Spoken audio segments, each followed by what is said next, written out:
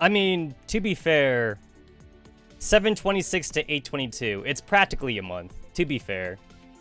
And there are people that speedrun this shit on day 1. Although I'm pretty sure the people speedrunning this shit are also skipping the story, though. That's always been one of the strong points about Girls Frontline for me. It's how deep each campaign is. Like, when I play through, like, special seasonal events in other games, like, a seasonal thing is, like, or, like, a special episode thing is, like, I don't know, like, 2 hours, 1 hour tops. So, this is good. I like how Girls Frontline does it. I mean, like, not being voice acted probably helps out in that regard. But then again, back in the day, when other games also weren't voice acted, that kind of wasn't really an excuse, though. It wasn't really much of an excuse for the older games that didn't have voice acting. So, Girls Frontline just happens to be more deep than a normal game would be. I think that's a good thing. I think that's a good thing.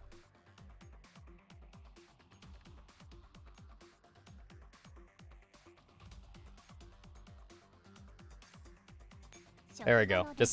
I'll waste 1 minute on that auto battle thing. But yeah, we're definitely gonna have a Monday stream. 100%, no questions. We gotta have a Monday stream. We gotta have a Monday stream right before the server maintenance. I definitely need a Monday stream. Now here's the thing. I said that we wouldn't need it. But we kind of need it. But I was confident that I wouldn't need to stream on Monday. But it's happening. Shit. Maybe I should do like some kind of weird like 12-hour, 18-hour stream on Monday or some shit. At the very least, like I could do like Tower of Fantasy again or something. I'll do a last bit of Girls Frontline and then maybe Tower of Fantasy. I have no idea. Also, I need to do this. I need to do this. I need to do this before the server reset. Server's gonna reset in 3 minutes. Or not 3 minutes, 3 hours. 3 hours. Server's gonna reset. I gotta get this out of the way.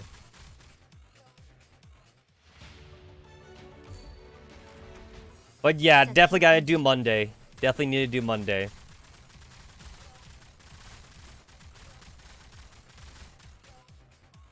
So weird to see like an all machine gun echelon.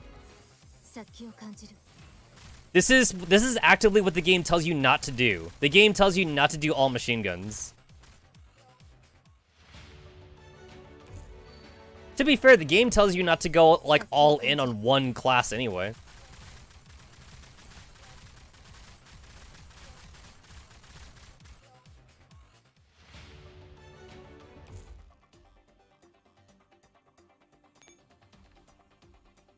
Like, the only time that you would ever want to, the only time that you as a player ever went, like, all in one class was, like, at the very beginning, when you went, like, all handguns or some shit. I find that for me, in, like, all the other previous events, it was always, like, around, like, at least 2 to 3 hours for, like, a ranking run. That tend to be my average, because, like, I tend to, like, meander about, on my first try. And then every run after that gets faster. It gets a little bit faster every run after that. The first run takes me about 2 to 3 hours. And then every run after that's shorter. Like, my second run is a little bit less, my third run's a little bit less, if I have time to do the third run. It really depends.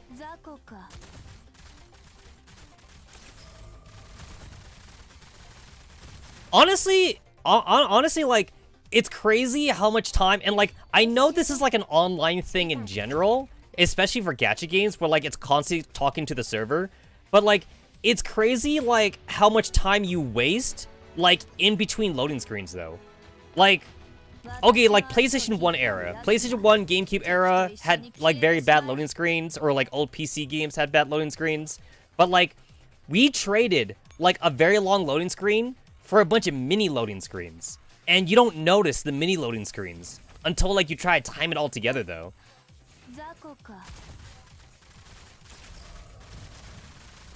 It's also crazy just how long like a 2-minute battle feels. Especially like if it's like a boss battle or something. A boss battle could be like up to 4 minutes, but you don't notice how long a boss battle can be sometimes. I feel like in this game, honestly, more so compared to like any other mobile game I've ever played, I feel like I notice the lag in between like individual nodes that you're moving. Like, if you have like 7 echelons on the field and you had to like switch between like 7 different nodes or something, yo, do you know how long that takes? Have you timed it? To switch between like 7 different nodes? It takes like almost like 20 seconds per node sometimes. Especially if everybody's goddamn playing the ranking map at the same time. I mean, yeah. Because the server can't handle it. You go make that money, man. You go make that money. Pay them bills. Bring home the bacon. Bring home the bacon. I don't have bacon, but you bring home the bacon. Oh, wait, what was it? Which one was one that gave me PTSD? Was it Isomer? That's the one where, like, I didn't finish. I literally couldn't finish that one, right? Like, I was in the middle of my one and only run. Didn't I have to stop, like, on turn 7 or something before the server reset? Yeah, that one gave me PTSD. I think it was Isomer or some shit. I had to, like, stop early. Literally last second. And then the server kicked me out. Yeah. I think I remember. It was either Isomer or maybe like the one before Isomer. Yeah. Yeah. You know what? No, it's not fair. Every campaign, I always tell myself, alright, it's gonna take me like 2 streams to get through the campaign, and then I'll have the rest of the month to like do ranking or whatever like that. And then here we are again, in the exact same position. I don't know how I keep doing this to myself. I don't know how I keep doing this. You know what? Every time there's a campaign, something else comes out. Something else comes out. This time it was Evo, right? This time it was Evo. Last time it was Pokemon. It was Pokemon Legend Arceus. And then last time before that, Polarized Light, I was homeless. That one was a little bit different. I think that one can be considered like a special case, right? It's not every campaign I go homeless. So I think Polarized Light was definitely the weird one. But yeah, it's like even as far back as like shit. Like, yeah, I want to say it was, I think Singularly and King Tournaments were fine. I think these two were fine. Deep Dive was fine. I think it started Isomer. I think it definitely started Isomer. I had this 2020? Wow. Yo, that was 2 years ago. 2020 to 803. Like, I want to say it Isomers was when I like had this weird thing where like I always ended up having to do ranking at the very last second. I think Continuing Turbulence was like the last time I had like a normal thing where like I could just like get through the campaign at the very start, and then I would have like maybe an extra 15 days to do ranking or something. I still miss this. I still miss this. I like this. I like this. Can we go back? Can we go back to this? Also, imagine if also you could see like where the nodes are at, like in Talon when we were at the submarine base, or especially in like Brima, right? Like, it'd be kind of cool to see like the map of the city, right? Do you know what would be cool about this actually? If we could see like where the commander's hanging out and see where like Angie's hanging out. Like, that's what I want to see. I want to see that. And then like also like, wouldn't it be cool to see like the commander side and the Angie side, like they would like meet up at this one node right here, because that's at the bar. Like this node right here, that would be the bar. That'd be like Athena's owl or like some shit like that. And maybe there'd be 2 tabs on here. Like, this is defense post, but maybe there'd be like 2 tabs on this one. It would be like an Angie thing, and it'd be a commander thing. Like, that'd be cool. That'd be cool. I think this really was the best way for them to show off the campaign right here. This was the best way, I would say. We're never gonna get it again, I feel, though. I think they like the book. The book thing they're doing right now, I think they're gonna stay on that book thing. Or heck, let's just go back to this shit. Let's go back to the OG, the fucking, like, OG just chapter select thing. You just click on it, and then you hit OK, and then you just off to the races. Nothing special. There's no point system, there's no hard mode, or EX mode, or anything like that. No. There's only one difficulty, so, like, if you're a new player, you can only do, like, the first couple stages, and then you have to stop, because it got too hard for you. Let's go back to this. Let's go back to this. How hard did the last one get? This is Arctic Warfare. How hard did this one get? What's the power level in these dudes?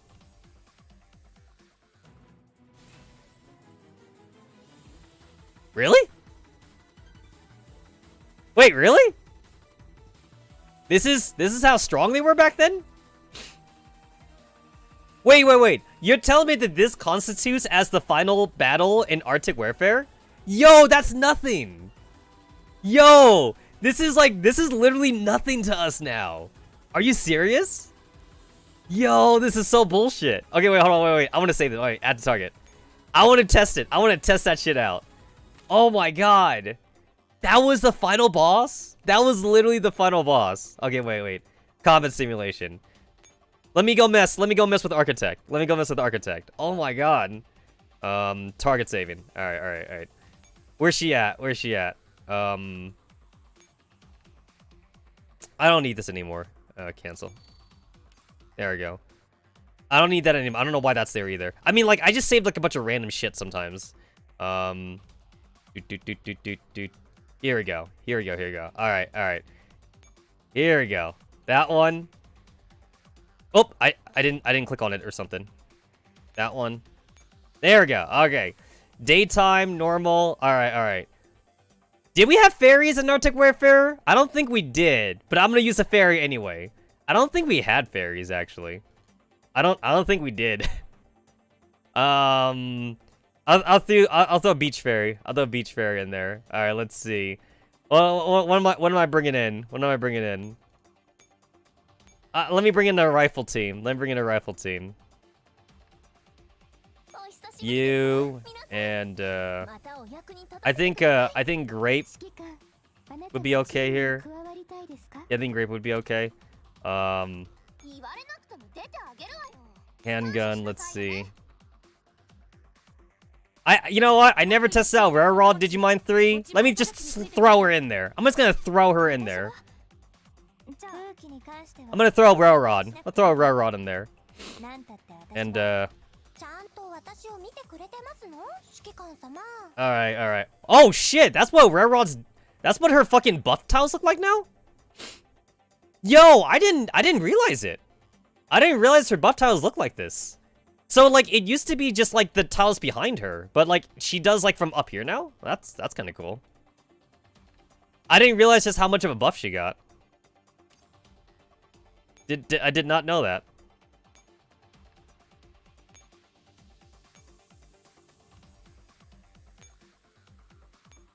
Alright, we good? Alright, we're good. Yeah, we good. Alright, let's give this a try. Okay, no Hawks, because obviously we didn't have Hawks back in the day. That'd definitely be kind of weird to use Hawks. Alright, how does fighting Architect look like? What does fighting Architect seem like?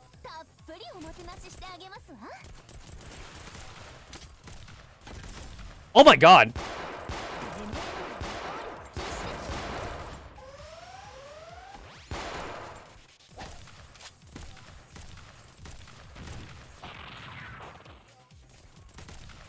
Oh, I forgot to move Grape. Okay. I'm cheating movement? Hey, we didn't have Digimon 3 back then. Yeah, yeah, you're right. We didn't have Digimon 3. We didn't have Digimon 3 back in the day. You're right. You're right, Kaliko. Kaliko's kind of weird. Kaliko's in a weird spot. You're totally right. You're totally right about that. Okay, wait, I could do better. I could do better. That was just me slapping a team together. Wait, I could do better than that. We can do better. Alright, hold on.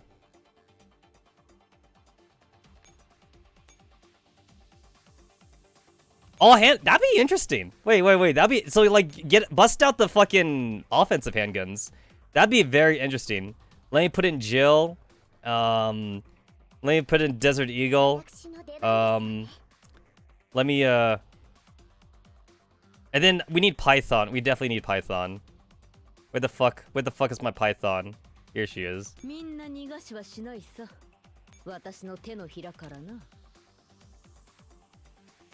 Alright, so let me see how we doing this. So like you go here.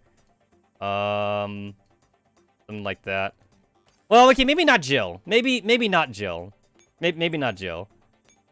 We obviously didn't have Jill back then. Well, we obviously didn't have Digimon 3 back then, so that's kind of a moot. That's kind of not really a good point there.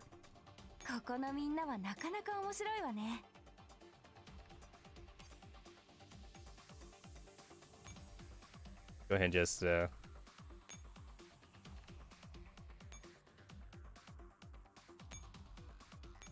magazine. Oh, there was a good one right there. There we go. Magazine.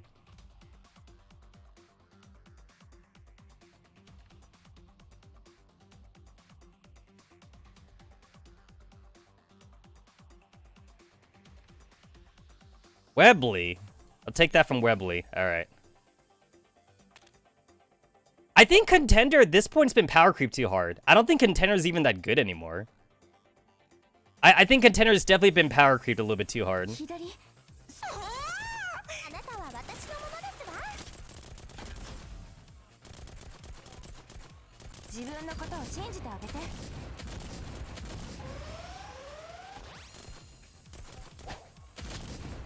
Dodged! Dodged.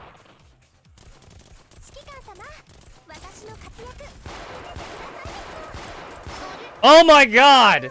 Oh my god, she went down so quickly. She went down hella fast. Wait, how fast was that? That was 17 seconds. That was 17 seconds. She went down so quickly. Handguns OP. Handguns OP.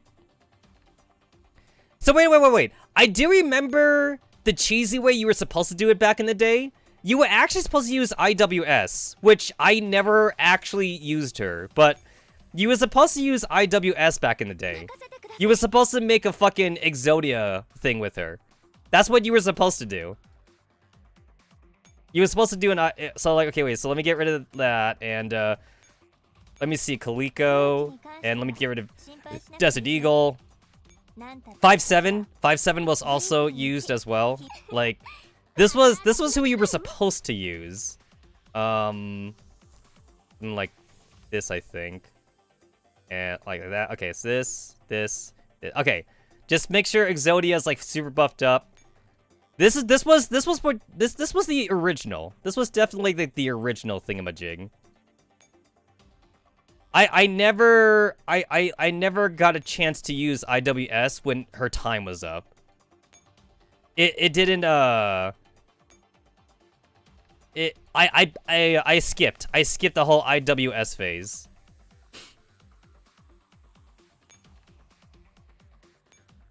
Then give you one of these. Okay. All right. This is how it's supposed to look like.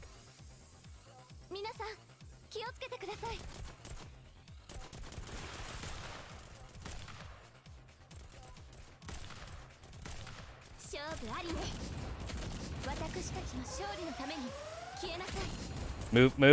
There we go.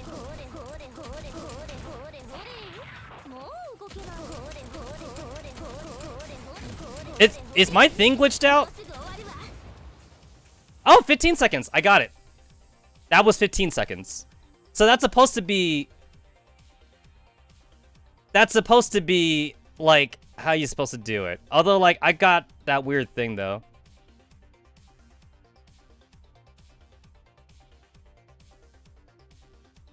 Who was talking? Was that Wellrod? Someone kept on spamming their voice thing. Someone spammed. I don't know who was spamming. Oh, it was Architect? Architect was spamming. Huh. That's weird.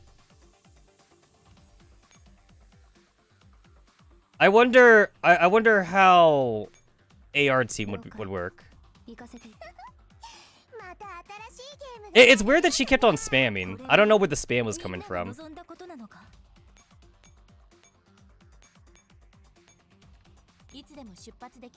When I say AR team, I mean AR team. Oh my god, I can't even, I don't even remember where M16 is. This M16 is so outdated. There she is.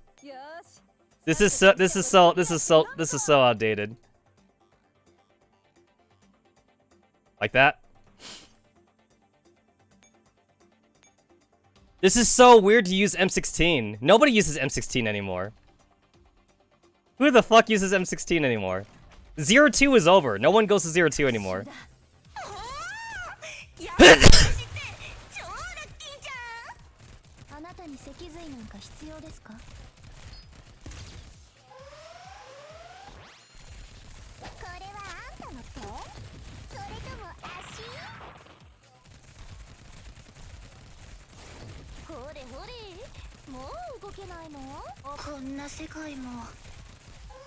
Oh, fucking invincibility frames. She's dead. Girl, you're already dead. You're literally already dead. Hurry up and get out of invincibility frame. Oh my god. She's dead. She's fucking dead. Just drop her already. She's literally has 1 HP. Wait, that lasted. Yo, she was dead. That lasted way too long. She was already dead. She died. She was. You basically have to kill her before the iframes come up. Then. Yeah, you have to. You have to like do it before the iframes pop up. Yeah, hold on, wait. Let's see if I remember like.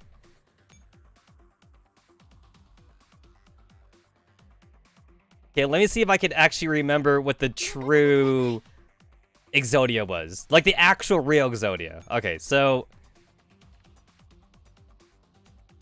definitely Kaliko was in there. And then we threw in 5-7. 5-7 was in there too.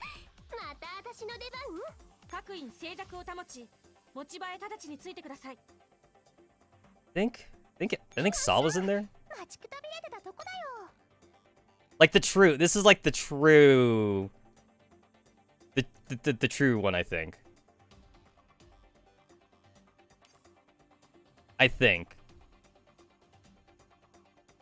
Where's Artillery Ferry?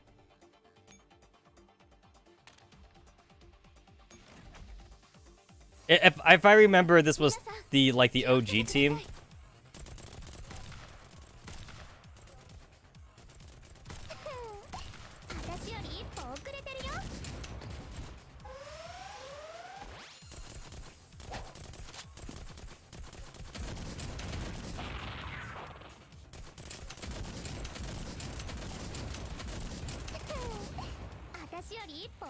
Eh, 15 seconds. Yeah, that's basically comparable. That's basically comparable to the handgun team.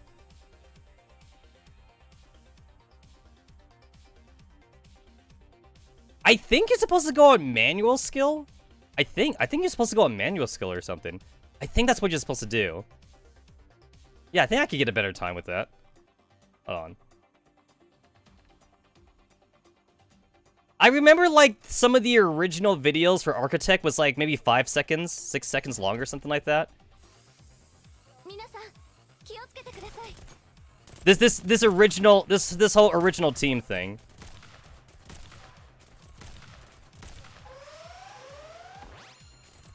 Okay, so I'm just gonna wait.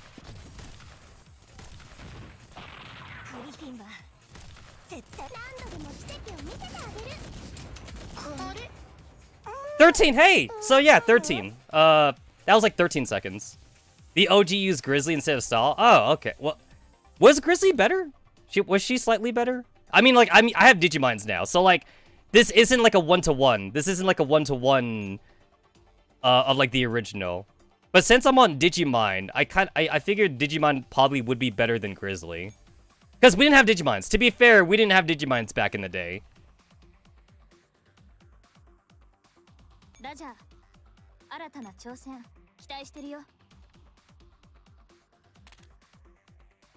The handgun was more, it was more brain dead. The handgun team was definitely more brain. I didn't do shit with the handgun team. It's crazy how good the handgun team was.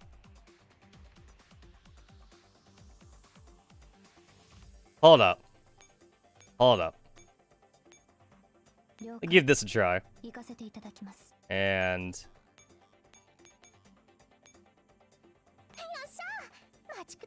I'm gonna give this a try.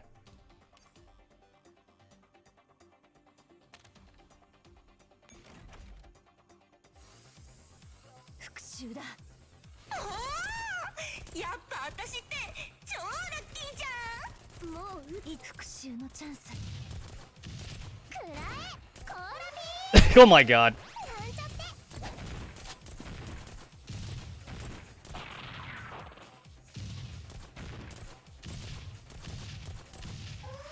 Fucking iframes. Oh my god. Yeah, the iframes are bullshit.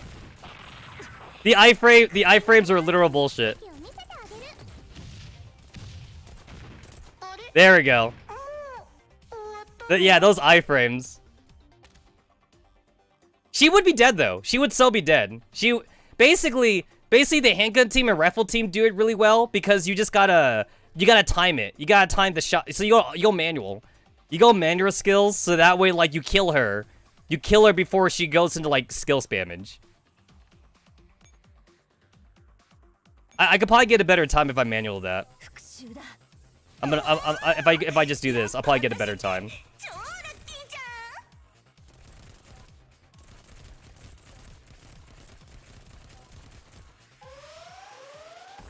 Yeah, I'll just wait. I'll just wait.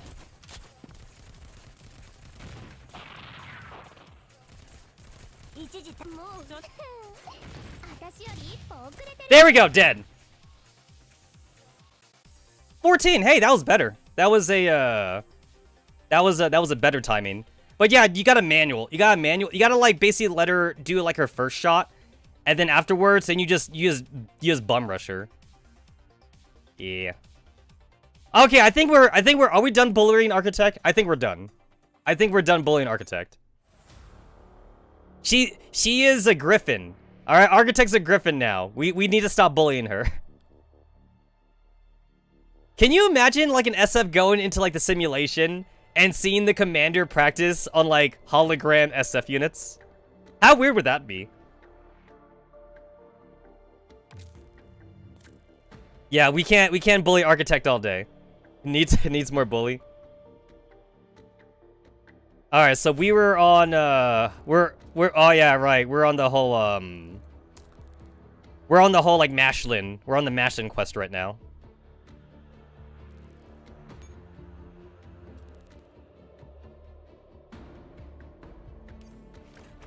Needs to be left alone in the wasteland again. You know what? At least right now, Rose 65 is being nice to Mashlin. Like, I'm getting tired of seeing like Star 15 in bitch mode. Boom. Go on. Keep up your futon resistance, you foolish humans. When I catch you, I'll cut you into bits. That's a small Naito. Ayo, I can make a joke about that, but I won't. Yes, but quite a frightening one. She's more eager to fight than any other unit I've seen, Commander.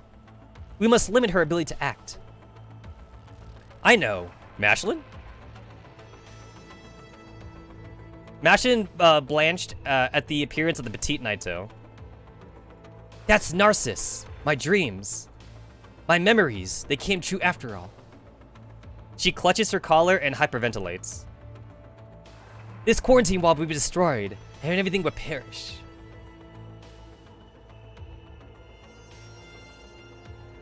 Nobody can stop Narcissus. We will stop her. Commander studies a diminutive Naito and the forces behind her. That's impossible. I want to try. We got to try, goddammit. We got to try. We got to try.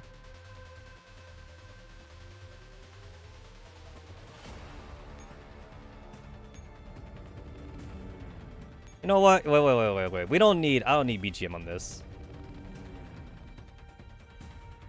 Let me go ahead and try MK. There we go.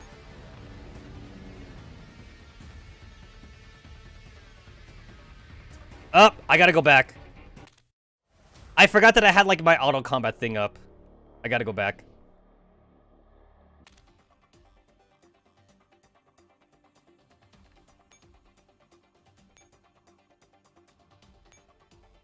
There we go.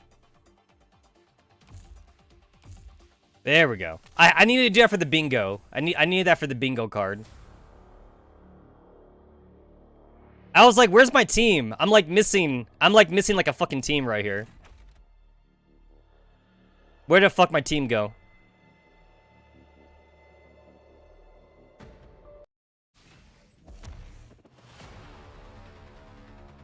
I say that, but I'm probably just gonna abuse Architect, or not, Alchemist again. Because always abuse Alchemist.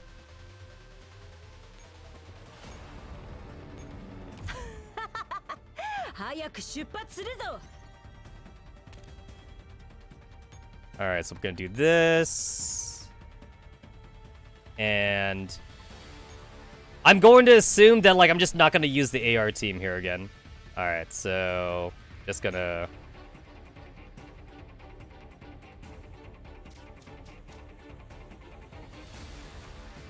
The SF has become my, like, my most used weapon right now.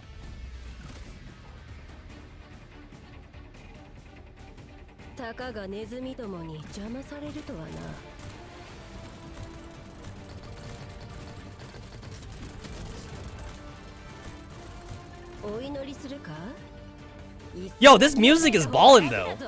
I like this music. It's ballin'.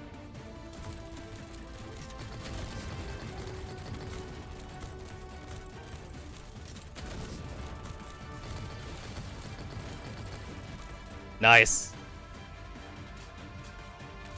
Yeah, no, like it's really it's bonkers how good it's bonkers how good they are. It's almost sickening. It's almost sickening how good they are. Oh yeah, what am I supposed to be doing? Maintain supply line for 6 turns. Make sure supply line's not broken. Eliminate all enemies inside the quarantine wall. If this box is an X, it means their enemies are still present. Got it. Dandelion must survive. Gotcha. Gotcha. Alright.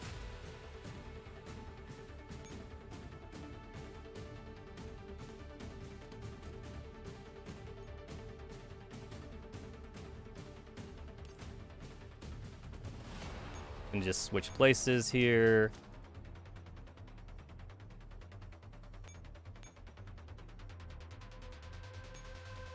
Oh, I see a helipad right there that, like, I'm not supposed to capture.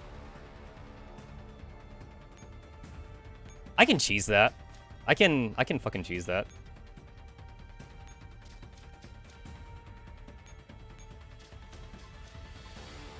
Alright, let's see. So I gotta bust out someone here with the parachute fairy. Oh yeah, I gotta get rid of, I gotta actually make a real team right here. I need a real team.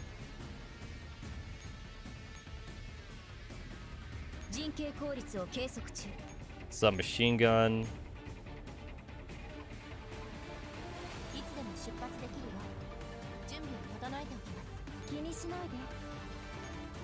You go there, you go there, you go there. Alright. Parachute fairy. Okay.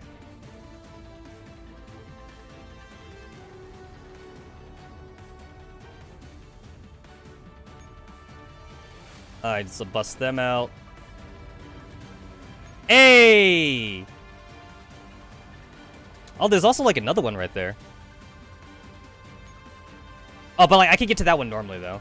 But this one though, this one, I can see that this one's gonna keep on spawning dudes. So that means I want that one then.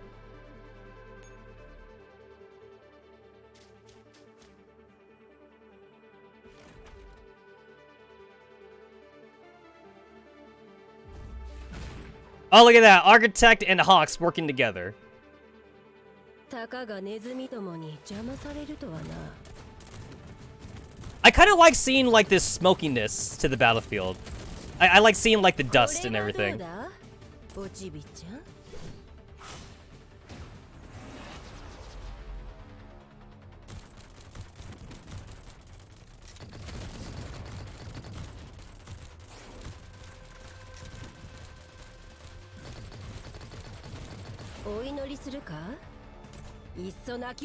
Oh, you guys actually lasted a little bit longer. I retreated my Jaeger just in case.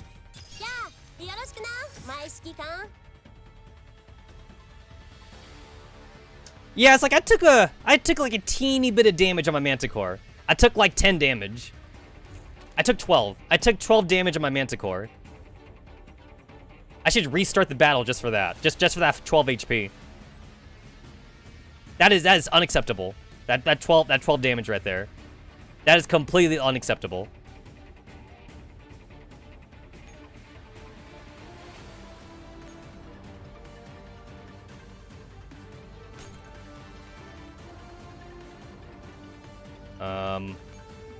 Probably should bring somebody up there.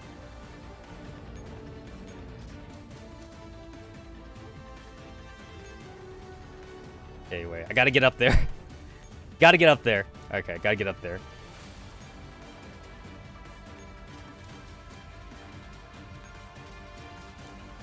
There we go.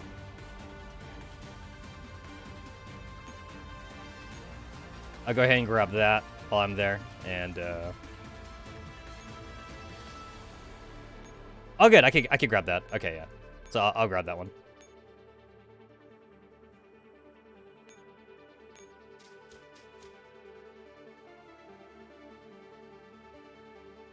I see a problem right here. I see a problem right there. Hopefully it won't be a problem. Oh well.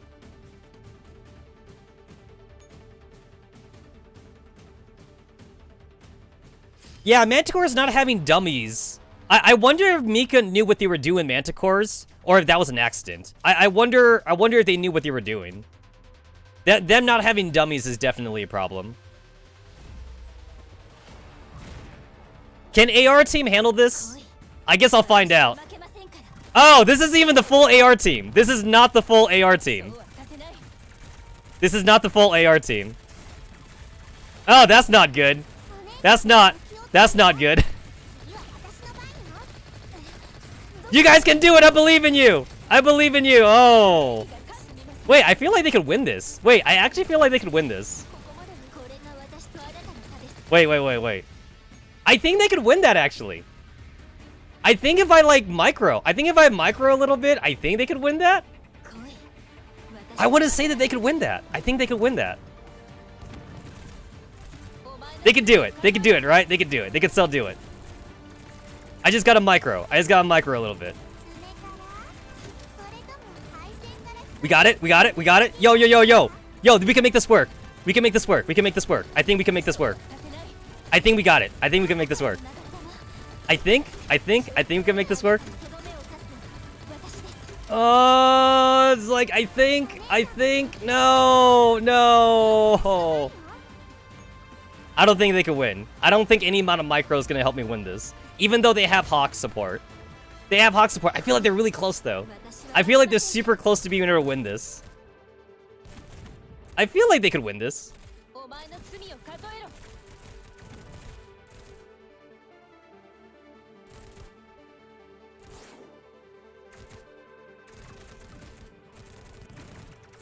I feel like if I just micro a little bit or something. I feel like I could win it if I micro a little bit.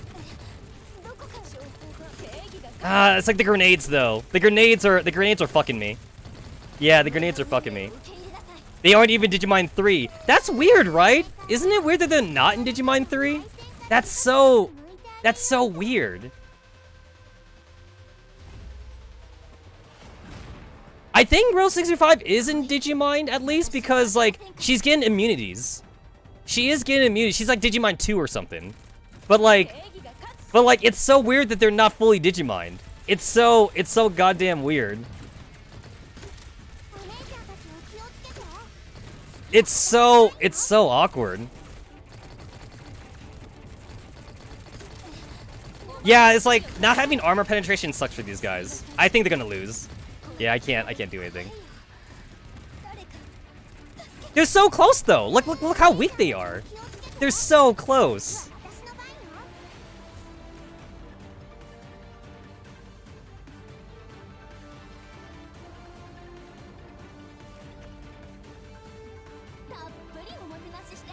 I feel like canonically wise, they should have been able to win that, right? Like with those amount of enemies, I feel like they should be able to win that canon-wise. Just Star 15, Row 65, and Sop Mod. Like, you know, as long as they're fully Digimon and shit. With Hawk support. With Hawk support.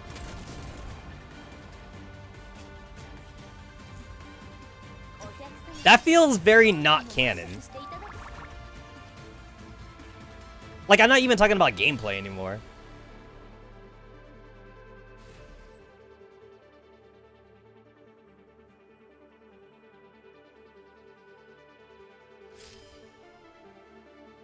Alright, we got these helipads over there. Alright, I'm gonna have to take care of that.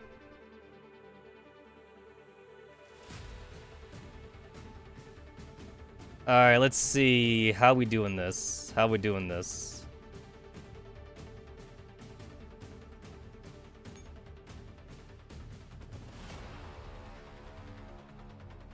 She's right there. It's like I can make it to her, honestly. I can make it to her. And I think I do. I think I do want to make it to her. Remember the man mantra, guys. If there's a hole, there's a way. If there's a hole, there's a way.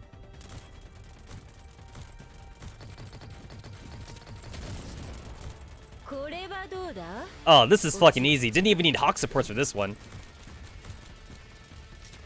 I guess Hawk supports would have been nice, but it wasn't necessary. Was not necessary at all.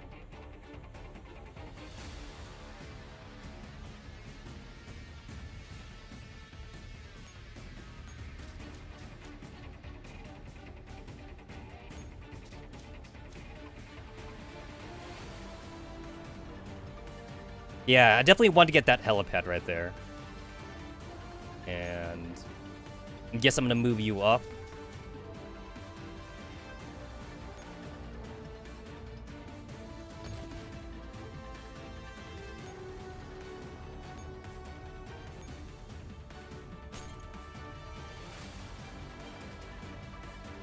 Guess I want to do you right there. It's like they give me a lot of action points to work with here. Kind of feel like I could leave you alone. Well, I mean, I have enough action points.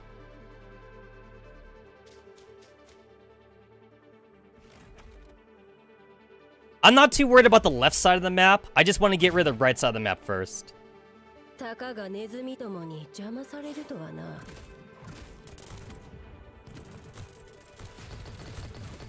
Oh, look at them they just fall. You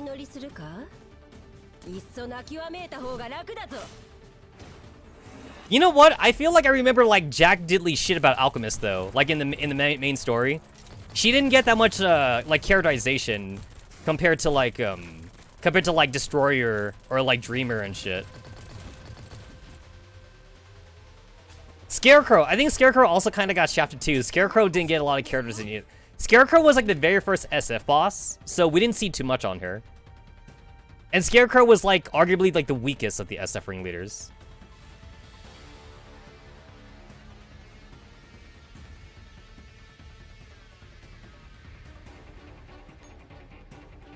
Okay, wait, I think I'm maxed out on my echelon. Oh no, yeah, I'm maxed out. I'm maxed out. All right.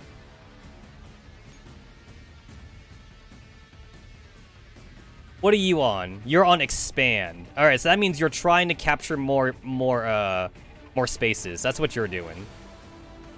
You're on expand.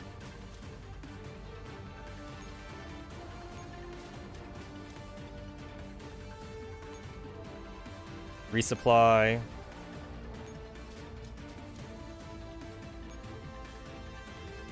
Resupply. All right, there we go. Oh my god, look at all those fucking yellow dots. All right, so she's like literally like able to like just maximize her range from this spot.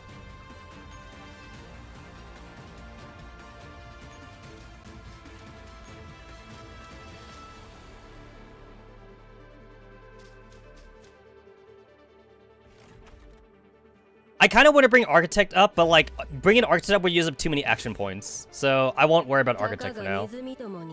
Architect is just there to help. She's just happy to be here.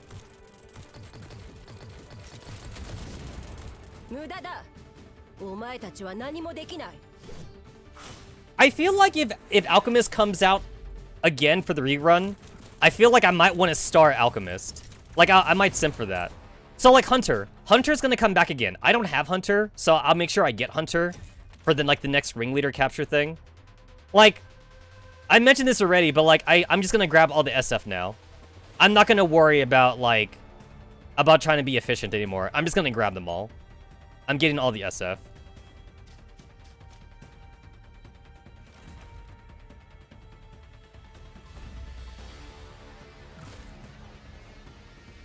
I still want to see like a Hawk talk in story. We haven't seen them. We haven't seen them talk or anything.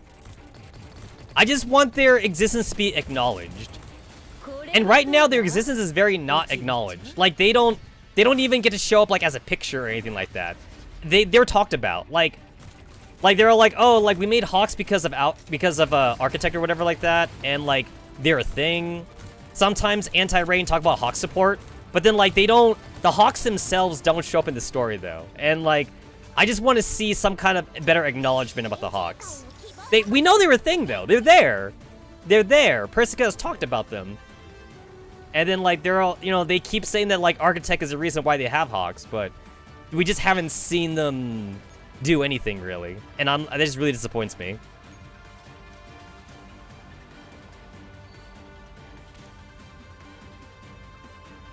Let's fucking go. When fairies have more personality and you know they're just a hologram. I know, right? They're just a hologram on a drone.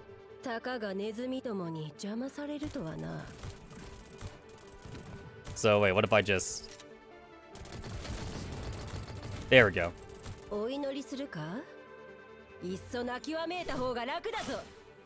Who are you? You're just SF? That's right, I'm SF. What you gonna do about it, bitch? What you gonna do about it?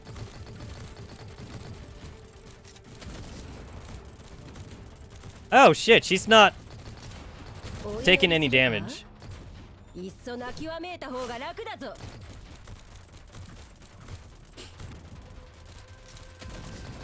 Hmm.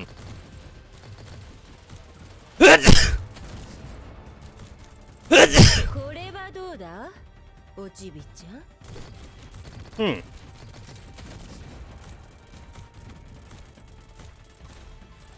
Oh wait, she's taking damage. She's taking damage. It's just not as much damage as I would have liked. She's taking damage. Also, like, I don't even think I need to move Alchemist. I don't have to move her. I'm moving her anyway, but like, I don't think I have to.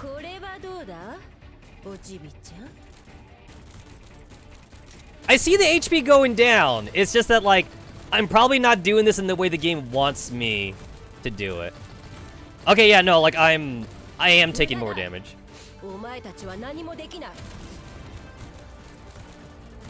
So that means I should move Alchemist. I don't know if this would do anything, but I'll just do this.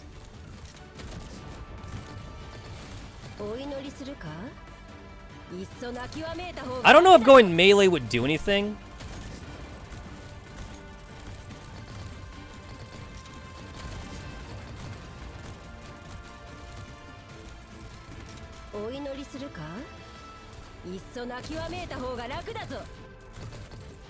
She is dying. That's the thing, though. She is dying.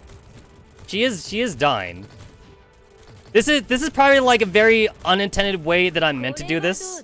I'm probably not intended to do it this way, but like I will win this. I will totally win this.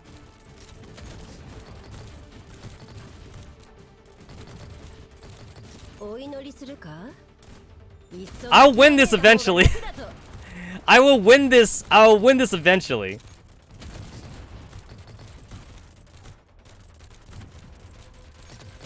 One easy way to fuck her is Sniper Fairy. I do have Sniper Fairy maxed out. My Sniper Fairy is maxed out.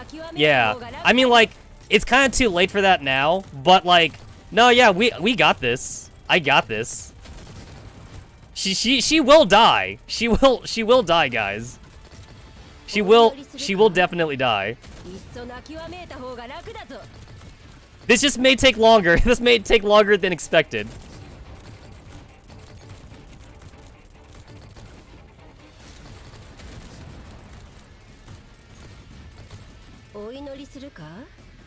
This may take longer than expected, but like, she's at 75? She's at like 75. She's like at 75% right now.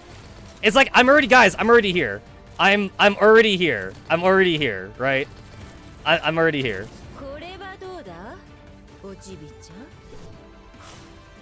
Yeah, you know what? Just because there's a death stack skull on her, it's like I take that as a challenge now. Like, I know that the game wants you to avoid death stacks, but it's like, you know what? You know what? I see the skull. I'm attracted. I'm attracted to the skull now. You can't tell me what to do, game. You can't tell me what to do.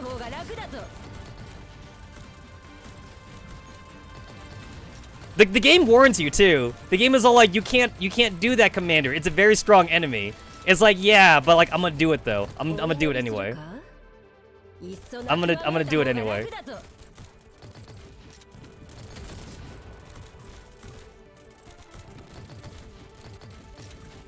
I think I am taking some unnecessary damage on Alchemist though. I kind of am taking some unnecessary damage on her.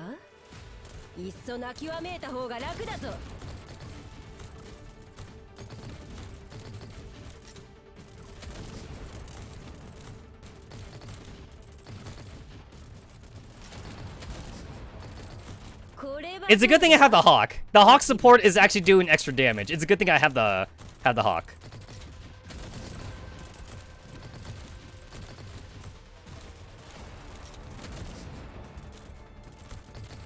She's halfway, guys. She's halfway. She's halfway there.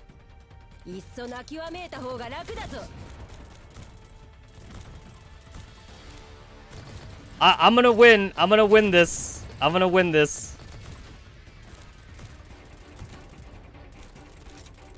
It's too late. It's too late for me to go back.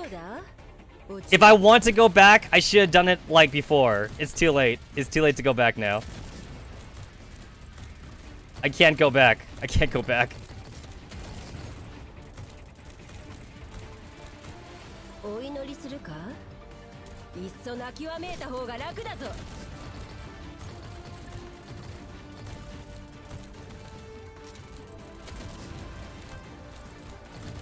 Yeah. It's like I kind of want to like retreat. I want to, but like it's like it's like I'm kind of already there. I'm like already here.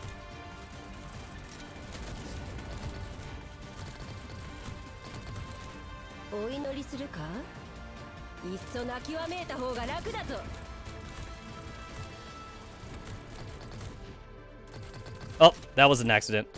That was an accident. That was an accident. That was an accident.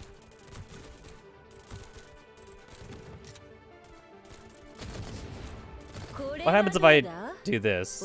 I don't know what happens if I do this. Okay, so she's still aiming for Alchemist. I see the damage on her. I see the damage. It's piling up. It's piling up.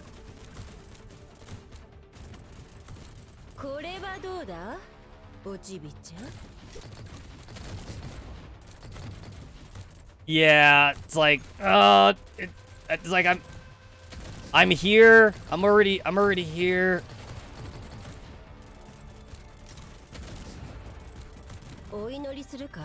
Yeah, you know what? I think I made a mistake moving my manticores, because I think my manticores were also shooting her at the start too. I think my manticores were shooting her, but then like I moved them. So I think I fucked that up actually. I think I fucked that up.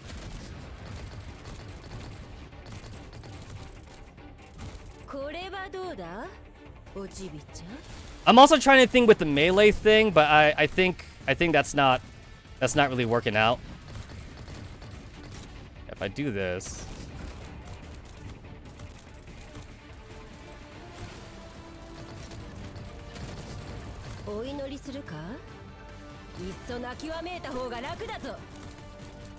Because like she doesn't start off the fight with her daggers like out like that, so I think everybody was aiming for her at the start, and then I think I fucked up the targeting.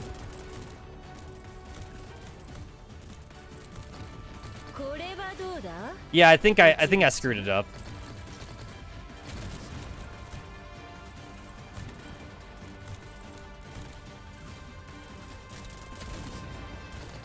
I actually wonder if like Dreamer might have been good here. I mean, it's too late to switch out now. Because Dreamer has like penetration.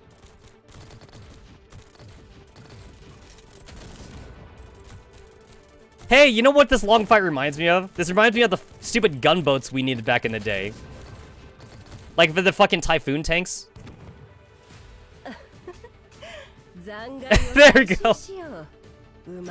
Hey guys, S rank! S rank! Hey, yo, that's all that matters, right? That's all that matters. S rank.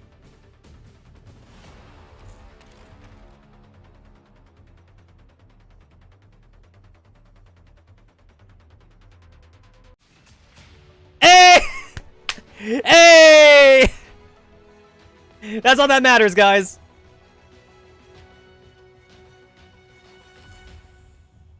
That's all that matters.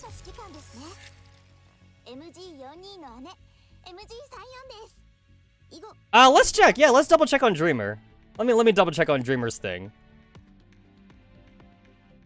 Let's see. Let me look at Dreamer. Let me look at Dreamer. Oh, that's Architect. I don't know why. I don't know why I clicked on Architect. There she is. Passive, Dreamer prioritized the most distant target from herself. Oh yeah, she does. Yeah. She automatically targets the back line. Active, attack the closest target with a piercing beam. The beam is active for 3 seconds, inflicts 6 instances of guaranteed damage that ignores armor and skills with dummy links. Support echelons with 3 nodes radius. Blah blah blah. When in defense mode, increases effective attack range to 16, also raising critical chance. Dream will deals more damage to the enemy further from her.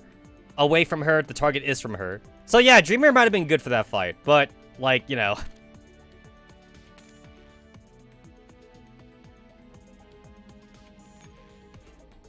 So yeah, Alchemist probably wasn't the best one to use there, but I was using Alchemist for everything else.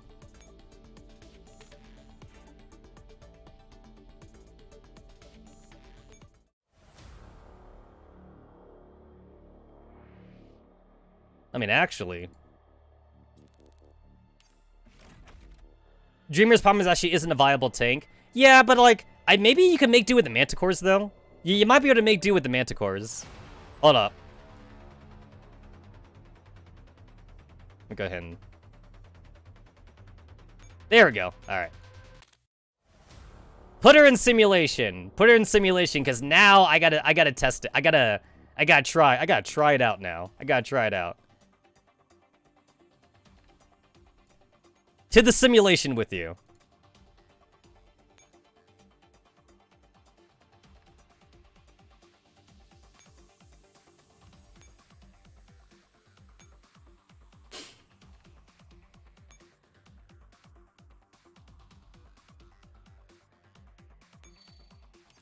Alright, Dreamer, Manticore.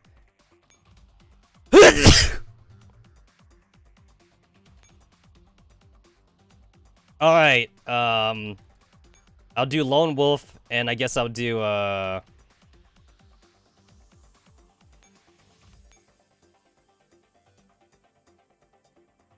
I don't know if this even works in simulation. This frugal mobilization. I don't even know that. I don't know if some of this stuff works in simulation or not. I'm not sure if it does. All right, so if I put a manticore in the front, this may work. This may work. All right, I'm gonna simulate exactly what I did before. So I'll use a hawk. I'll use a hawk for this. Oh, not that one though. Not that one. All right, this pretty much is the this is a close simulation right here. How does this work? How does this work? I've never really actively used Dreamer, honestly. I've never actively used her.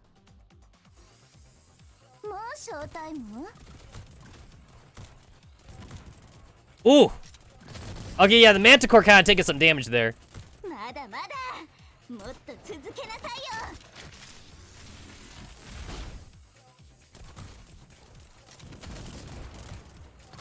Huh. Not that good. Not that good, guys. Not that good.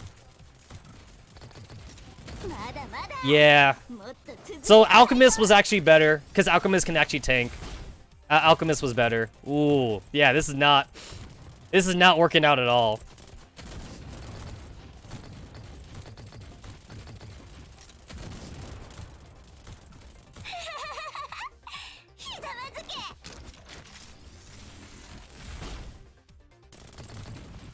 Although, like, I seem to be making faster headway, though.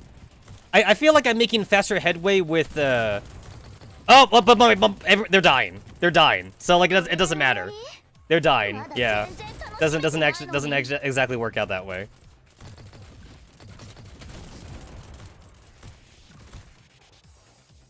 Swap Aegis? You know what? I'm not even sure if I have a Aegis as a maxed out thing. I don't know if I have one. I'm not sure if I have one. Let me see. Also, I'm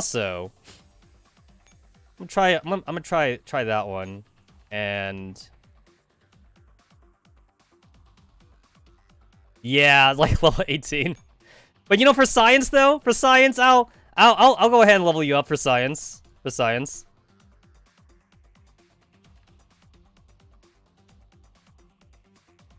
I'm not gonna waste like 1,000 though. I'm gonna bring this down a bit. I don't want to waste that much on you, just for a test. There we go. That's better. That's better.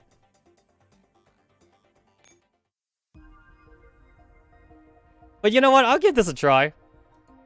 I have resources spare.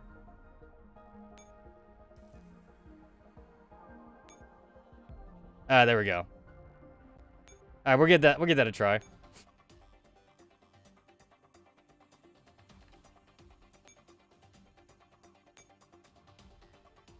And okay, so go ahead and just start switching out some of these. All right, so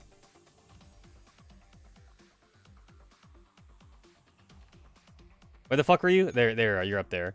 And I think I'll try you out. Let's see. Actually, the skills are leveled up. So like the skills are, since the skills level up instantly, the skills should be leveled up already. At least I thought I leveled up the skills. Oh yeah, no, it's level 3. That's level 1. You know what? I'll stick with that. I'll stick with that just to see how well it works. I'll stick with that. Level 3 for the other skill.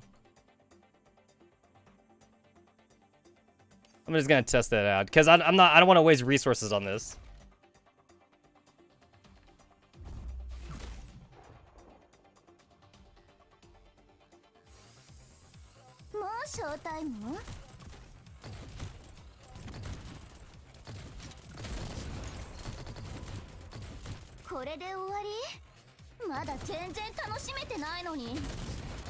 Yeah.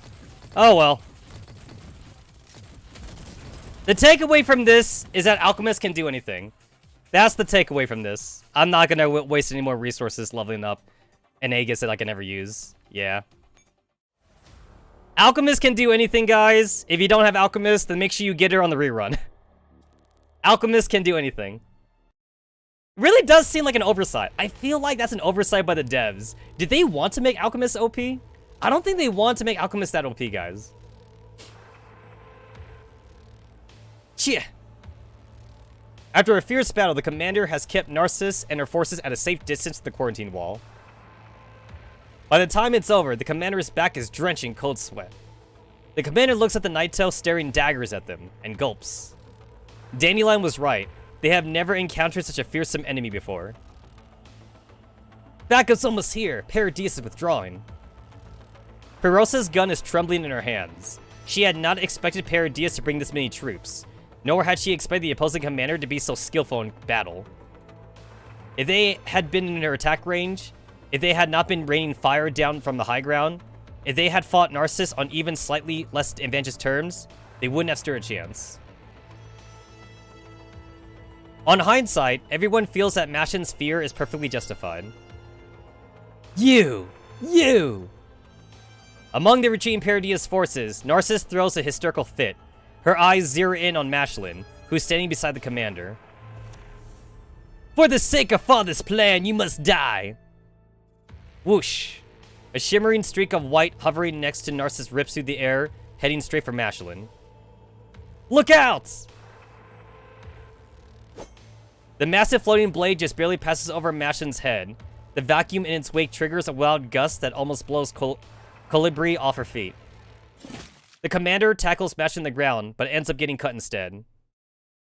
Commander, you right? Yeah, I'm fine. It's strange, though. I thought I dodged it. You wouldn't have gone off so easy if you had been hit by the blade itself. Dandelion looks up at the floating blade that's already turned around in midair.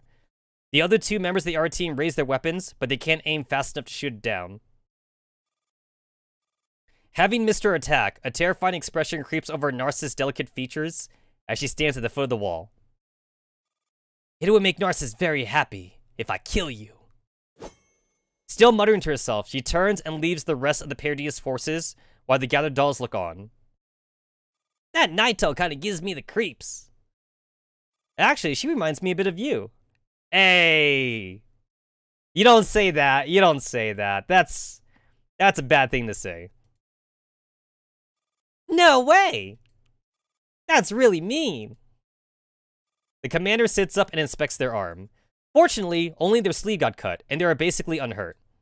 However, the commander could swear the blade didn't touch them. I thought this sort of thing only happened in light novels. Mashlin? That's when the commander knows a certain change in Mashlin's gaze. Robin. She slowly rises to her feet and walks up to the edge of the quarantine wall incredulously.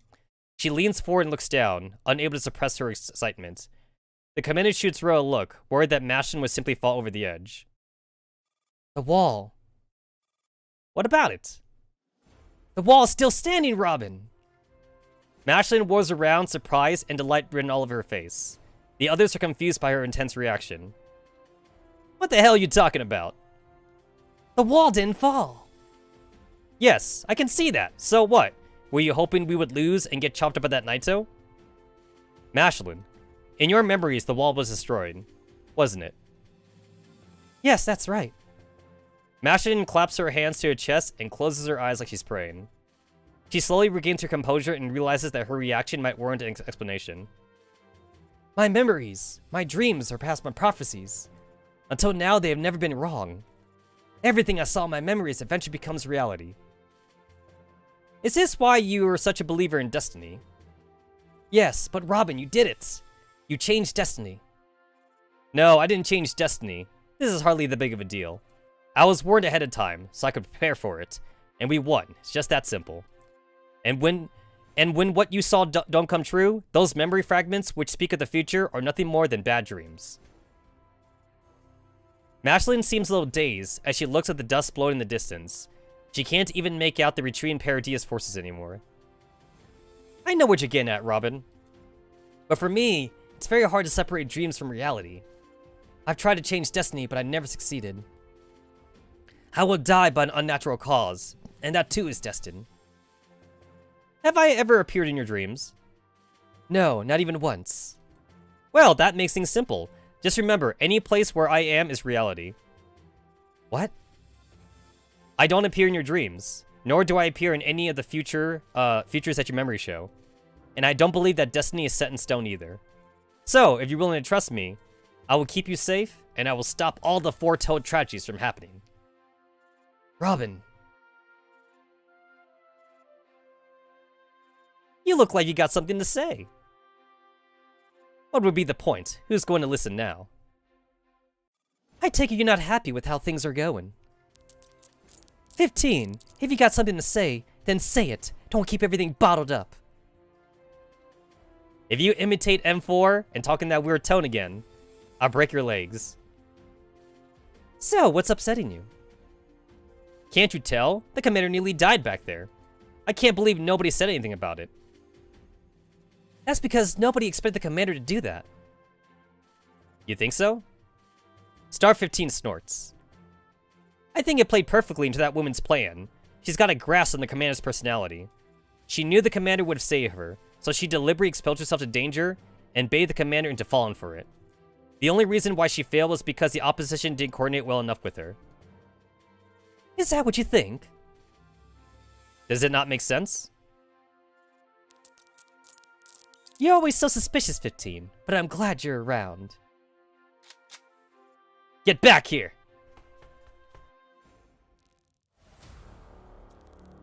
Hey, remember, Star 15, Dandelion still got her, you can't kill me coupons. She got 10. She got 10 Star 15 can't kill me coupons. Outside Bonsdorf. So Mashlin did say that Bonsdorf would get blown up too. Bonsdorf? Yep. The next location is Bonsdorf? You didn't know? The commander seems a little surprised. Of course I didn't know. If I had known. Mashlin remembers what she went through in Bonsdorf and bites her lip. Are they going to attack this place too, Robin? I think so. If the U-Bahn station and the quarantine wall are any indication, your memories are quite reliable. Perosa, how are things at the quarantine wall? The government officials who came have taken over. It'll be fine. Good, then let's focus on what's ahead of us. Dandelion? Their defenses are shockingly lax.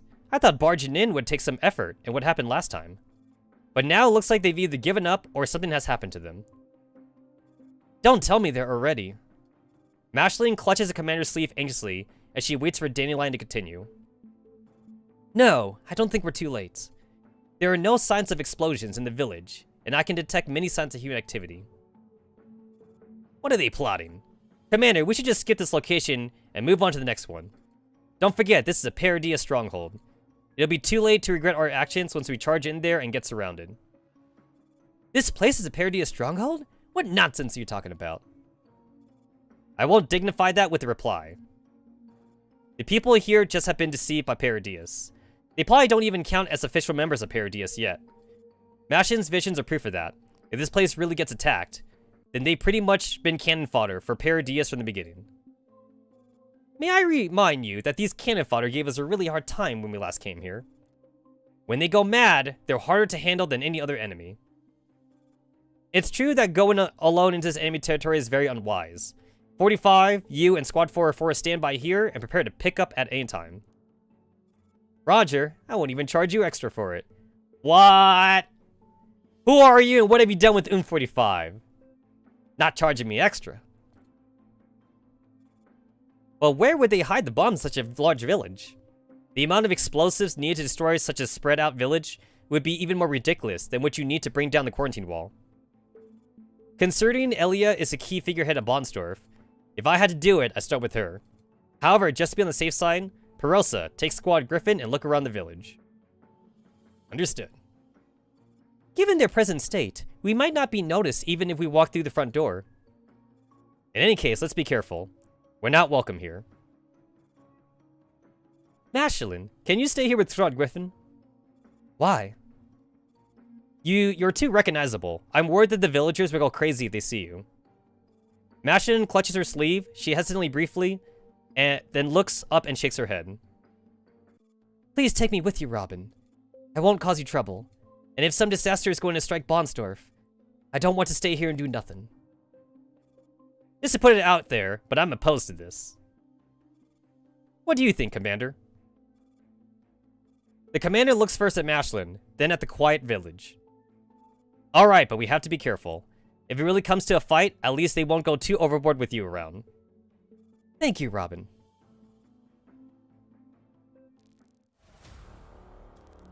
Oh, cool! Another fucking prototype ferry.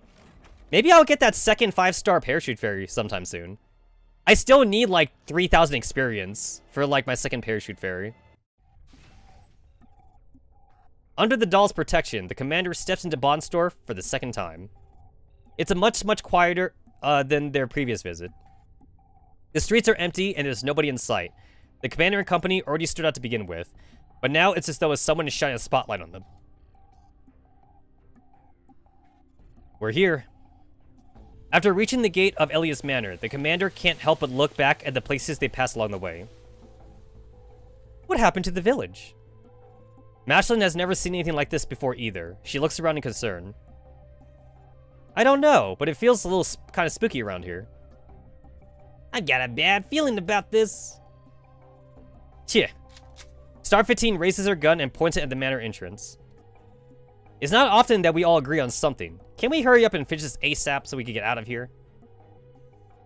Could you not carry your guns openly? You can close your eyes if you want. We've come this far. I like to avoid causing a commotion if we can avoid conflict. Dandelion, can you open the door? Easily. The main door opens in response. Phew. The commander recalls the unsettling woman who runs the village and gathers the resolve. If you see Elia, deal with her before she can start a disturbance. Deal with her? I don't mean killing her, just knocking her out. Commander. What's the matter? Something's not quite right here. Ro peers through the open door. From the steps, the inside is no different from the outside, as lifeless as ever. At this point, one might wonder if this place is already a dead village. Isn't Hag really in there? Are you picking up any explosives? A moment, please. Dandelion lightly ascends the steps and pauses amidst the silence. The surrounding dolls remain vigilant, waiting for Dandelion's response. Suddenly, Dandelion's body quivers. Her expression changes dramatically, and she runs up the rest of the steps and rushes into the house. Stop!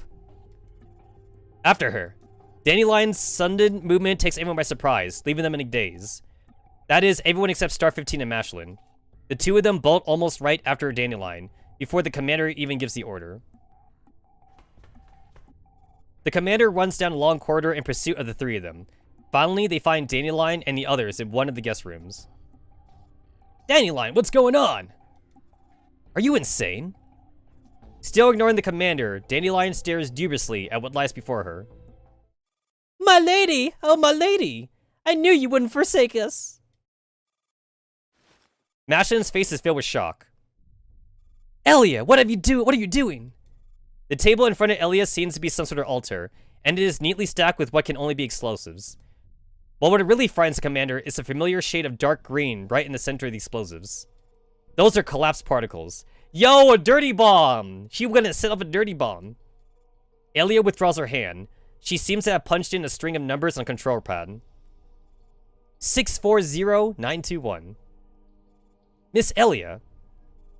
The commander and the doll step up behind Mashlin.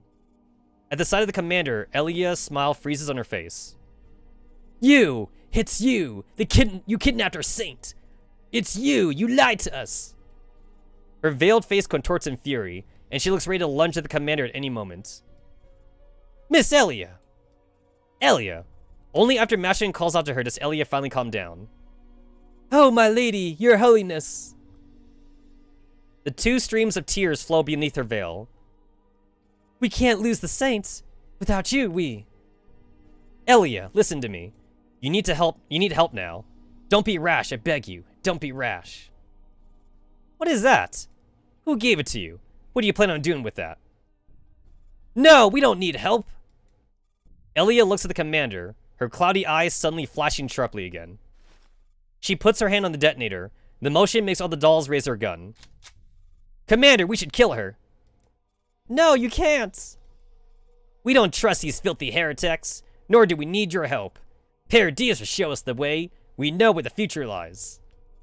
With a maniacal shriek, she puts her finger on the detonate button. You betrayed us! You betrayed Paradias, Mashlin. We don't need you anymore. We can make a new saint.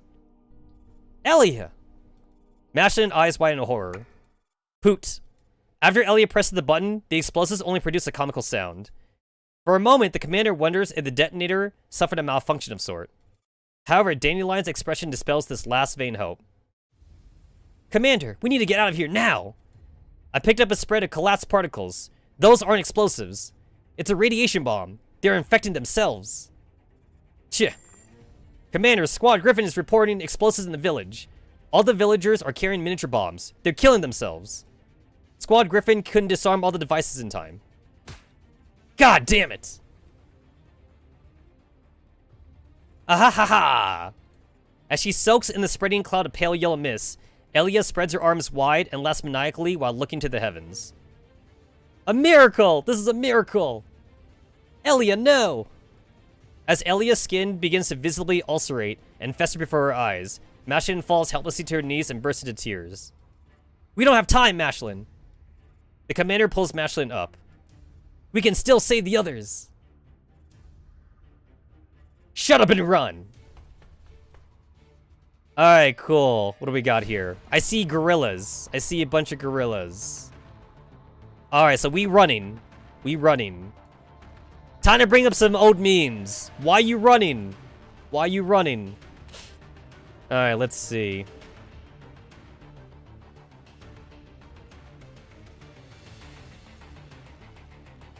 Good, just making sure. I'm gonna fucking repair.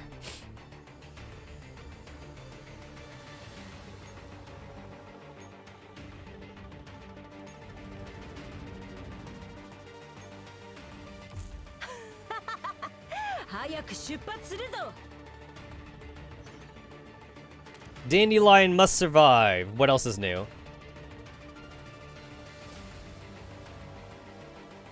Alright, so we're gonna go ahead and just activate that. And let's see, there's that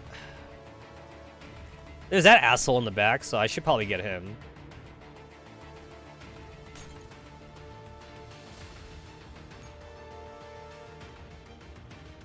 Let's see. Oh my god, they're turning themselves into zombies! Man, if I had like $1 for every time suicidal people did that, I'd probably be a millionaire. It's like one of the most like common tropes in movies. Like people willingly turn themselves into zombies and shit. Like either through like religion or like through some kind of like maniacal means from the villain or something. It's so common. Yeah, I should probably move you up. Or like people also turn themselves into zombies too because like they also think it's a way to like for immortality, which is kind of right in one way or something. It's like I'll be immortal as a zombie. It's like, well, you're kind of not wrong, but you won't be human anymore though. All right, let's see.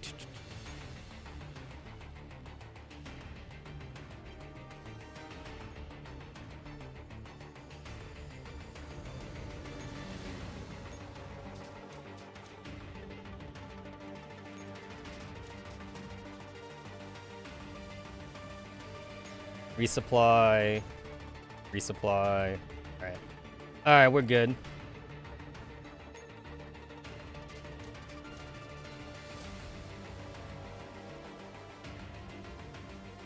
This is the first time the commander is encountered at Lasso's box. It will have to be defused by entering correct nodes. It's kind of funny that they show like an M4 chibi sprite right there, when technically M4 is not with us right now. Like, they know that M4 is OP, so everyone uses M4.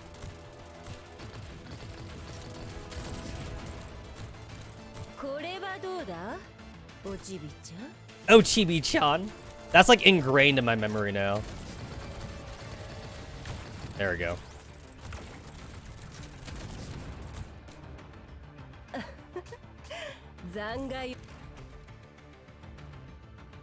I got to save my manticores. Even though my manticores don't need babysitting, I got to save them. And I guess I'll... you don't reach that. All right.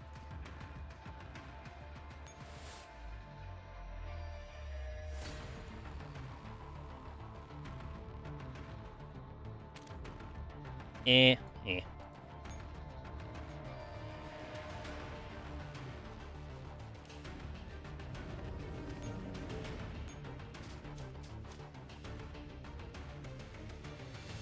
And I guess I might as well just resupply right now, just in case. Just in case.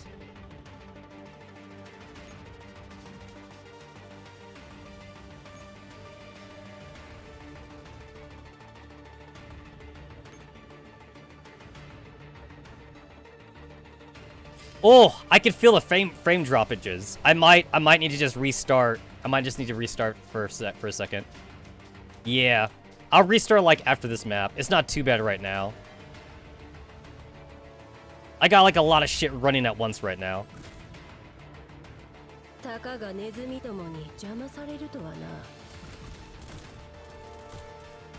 Oh, gotta move you up.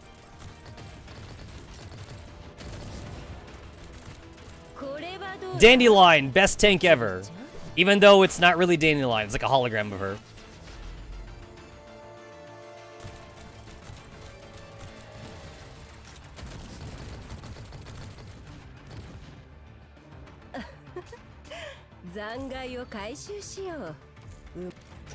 Yeah, I'm definitely gonna... I'll definitely, like, refresh after this.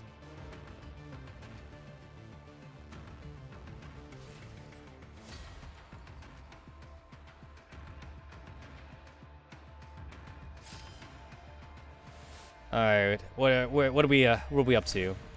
Oh, I gotta get Dandelion over in that corner.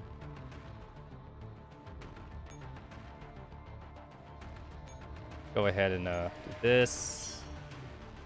That.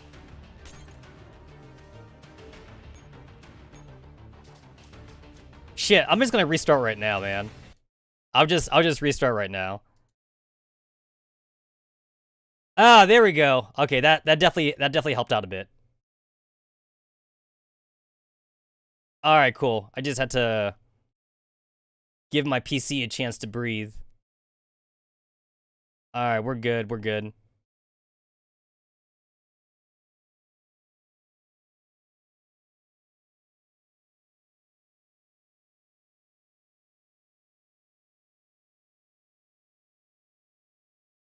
After this, I definitely feel like I want to play more Tower of Fantasy.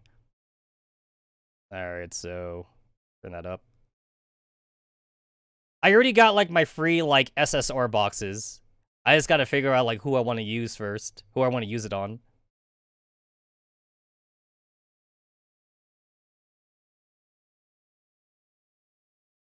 A T-Doll's experience can be increased with your gifts. Wow. Thank you, newbie hints.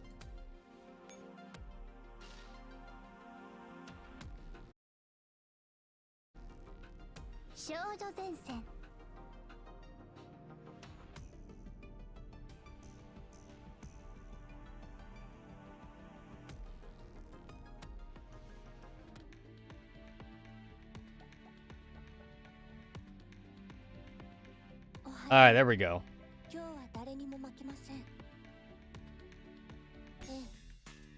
I've already gotten the full bingo, but I still want those tickets. I want those free calibration shits. Man, I hate this. Eliminate 20 normal SF enemies. Machine type SF enemies. It's like, yo, I killed machines, they just weren't SF. Fucking give it to me already. Give it to me. But they weren't SF. Well, why though? Why does it gotta be SF? Why do you want me to bully SF? The days of bullying SF are over. SF are friends, not enemies.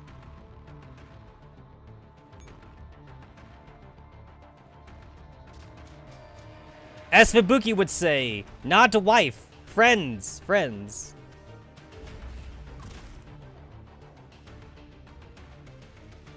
I'll go ahead and just move you up.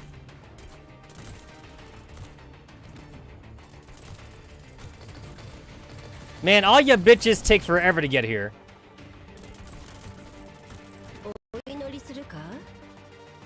Taking a sweet ass time.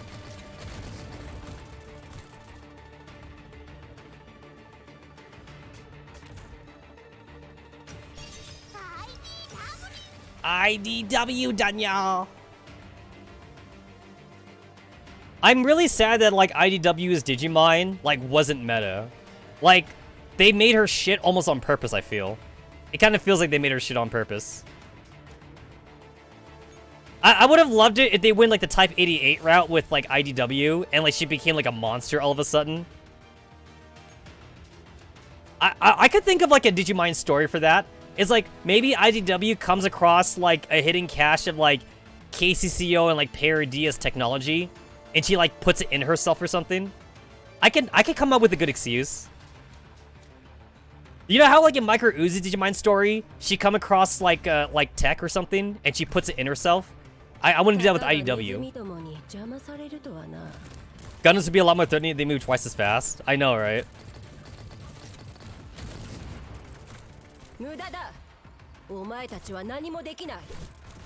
You know what? With the way that power creep is working, like honestly, I wouldn't be surprised if like in the future they treat like Yegor's mech as if it became a normal enemy or something.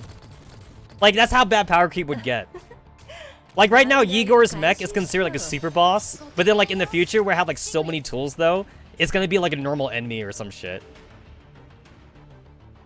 That's how bad the power creep is gonna get. We're gonna be fighting like 10 of those per map or something.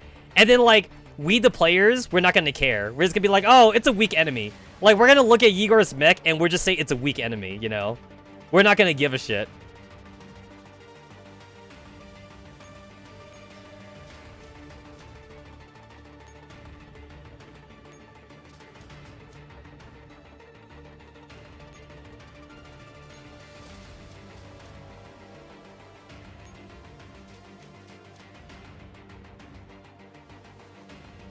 Honestly, like, I feel that I don't want more mechs, though, in this game.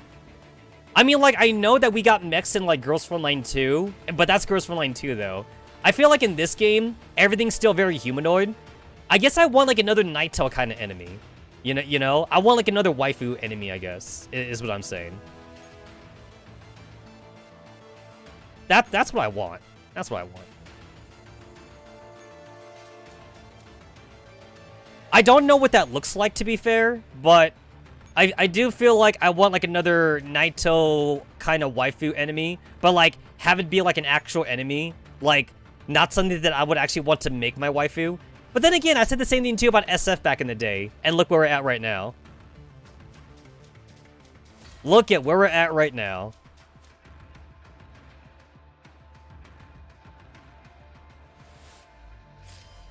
I guess my problem with mechs is that, like, they feel very... They feel, like, very, They feel, like, very, like, dummy. They don't feel real, I guess.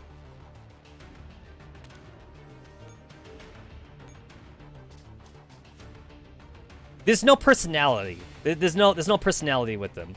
It's like, I don't give a shit when I take down, like, a Prowler or something, but then, like, when I had to fight Destroyer for, like, the fucking, like, 17th time, I'm all like, oh, look, I get to play with Destroyer again, you know? Like, there's a sense of happiness when I go and fight against, like, an established character.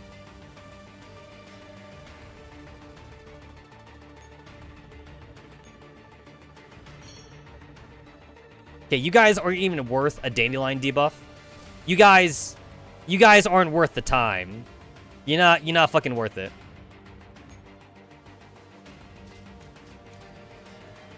You ain't worth shit.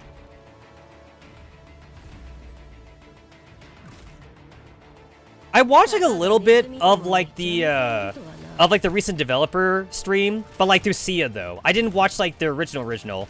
I watched Sia's like I watched Sia's like fucking ass like reaction video or reaction stream. It was kind of cool. I only watched it for like 10 minutes though, and then like I just started doing other shit. I usually don't like to watch developer streams. No, wait, let me take that back. Let me take that back. I feel like I only care literally about fighting games. That's like the only developer stuff I care about. When it comes to like any other kind of genre, I feel like I don't give a shit. It's specifically fighting games. I will watch somebody talk about fucking frame data and like about like future updates to like the network.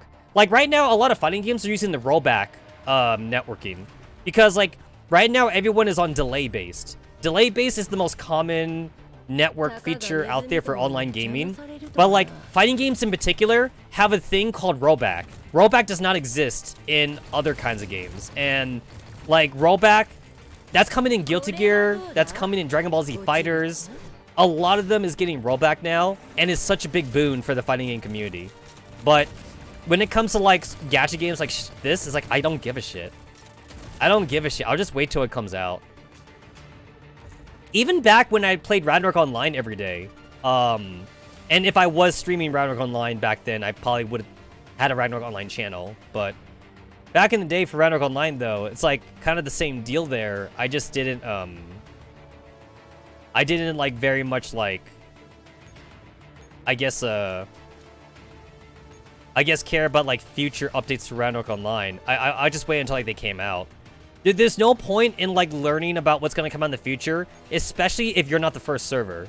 So like I was on the EN server, so like it didn't really matter because they're gonna change shit anyway. It's like it only would have mattered if I was like on the Korean server. But then if I was on the Korean server, then like I'd be the first one getting it anyway. By the time shit became the EN server, things were already so altered. And like we didn't get the same quest anyway. Every server in Ragnarok Online and in MapleStory was drastically different from like the other languages. There was no reason to ever watch a developer like video or anything like that. Like at least like 5 of our classes on EN server were different than they were on the Korean server, and especially in the Japanese server. The Japanese server, their knight class was the strongest class, but on the American server, our monk class was the strongest. But then, like, on the Korean server, their strongest class was actually their hunters. Like, every server had a strong class, and that's because every server changed the way the skills worked. So there was no reason to see what the other servers were doing. Every server was different.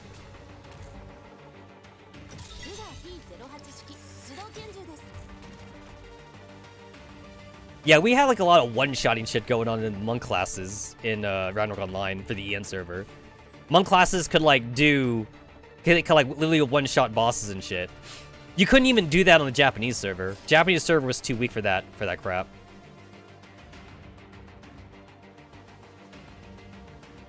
Really? Oh, there's like a little thing right there. Okay.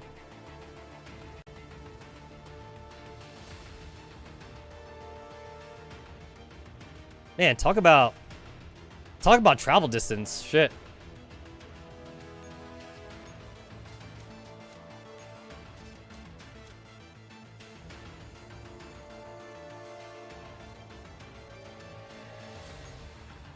It's like I don't need a posse. I don't need a fucking posse. I forgot to buff with Dandelion though.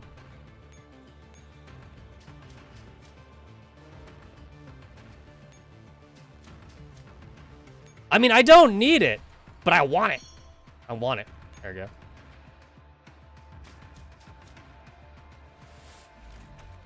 Also, I gave Alchemist like those buffing and debuff chips anyway, so yeah, she doesn't need it. They don't need the help.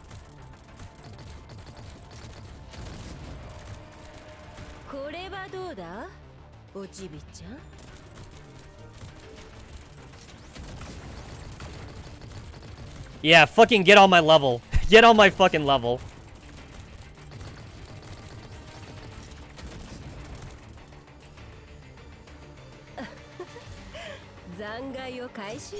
It's like that took like literally like 3 seconds longer, maybe 5 seconds longer to kill those guys than like to do it like without help. Oh, but you're like a little bit stronger though.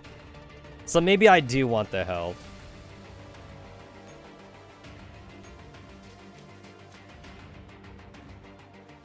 I guess I'll bring a posse. I'll bring a posse.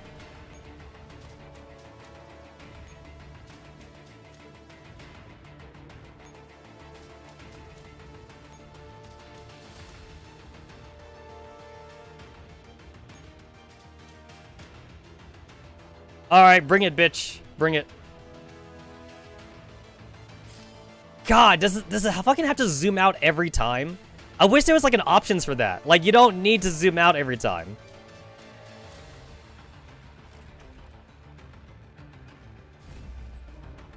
If I care like where the other units are moving around, like I'd look at them myself.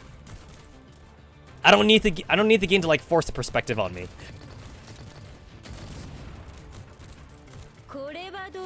Alright, yeah, having the Hawk support here definitely helps.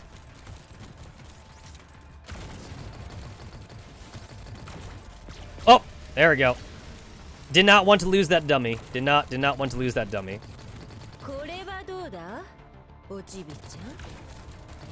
There we go. Yeah, glad I got the Hawk support.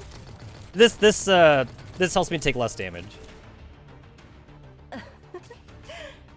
I guess to be fair, I didn't need it still. I probably still didn't need it, but I wanted it.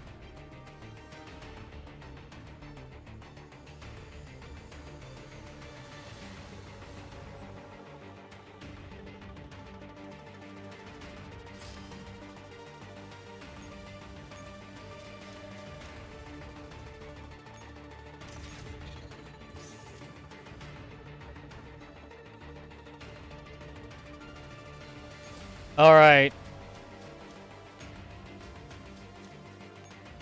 What's up with this? Ah, I see. I see. Okay.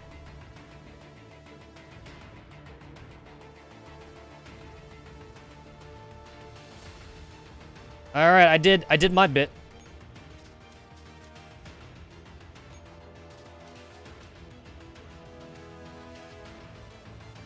It's like I want to capture that helipad. Ugh. This is my last action point anyway.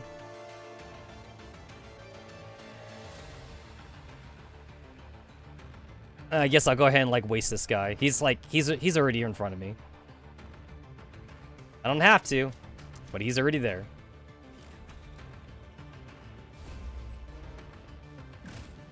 I mean, like, as long as I'm not next to him, like, that guy won't move. You know, he won't give a shit.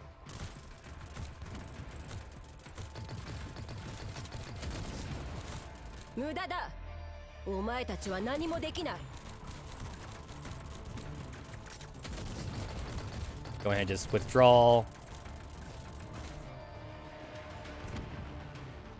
Oh, Hawk with the final kill. Kind of sad that they don't have voice lines. I would have liked voice lines for the Hawks. But I guess that means they would need to like 3 voice actors per Hawk, or they could just make like 1 voice actor do all 3 voices or something.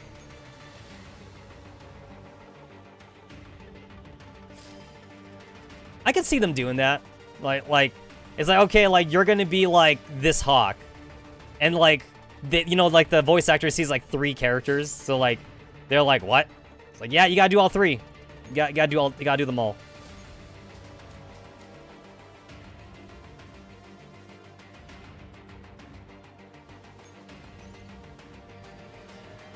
Disarmed lasso boxes. Alrighty then. All right, what's your story?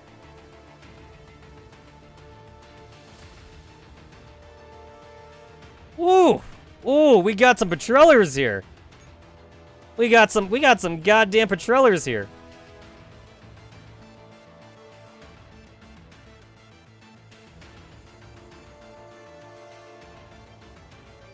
Oh, I see. I see a 6. I see a 4. Oh, I get it. I get it. 640921. Oh, I get it. That's kind of cool. That's kind of cool.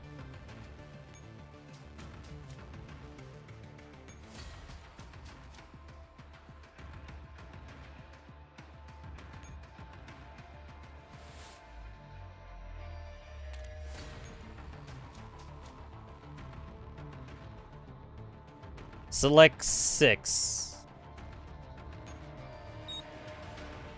Oh, I get it. Okay, select 4. Alright, so like 6. That's 6, 4. Oh, okay, I get it. Okay. So like those ones are already there. Okay.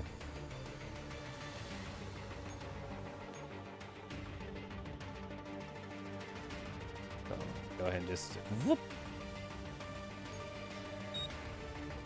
Commander, I saw Elia punch in 640921 entering the device. It could be significant. Maybe you should try entering it. Oh, wow! The game even does this.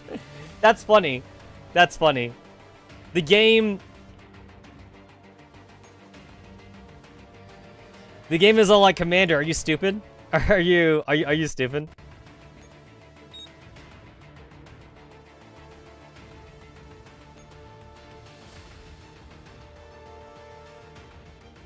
Oh, I see. More death stacks. More death stacks. I get it. I get it.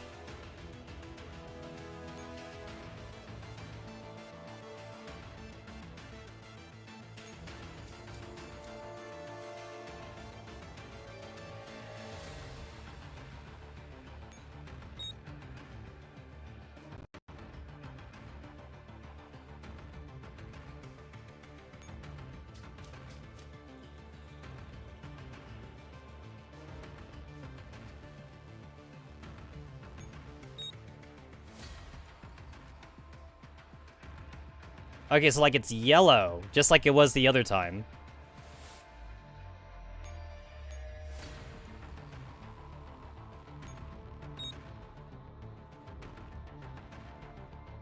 All right, I don't have nearly the enough action points for this, so I guess I'm just gonna retreat.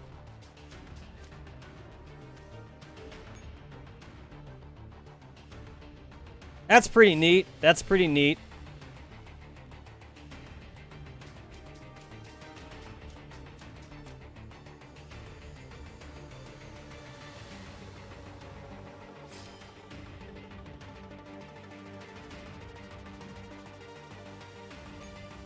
Let's see. So I can no longer get on that one right now.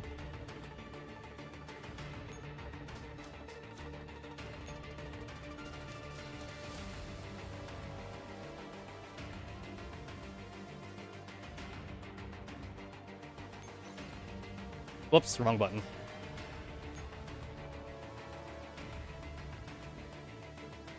Six four zero nine two one. So if I make this like a 2 now.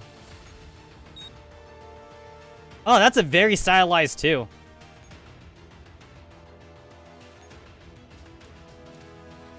Okay, then nothing happens with that. Got it.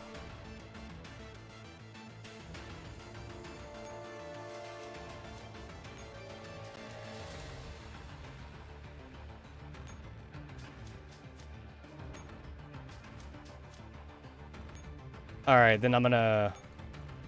I guess I'll go ahead and grab this helipad now for the extra action points, and I don't have enough. I should have grabbed it. I should have grabbed it sooner.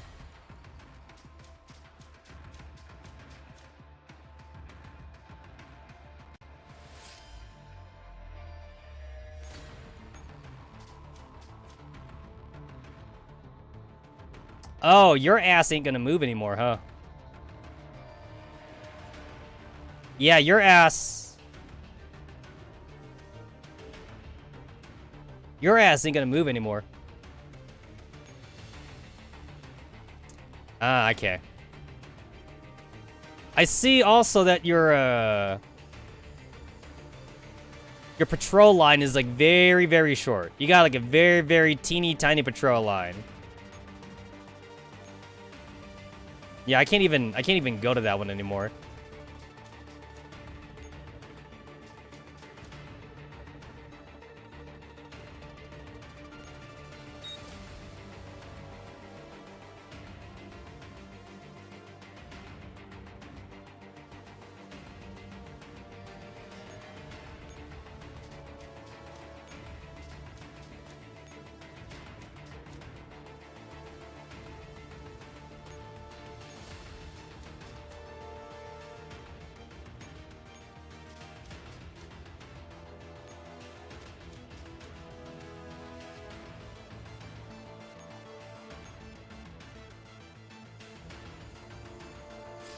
Oh, the zoom out is killing me.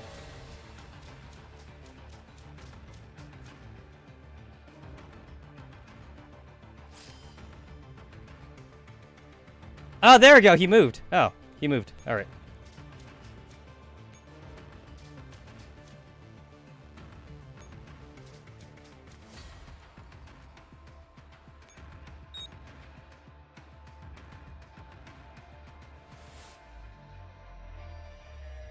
Like 640-921. 640-921. Six four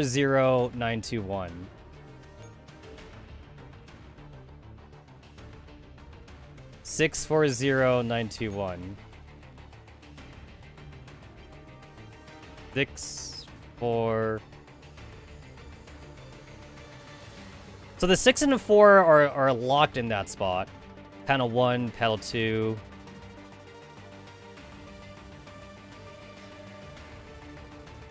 Oh! Wow, I'm retarded. Oh, I see it. I'm retarded. Cool. So that's supposed to be a 1. Oh, I get it. That's panel 1, that's panel 2, that's panel 3, 4, 5, and 6. So that's a 1, which means that one's a 2. So that one's actually also right. So the only one that's wrong is the 3rd panel. The 4th panel I did right by accident. Ah, gotcha. Okay, which means I need your ass. I need your ass off of that.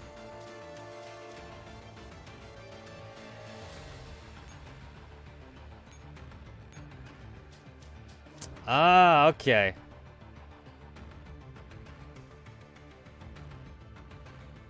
Wait a minute.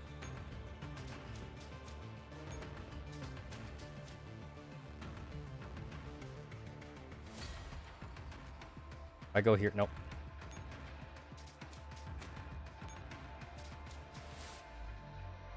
I actually literally have no idea how the AI is going to move.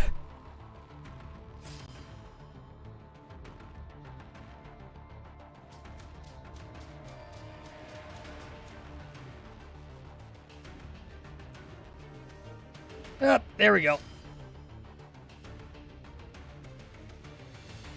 Alright, so then you go... I just moved Dandelion to this one then.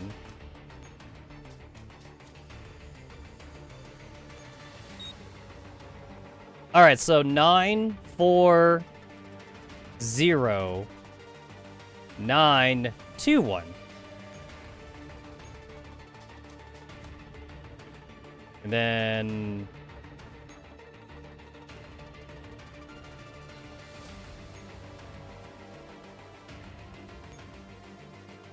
Panel 1 is 6, panel 2 is 4. Panel 3 is 0. Panel 4 is 9. Panel 5 is 2. Panel...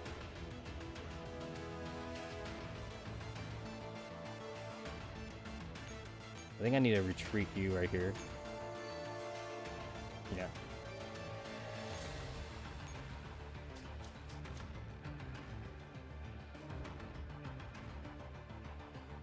So this means that I need the detonator to go back there. But I don't know if he's going to do that now.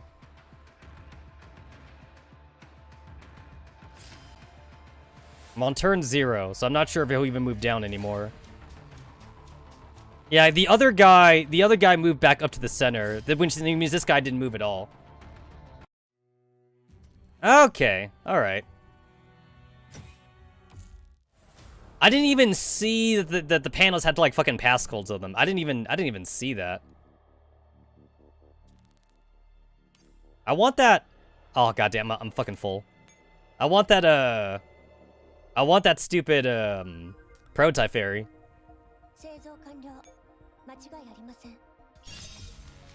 Shout out to the Prototype Fairy and Micro Uzi's Digimon story. There we go.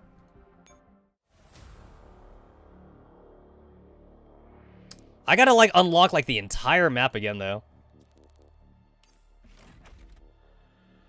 Okay, so this means so now that I get how to do it, I just gotta like run Alchemist up there. I don't have to like worry about trying to like fight everyone on my way up there. I get it. And then these defense gates don't do bullshit, so I get it.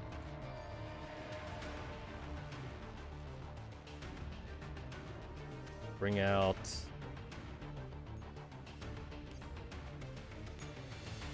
Up! I'm retarded! Up! I'm retarded. Alright, cool. Gotta restart. Gotta restart.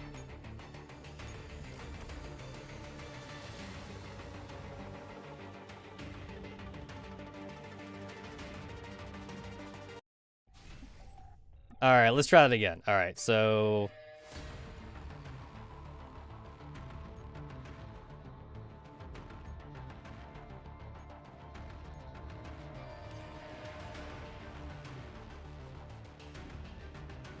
Yo, just to let you know, spoilers don't work on stream, so don't type anything at all. Thankfully my window's actually covering up OBS, so like I'm actually not seeing it, but like, yeah, I'll let you know, spoilers don't actually work on stream. So don't be typing that shit. Don't type that in. Where's my fucking hawk? Here we go.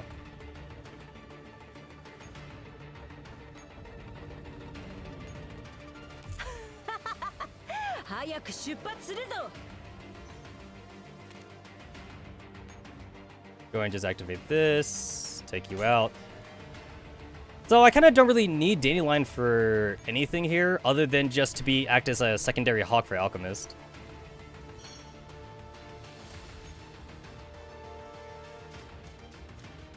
Yeah, as I mentioned before, if I needed a guide, I'd look up a guide. I'd bring up Game Press or something.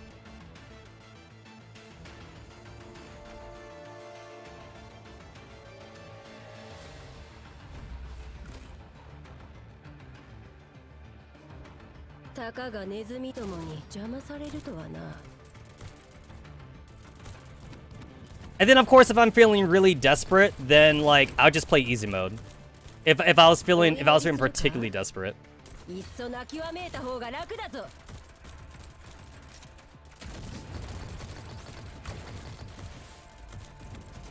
Oh, I forgot to repair my Jaeger.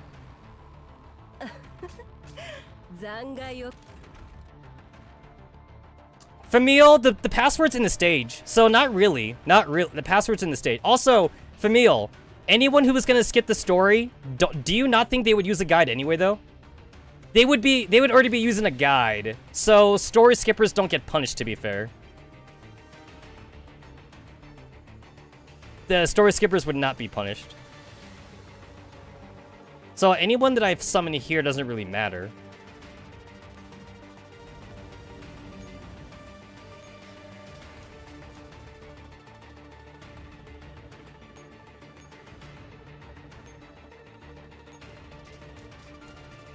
I hate that this asshole's here. Yeah, anybody that wanted to speedrun through it would have already had like Game Press open up. GFL Quarter... I don't think they're even... GFR Quarter, like, used to be talked about a lot back in the day. But GFR Quarter just seems like it just kind of, like, is there for, like, historical sakes.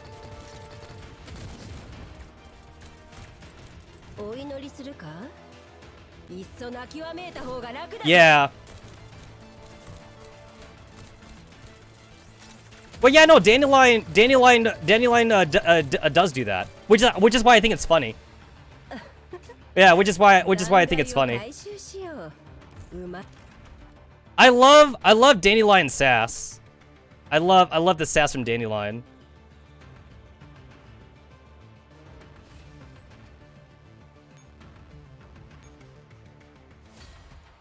Yeah, if you put in a wrong number on the passcode thing, like Dandelion gives you If this was voiced, if this was super voiced, I would expect like something that sounds very passive aggressive. It's not voiced, but I can hear it though.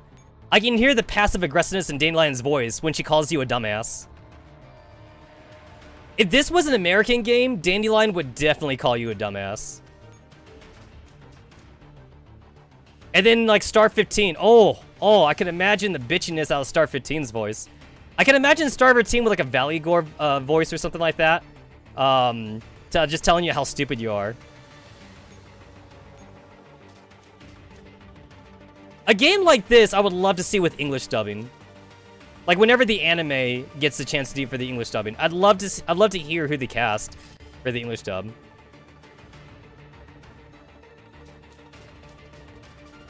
You know what they say, Ing dub sucks? But my Dragon Ball! My Dragon Ball! I think there's like maybe like 5 animes I've ever watched where I would say the English dub was superior. And in the case of Dragon Ball, yo, I can't even watch regular Dragon Ball Z anymore. For me, Dragon Ball Z Abridged has replaced DBZ. It's literally replaced it. I literally can't even like listen to like the original like DBZ shit no more. To me, DBZ Abridged is canon now. And then Dragon Ball Super is hot dog shit. It's okay, so Dragon Ball Z, I prefer dub. Panty and Stocking. Panty, Stocking, and Garter Belt, I also prefer dubbed as well. I can't remember some other ones, but I know that like those two, I definitely prefer the dub for.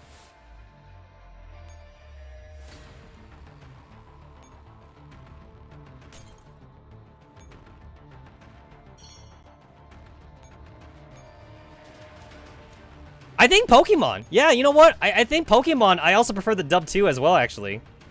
I think I prefer the dub for Pokemon. Wait. Let me take that back. I prefer the dub for Pokemon, like, up to, like, Season 5. I think past Season 5, I prefer the Japanese.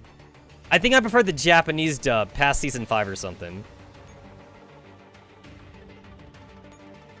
I think also with Pokemon, I think you kind of have to watch it in your own language, just because Pokemon have different names in the different regions, right? Like, do you know how awkward it is to watch subtitles or something like that? And then, like, when they talk about Bulbasaur, they say Fushigi Dane, like, in Japanese or something like that. You know, like, they go with the Japanese names, obviously, because you're watching the fucking subtitles. But then, like, you hear it, though. You hear the Japanese names, even though the subtitles are different. So, like, I kind of feel for Pokemon, you kind of should watch it English. The natural dub for whatever region that you're from. So, if you're French, right? If you're French, you need to watch the French dubbing for Pokemon. If you're Spanish, you need to watch the Spanish dubbing for Pokemon. Unless you're a weeb. Unless you're a massive weeb and you don't mind hearing the Japanese names for Pokemon. It's like, what shit, like, how many different names do the Pokemon have, right? So, Japanese and English is different. I know French is different. I think there's also, like, a difference for Germany as well. Like, it's funny, like, just how many differences there are for, like, the Pokemon names. Like, some names stay the same, though, like Pikachu. Pikachu stays the same. But for a lot of other Pokemon, though, they change the names for them all. Like, based on, like, per language. Charmander has, like, Charmander's fucking name is Lizard. And it's, like, Lizardo for the Charmeleon. And then for Charizard, it's, like, Fire Lizard or something like that. Charmander has such a stupid-ass Japanese name. Yeah, there's definitely a lot of the names where, like, I definitely prefer the English name versus the Japanese shit. I know that Wobbuffet is Sonasu or something like that. It's probably harder for me because, like, I'm trilingual. So, like, I hear everything. It's probably harder for me. I'm, like, trilingual. I'm, like, trilingual and a half or something. So, like, I always hear it anyway. That reminds me, like, a long time ago, like, me, Taka, and, like, one of my non-Japanese friends were, like, talking in Skype back in the day. And, So, and like the subject of like talking in Japanese came up, and like Taka asked, we're gonna call him Jimmy. You know, he asked Jimmy. He's like, hey, like if we're all weebs, why don't you learn Japanese? And Jimmy's like, yeah, I watch hentai. So like Jimmy doesn't want to hear, he doesn't want to understand the hentai. That was his excuse. That was his excuse for like not wanting to learn Japanese, because like the Japanese is hot if he can't understand it. Like he can't fucking fap to it if he knows what's going on. Especially since like a lot of NTR hentai have really good animation. Like Poro. Poro is like one of those hentai companies that like specializes a lot in NTR. So like if he could actually like understand the story, it might kill the vibe. So he's like, yeah, I don't want to learn Japanese now. So like he's gonna like remain ignorant basically. And I'm like, I guess that's kind of fair. The Japanese sounds hot if you don't know what's going on, I guess.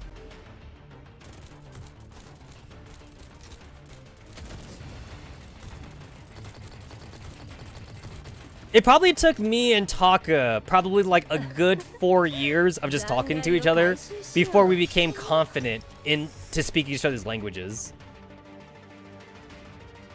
A good beginning part of like me and Taka's original conversation was made up of like broken English and broken Japanese.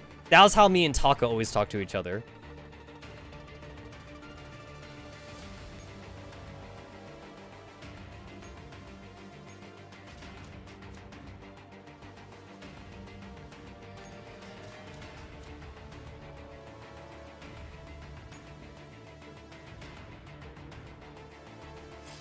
Anybody can like learn like the exact definition of like singular words. That's the easy part. It's the grammar. As long as you got the grammar down, you got the language down actually. That's basically always been my my tip for people trying to learn new language. I always tell them, stop concentrating on vocabulary. Vocabulary doesn't mean anything. Vocabulary shit. Learn grammar. Once you got the grammar, everything else falls into place. Grammar is the most important thing when learning a new language. Especially when you're trying to learn a language that has different grammar than your original language. If the second language has a similar grammar, then like it already becomes easier. And then you can like concentrate on the vocabulary after that. A lot of people, they actually learn vocabulary first, but when you learn vocabulary, that doesn't teach you anything. Learning vocabulary doesn't actually teach you the language. So I always tell people learn grammar. Learn grammar and learn sentence structure. If you're trying to also like learn a language that has like a different writing system, like if you're trying to learn like, you know, Chinese, Korean or something like that, then like don't even worry about the language. Don't even worry about the written system. Like be illiterate basically. Be illiterate. Don't try to worry about the written system first. You gotta get the spoken. You gotta get the spoken language down first. The alphabet. The fucking alphabet can come afterwards. That's actually one of the reasons why, like, a lot of people speak broken language all the time. They speak broken Chinese, broken English, broken Japanese, broken Spanish, because they didn't learn the grammar first. They only learned the the vocabulary. So they know the individual words, but they don't know how to put those words together. So it makes you sound like an infant when you talk. It makes you sound like you're 5 years old. You don't sound like an adult anymore. Alright, so this time, I'm gonna be prepared for this shit.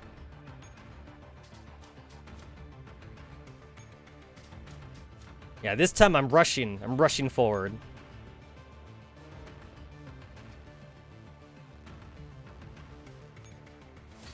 I know there's that jackass up here that's like super strong, but now that I know that I don't really need Dandelion, I'll just have Dandelion on standby next to the defense gate.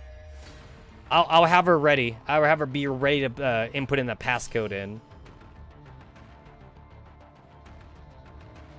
I got this shit. I got this shit.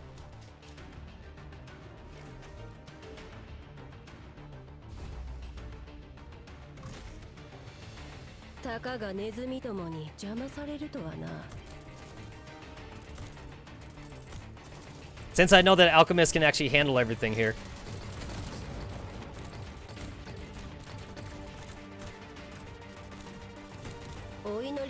Man, I remember seeing like screenshots of this shit like way back in the day. I remember going like all like, oh my god, how are we gonna handle this? There's too many enemies on the screen. But then like after that you find out that like they give us players more things to work with though. We got fairies, we got hawks, but we didn't see that shit. We just saw the enemies.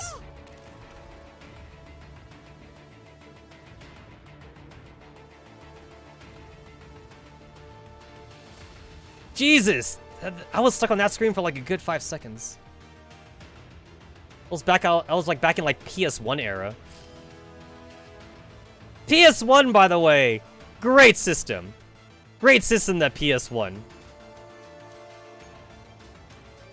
You think they shouldn't have introduced Hawks? You know what? You know what? Like, I think when it comes to like the shields repair Diaz, I think Dandelion could have been introduced a lot sooner actually. I do kind of agree with that. If Hawks did more than just provide support fire, because Dandelion gets rid of shields. If we had something similar to like how Dandelion, like a buffer, like Dandelion is like a support unit. That's what we needed. I think if we had a support unit, that would have been really fun. We don't have that, but I think that's what we could have used though.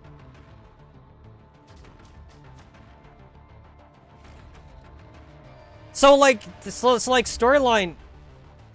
storyline-wise, the reason why we need Hawks is because of the Paradis shields.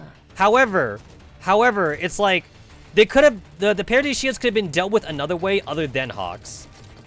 I kind of wonder though if Hawks were only invented because they needed Architect's reason to be like justified at the home base, right? That's why we have Hawks. We have Hawks because of Architect, they said. So it's like did they need to justify Architect's thing or something, you know? Another thing, too, is that, like, I mentioned this before already. I don't like how Hawks are swept under the rug. Hawks was introduced, and then, like, Hawks was never, like, storyline-centric, you know? No. She didn't teach the Hawks something. It's the weaponry. It's the weaponry. The Hawks weaponry is based off of Architect's weaponry. That's why Architect was important. And Perska said that Architect was a very good person to work with. Architect was very willing to work with Persica to give her gun and technology and shit like that. That's why Hawks exists, because of Architect. So I'm pretty sure they scanned Architect's brain too. So like Architect might have like inadvertently like technically taught them something, but like for the most part it's the tech side. The tech side is the reason why we have Hawks. They looked at Jupiter cannons, they looked at Architect's like main weapon, and they also scanned, like, her brain and shit. Like, they scanned Ouroboros' brain, too. But as far as I know, Ouroboros' scans, we didn't get anything out of that. And also, Ouroboros is, like, still very loyal to, like, SF in a way. Like, Ouroboros, like, doesn't want to help, Griffin or anything like that. Whereas Architect doesn't give a shit. So, yeah.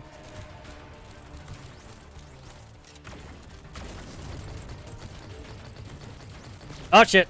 There we go. Oh, I lost the dummy. Wait. No, you're right. We do need to abide by the treaty. Which, to be fair, like, knowing that in Girls Frontline 2, we still technically broke that treaty is kind of bullshit. But, yeah. But you're right. It is because of the treaty. It's because we're a PMC. We need to pretend to be a PMC still. We're not the military. We are not the military.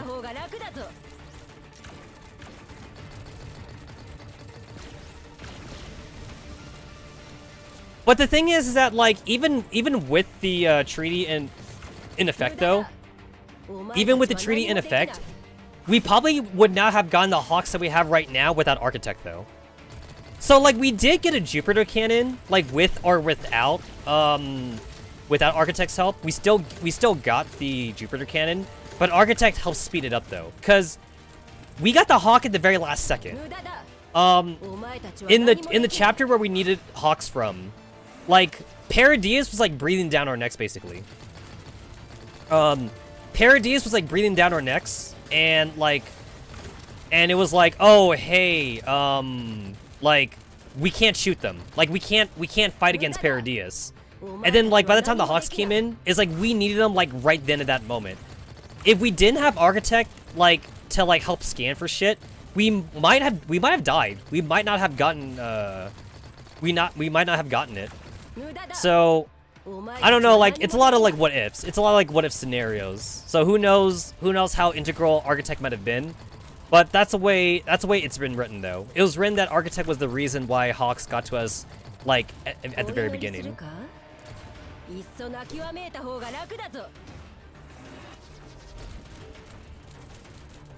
From what I remember from the spoilers of Girls Frontline 2, it's because it was because like what was it? It's because Hawks do break the treaty actually. But the thing is that like as of right now, no one's giving enough of a shit to look into it. But I believe what the spoilers were saying is that the Hawks did break the treaty anyway. So we kind of technically didn't even need Hawks. We could just run out with tanks then. Because we're not allowed to have tanks. We're not allowed to have tanks. But it is what it is though. No tanks. No tanks. But yeah, it's like we try to make Hawks to like circumvent the treaty. But, like, we still got in trouble for it, which is why we're in the thing for Girls Frontline 2. Because we're on the lam and shit, because we broke too many rules. We broke too many rules because of the Hawks. So, yeah. And also, to be fair, the commander did a lot of backroom shit, though.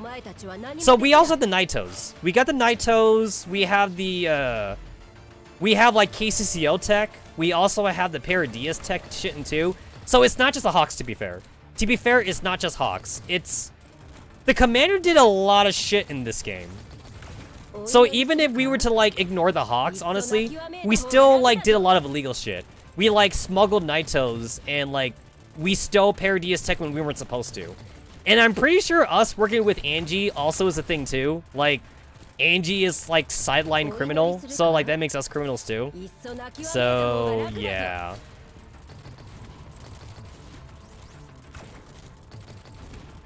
So this is what it looks like when I don't have dating line. This is what it looks like when I don't have dating line. God damn it.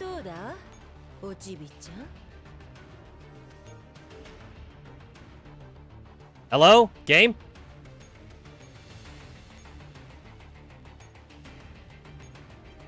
Hold on. There we go.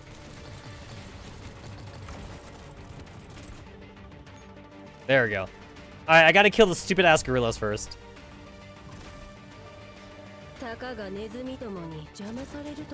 I gotta kill the fucking stupid ass gorillas first.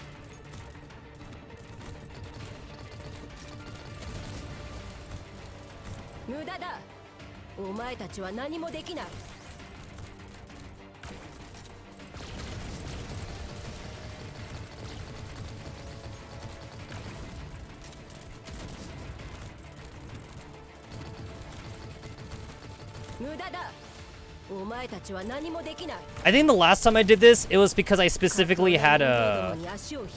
It was... Whoopsie doodle! Whoopsie, that was the wrong thing to do. I think it was because I had Dandelion with me. So I think that's why this fight's going a lot harder than last time.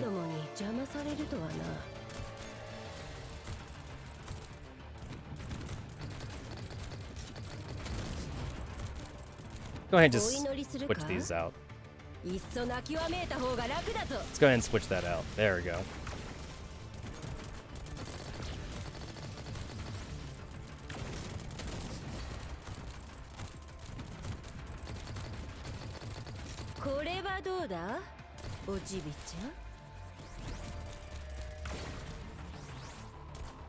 There we go. Okay, that should work out better. Okay. There we go. There we go. These regenerative shields are a pain. I need to aim specifically for the Goliaths first.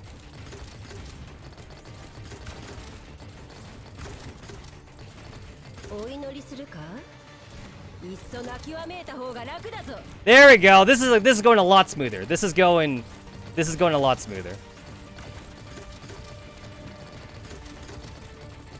Ah, fuck. Ah, fuck. Okay. おちびちゃん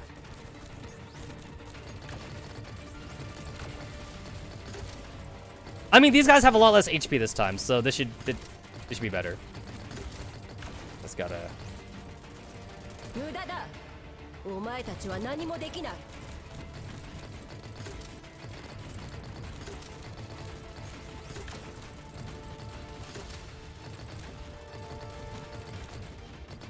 無駄だ I just need to get rid of these guys, and I don't want to fucking restart. I don't want to fucking restart. It's too annoying to restart.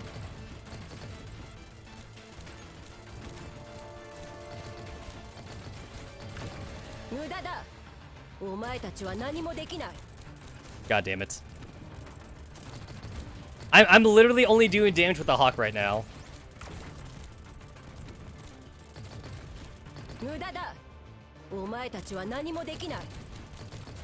Yeah, I'm pretty much literally only doing damage with the hawk, but I'm kind of in this, so I just gotta wait. I just gotta wait for him to die now.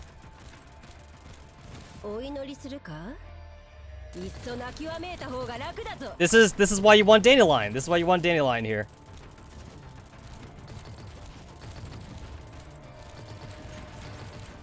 It like literally doesn't even matter if I go like melee mode or not. I'm just waiting for him to die very, very slowly. I kind of wish there was a thing in this game. It'd probably be too complicated to implement, but like, I always wish that like games like these had a way to like starve your enemy.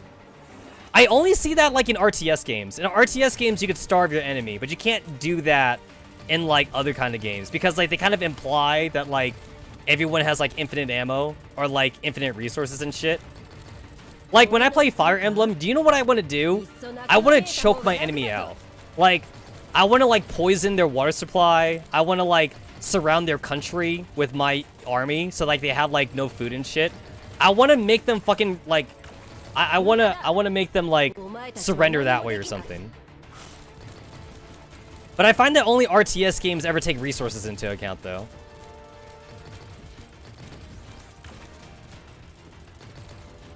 There we go. That took a while. So technically the hawk is the MVP there.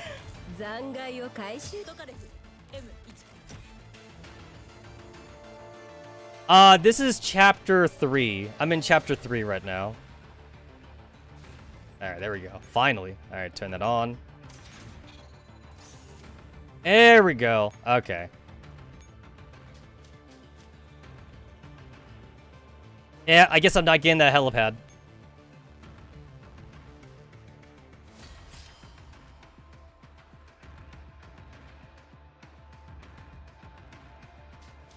Yeah, I got time. We got time. I got Sunday and Monday. Well, I probably won't be streaming on Sunday, but I'll be streaming Monday though. I'll be streaming Monday.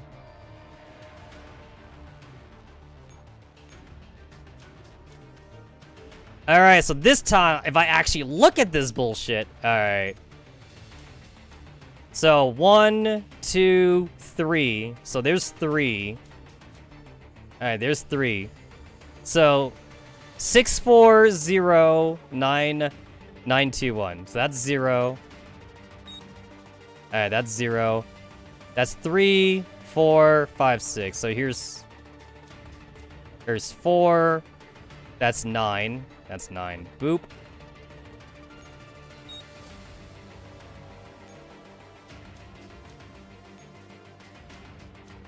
That's 9, and then this is 2. Make that into a 2.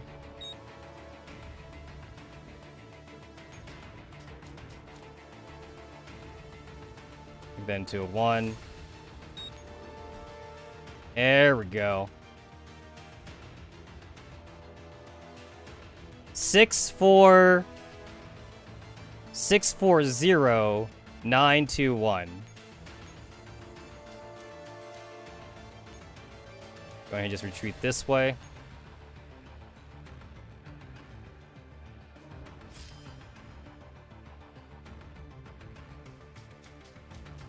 I probably shouldn't be using Dandelion for this.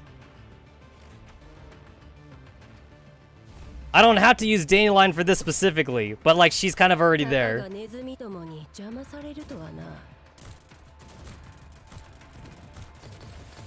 Oh yeah, I should probably move you up. Move you up. これはどうだおちびちゃん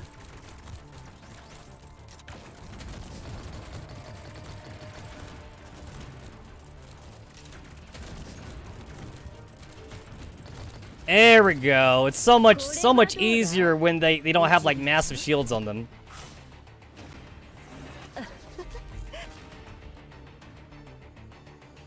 She's like a fucking ninja. I like how she like goes like invisible and shit. As someone that was a Narutard, like I kind of like seeing them disappear and crap.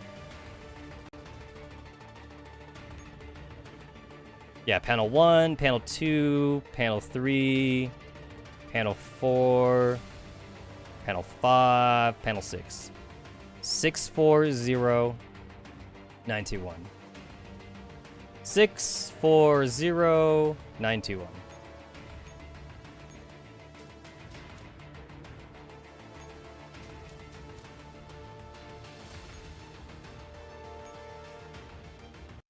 Hey, there we go.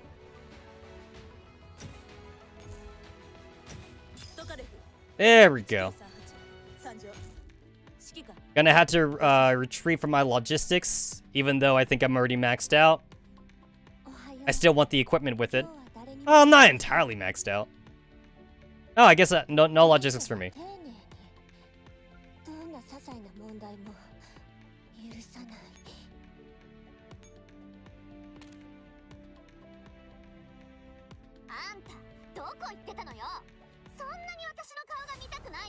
That's what I have waiting for me back at base. Wall 2000 talking shit to my face. That makes it all worthwhile. All 5 of them. All 5 fucking dupes of Wall 2000. A series of explosions goes off throughout the village. In 10 odd minutes, what had once been a quiet settlement had been transformed into a hellscape. Damn it, Coughs!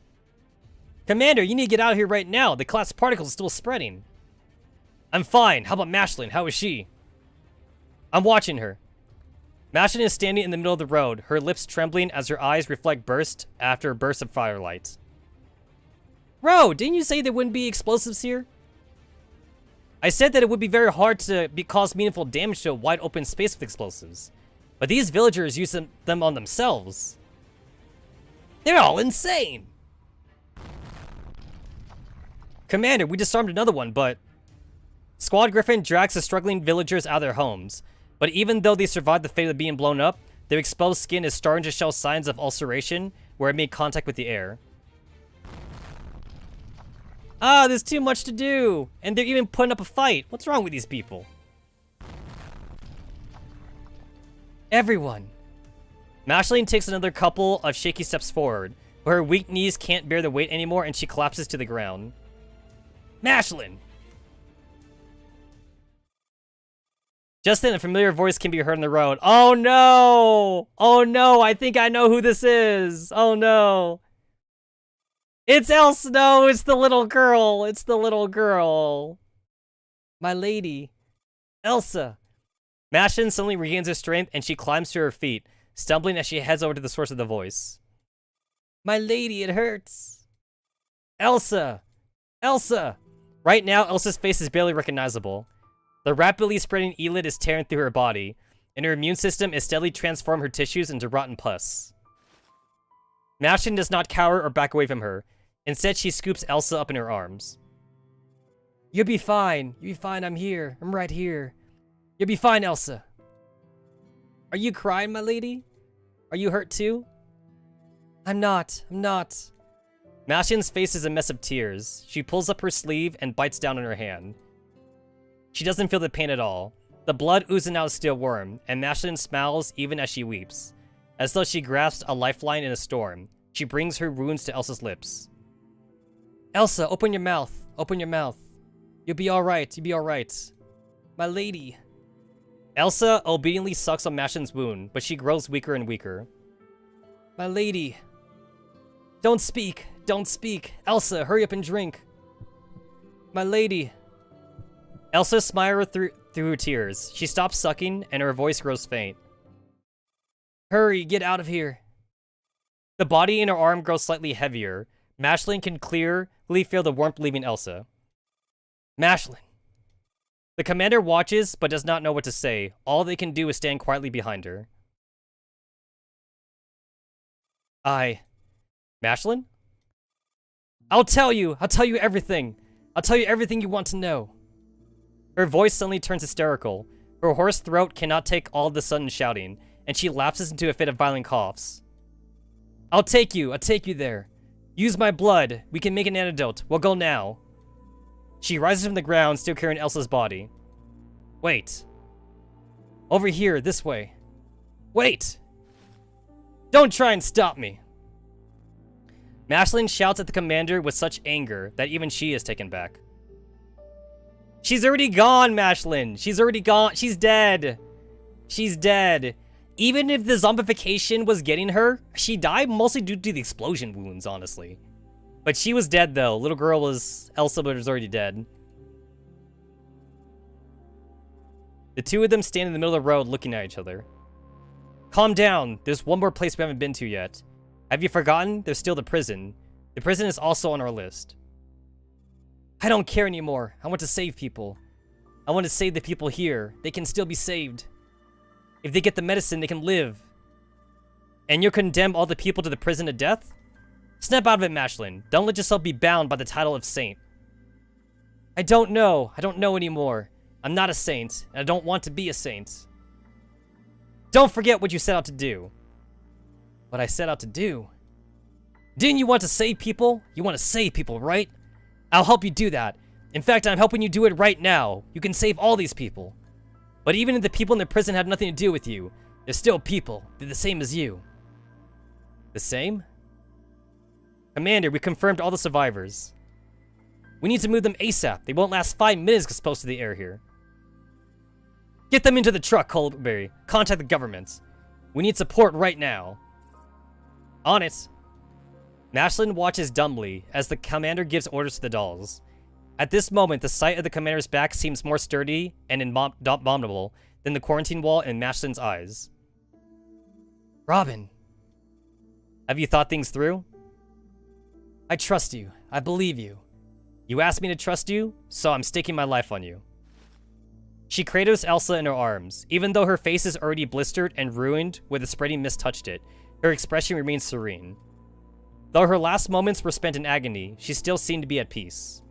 Perhaps that's because these moments were spent with the person she held most dear. First, we'll go to the prison. Then we'll make the medicine. I can give you all the medicine, even my life. Robin, we could save a lot of people. Yes, that's right. Together we can. The commander takes a deep breath and coughs uncontrollably. Fall back! Got it. You know what? It's like, you knew everyone in that village was gonna die. Like, basically from the first chapter, you knew they were gonna die. On the moving vehicle, the commander has covered Elsa's body with a white cloth. Though their distress is nowhere near Mashlin, the knowledge that an innocent child has suffered such a terrible fate fills her heart with rage and fury. I'm sorry, Robin, but I have to bury Elsa myself. If you will only allow me one thing, let me do that. That's fine. Mashlin looks silently at the covered corpse and clenches her fist. After a simple bandage, her palms are no longer bleeding. You don't need to take part in the upcoming mission. The situation in the prison may be more complicated than what we've encountered so far. I've already paid the price for running from my problems, Robin. Mashlin shakes her head, lightly. It's far too heavy. In Bonsdorf, I almost lived like a real human being. But in the end, reality showed me that it was all a lie. I don't even know if what I've done has meaning anymore. Elia may have deceived you, but what you did was far from meaningless. Elsa was innocent. Even to the very end, she believed in you, her saint. Yes, she believed in me. And what good did that do to her? Mashlin looks up and a sad smile on her face. I couldn't do a thing. Couldn't do anything. The commander falls silent, shakes their head. They have seen hell so many times, they are hardly fazed by the tragedy that befell Bonsdorf.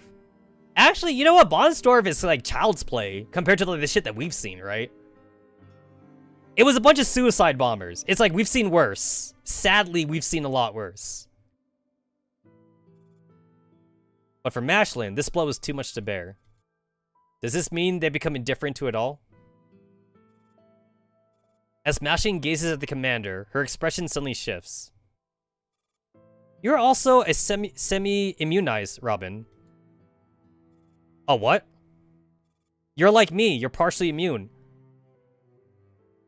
Oh, that makes so much sense! Oh my god, that makes so much sense! Yo, do you know how many times the commander has been, like, in the red zone and shit? Oh my god. Yo, the commander got that shonen protagonist, like, plot armor right there. You know what, this kind of also reminds me, too, of, like, those mecha animes. You know, like, those waifu mecha animes where, like, only girls can ride the mechas? And then for some reason, the main character is, like, the only guy that can do it or something? Yeah, that kind of reminds me of that, also. The main character is built different. Commander built different. With a fucking handsome man face. Yeah, I like that meme, actually. I like that meme. That's why you weren't affected by exposure to collapse particles at such close range back at the village. It's a long story. You really aren't with Paradius, Robin. Mashlin smiles. The commander doesn't know what to say to that. Just then, Perosa walks over and breaks up the awkwardness. Our next destination is the prison. While I don't think what happened at the quarantine wall is likely to repeat itself, we should still be careful. Shall we contact the Earl? Yeah, I want to bring him up to speed. Understood.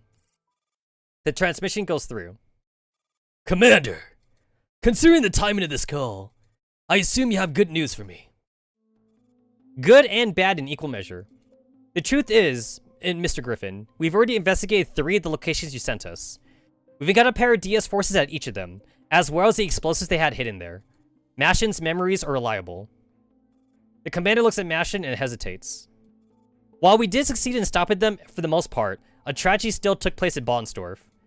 I handled the scene over to the government authorities, but the casualties are still severe. Since the veracity of Mashin's memory fragments has been verified, you should turn her over to me. We might be able to find some information on William now. Mashlin blanches and frantically shakes her head at the commander. I'm sorry, Mr. Griffin, but I might be able to do that for the time being. Our mission is at a critical phase, and we still need Mashlin's assistance. Once we take care of Paradius, we can further analyze Mashlin's memory fragments. I see no problem with your decision. Do you have anything else to report? We'll be heading over to the Berlin prison to conduct an investigation. We were hoping that you would give us clearance to do so, Mr. Griffin. I see. Let Perosa handle it. Keep up the good work, Commander. I have a very good feeling about you. Thank you. Oh yes, there is one more thing I need to tell you. What is it? Angelia's actions have been too impulsive as of late. You think? There are some things which she would not listen to if they come from me, so I need you to help make her see sense. I value both of you a great deal, and I hope you can help each other more. Understood, thank you. The transmission ends. Thank you, Robin. No problem. The commander shakes their head and looks at the map. They're almost at Berlin prison. Angie needs a sneakers. Also Light, right? We got Rip, Light, and AK-12. Shadowless! Who's gonna tell Shadowless? I hope things will work out for the time being. Berlin prison. In the main control room. I find it very difficult to comply with your request. You're asking me to let in such a large group of dolls to search the prison all of a sudden. This is outrageous. I am being absolutely serious. There's a high chance that the prison is rigged with explosives planted by terrorists. If you don't believe me, your men are welcome to come along and follow our inspection. You can't possibly expect to believe that sort of nonsense. We're here with the appropriate clearances, so it doesn't matter whether you believe it or not. Even if we did turn out to be illegal intruders, you wouldn't be blamed for letting us in. But conversely, if the prison has really been compromised and we missed the critical time frame because of your interference, will you take responsibility for that? The chief warden hesitates. Though he doesn't want to do this, the permit presented by the commander is valid and effective. Alright, I understand. But I'm telling you, you're just wasting your time. Thank you for your cooperation. The commander breathes a sigh of relief. For a moment, they thought there would be no way to sell this peacefully. Unlike the previous sites, they were in the middle of the city now. Surely Paradias isn't so bold they strike here, right? Mr. Warden, just out of curiosity, has anything strange happened in the prison recently? Anything strange? The Warden rubs his chin thoughtfully. Nothing comes to mind. Apart from the arrival of the most recent batch of convicts, it has been pretty uneventful here at the prison. As you know, very few criminals actually make it into prison alive these days. Dandelion, is something bothering you? I just hacked into the prison systems. The automatic security systems are all offline. They have all been thoroughly sabotaged and cannot be repaired. Say what? You hacked into what? Wait a minute, the security is offline? Nobody told me about that. Crap. Knock, knock, knock. Warden, this is bad. What happened? The prisoners are rioting. The Warden, gapes. He collapses to the ground, fainting on the spot. Really? Really? What a shitty-ass Warden! He gets told that the prisoners are rioting and he just faints on the spot? What a shitty Warden! Well, I guess the commander's in charge now. I mean, what else is new? Commander's in charge now. Tch, it's just one thing after another. Commander, you and Mashing should stay here. The situation is going to be very chaotic. We must prioritize your safety. The convicts couldn't have done this by themselves. Paradias must have sneaked in some of their people in here. 45, you and Dandelion head to the control room and verify the situation. Also, root out any Paradias units hiding among the convicts. Understood. Perosa, back up the prison officers, suppress the riots, and... They've got bombs! And disarm those bombs. You must not allow the convicts to get in the streets. Roger. Some fire control components and 50 tokens. Julio.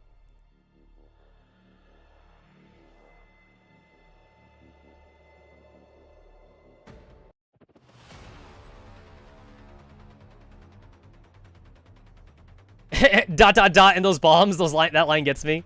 I like the ellipses, right? Like, it would be very different without the ellipses. The ellipses like adds like a bit of like comedy to it almost. It makes it somewhat comical.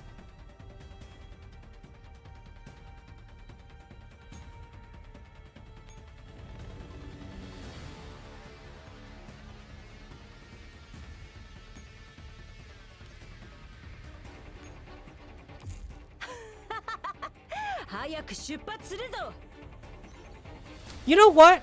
I wonder... Okay, like, I literally wonder sometimes just how bad the coding is for Girls Frontline. Because, like... It's like, they always give you, like, these weird helipads on the sides of certain missions to give you more action points. But then, like, I wonder, it's like, are they incapable of just giving the player character more action points if they want to? Like, it just seems kind of weird to, like, have, like, free helipads on the side that you can't interact with just because they want to give you more action points. I mean, I know that this game has spaghetti coding, but it just seems so odd, though. The spaghetti coding's real.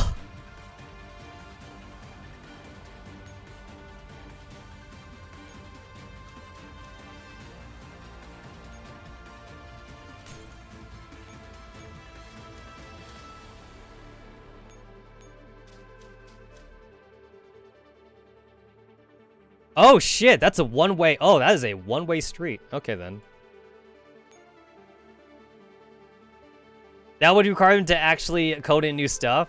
Oh yeah, we can't have that, right? Can't be doing that. What was I thinking? What was I thinking? We can't ask Mika to do that.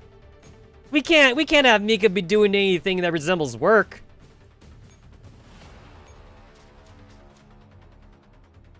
Would somebody think of the poor, like, underpaid interns who had to program the game? Sometimes I feel like it's interns. I literally feel like it's interns programming this game sometimes. Too busy making Girls Frontline 2? I hope so. I hope they're making Girls Frontline 2. Yo, I feel like I'm gonna get like Digimon Survive PTSD now. Like, Digimon Survive took like 4 years to make. It kind of feels like Girls Frontline 2 would take like 4 years to make.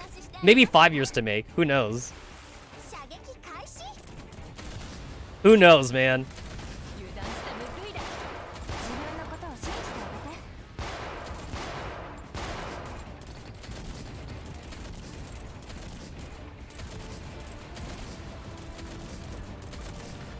Got him.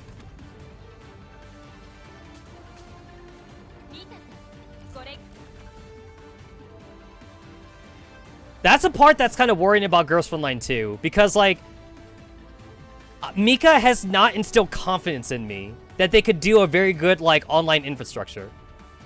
That does not instill any confidence in me whatsoever.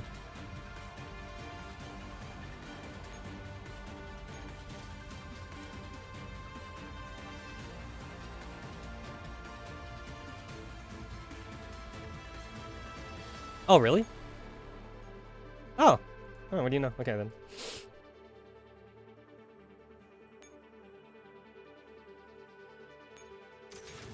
There we go. There we go. Open that shit. Open that shit.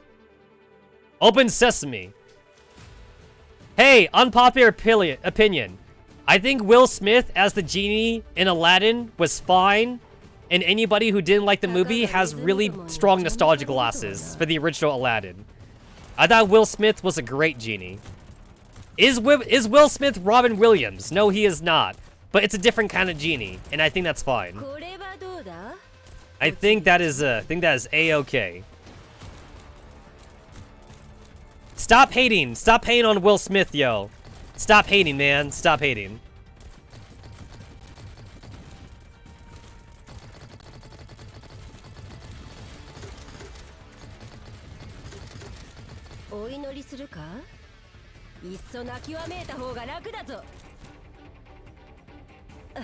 Yo, I still can't believe the way Robin Williams died. Like, the guy had inner demons. It's kind of crazy too, right? Like, it's crazy, like, who has inner demons, and sometimes, like, it's not obvious, like, who has inner demons. It's so weird how he died.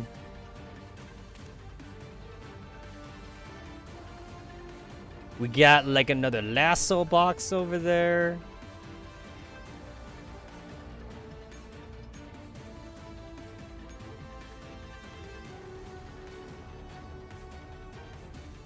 From what I remember hearing also, like, I think he OD'd on something.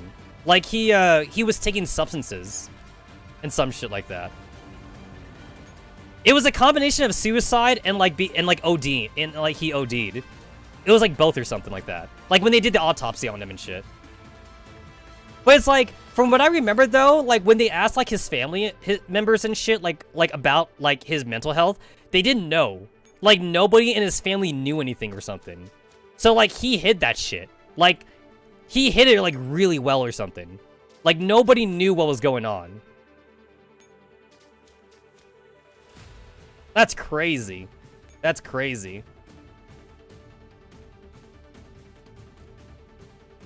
As a Las Vegian, you know how Elvis Presley died? Elvis Presley died because he was constipated. It's such a terrible way to go. It's such a terrible way to go. Elvis Presley was trying to take a massive shit, and then he died.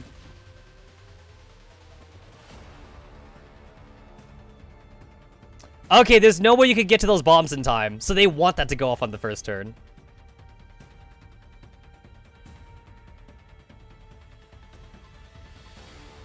There we go. Oh no, zombies! Zombies!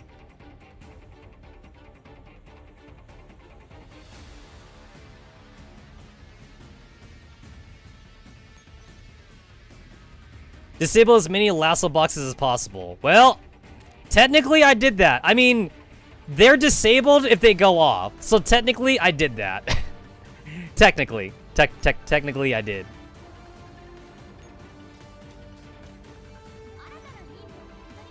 Eliminate all enemies on the map. At least 3 prison guards survive. Got it. Got it, yo. Got it.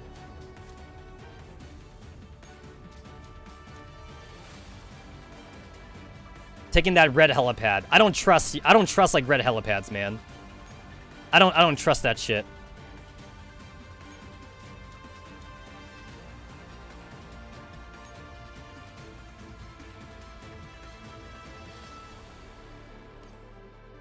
Yeah, but then like, who wants to raise like 5 parachute fairies?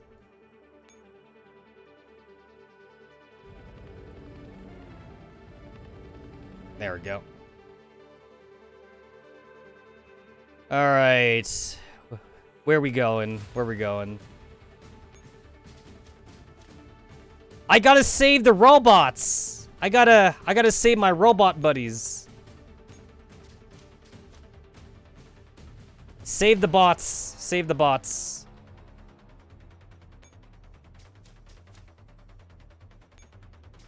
I guess I'll have Dandelion follow Type 88 around.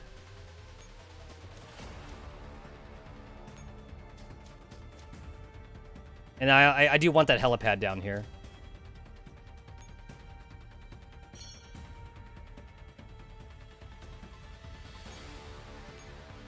Oh, I could get that dude. Oh yeah, I should save that dude.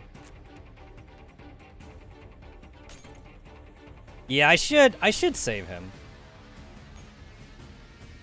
Oh, but then I also don't want to give up this helipad either. Also, I only need to save 3. So that's 1, 2, that's 1, 2, and 3 already. That means I already saved enough of them.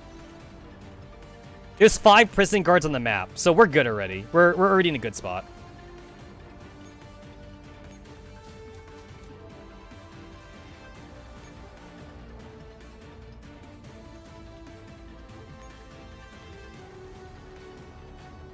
We're in a good spot.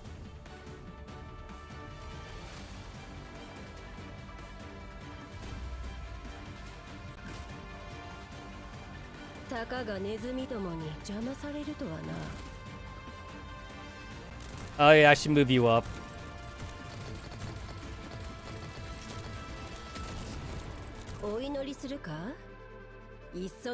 You know what? I strangely want them to nerf Alchemist because, like, I'm not going to stop using her. I won't stop using her until, like, she becomes unviable, so... I almost want them to nerf her. But if they're not gonna nerf her, then I'm gonna keep using her. I'm too used to, like, nerfs and buffs coming, like, in every patch from, like, playing mobile games and playing fighting games. Because, like, every patch is a nerf and a buff.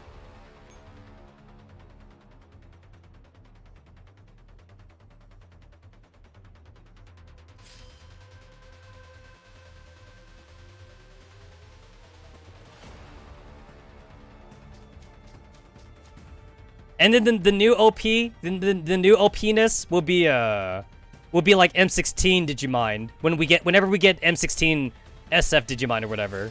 That'd be the new OP-ness.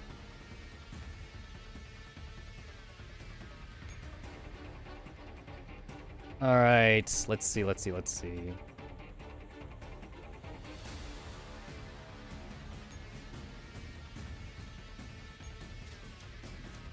So I could probably take out that dude without getting rid of his shields, but I definitely want to get rid of this dude's shields.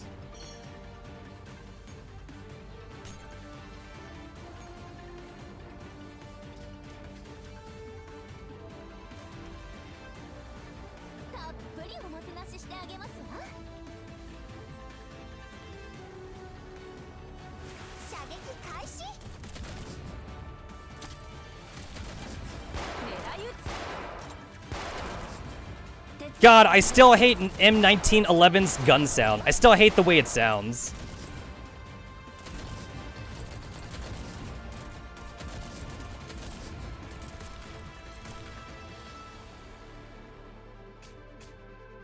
It sounds like those PopCap toys that I used to play with as a kid. Somehow I never lost an eye playing with those toys. But I'm pretty sure I did send a kid to the nurse's office one time. And no, I was not sorry. I was not I was not sorry for that. I'm looking at you, Chad, from the first grade. Blonde piece of shit. Yeah, you had it coming. You totally had it coming. I'm not sorry. I'm not sorry for what I did to you. Okay, I should probably get that dude down there. Nah, he's not hurting anybody.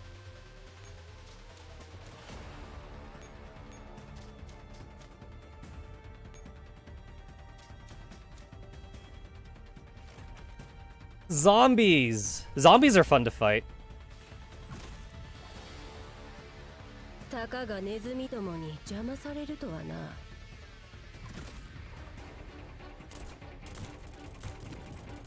So many suicide bombings now. Oh my god, these guys got guns! The zombies are smart. It's smart zombies. I mean, they're not that smart.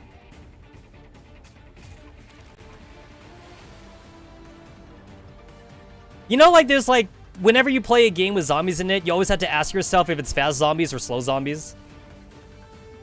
I always have to ask myself that question. It's like, which trope are we going with here?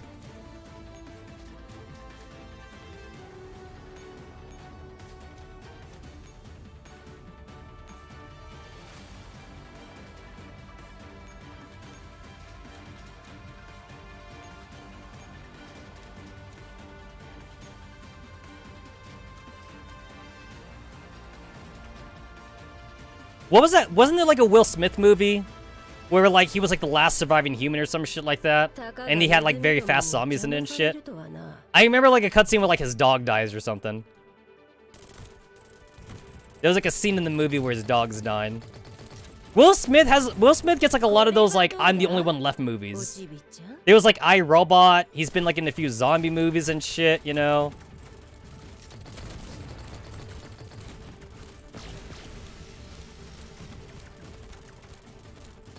I Am Hero, was it that one? I don't know. I honestly don't remember the name of it or not. And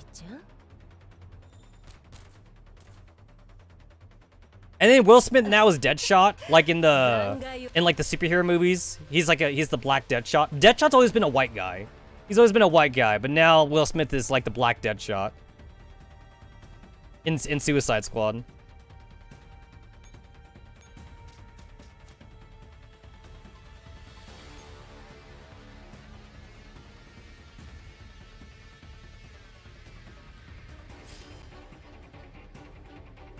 Man, I grew up, like, on Will Smith, like, at Fresh Prince of Bel-Air. I grew up on, like, Jackie Chan.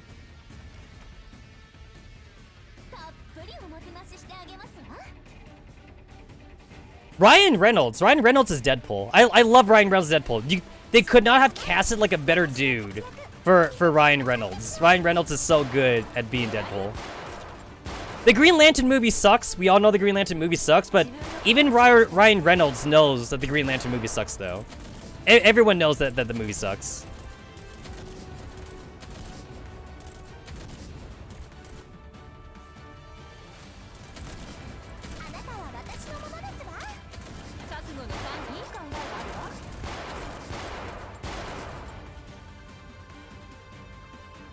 I like Ryan Reynolds because, like, he's a very self-aware actor. I'm kind of sad, though, that, like, Robert Downey Jr. is not going to be doing any more Iron Man shit. And then, like, Chris Evans isn't doing Captain America shit anything anymore either. Like, their contract has expired, but they don't want to do any more movies, they said. I remember, like, he said that, like, he didn't want to be known as Captain America either. Like, he didn't want to have, like, one role, basically. He didn't want to be, like, that guy who only did, like, one thing or something. He wants to do, like, multiple roles. He wants to be, like, in multiple movies. But, like, let me ask you, it's like, everyone knows him as Captain America. No one knows him as, like, fucking, like, the Torch from the Fantastic Four movie, right? Like, no one knows him from the Fantastic Four movie. Like, no. The Fantastic Four movie is the movie that, like, we all want to forget. We all want to forget the Fantastic Four movie. Because that was a hot piece of shit right there.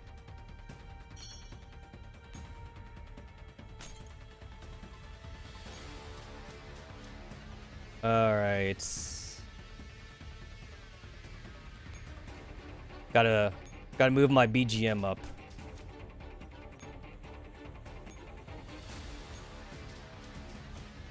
Might have been better to go the other way. Yeah, there we go, we're good.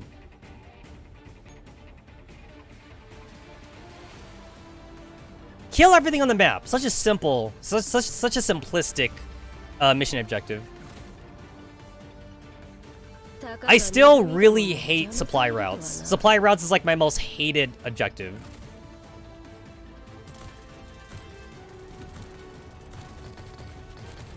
To me, like, my definition of supply route is kill everything on the map and then, like, hit the end turn button 5 times. That's basically my definition of supply route.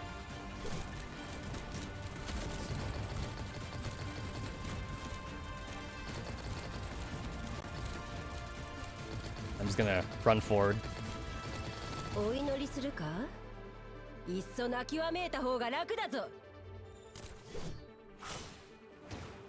I hope they do, like, hacking better in Girls Frontline 2. I'm pretty sure it's because of this game's limitations, but I've always thought that the hacking thing was weird how they portrayed in this game. So I hope hacking in Girls Frontline 2 is, like, actual, like, it looks, like, aesthetically pleasing. It looks like actual hacking, and, like, not the player, like, technically going into, like, a mindscape, but, like, still having to, like, fight enemies and do the same shit they always do.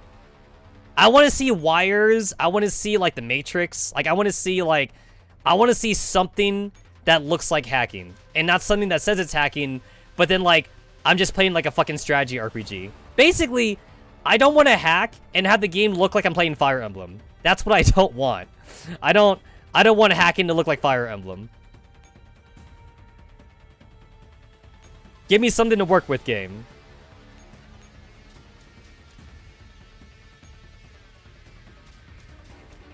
I gave my Type 88 the Dandelion Shield, but I'm not even using Type 88. At this point, the Dandelion Shield's almost redundant. It's a taunt fairy that lasts like 3 seconds.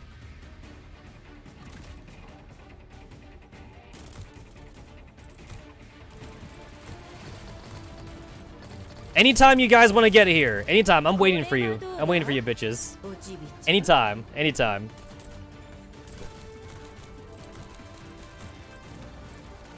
Oh shit, there's like 2 pairs of gorillas, damn.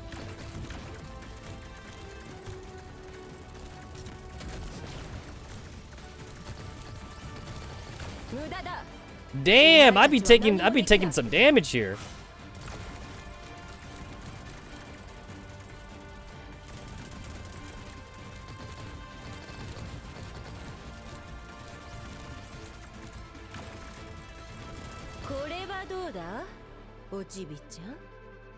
And I did this with the Dandelion debuff too. Wow.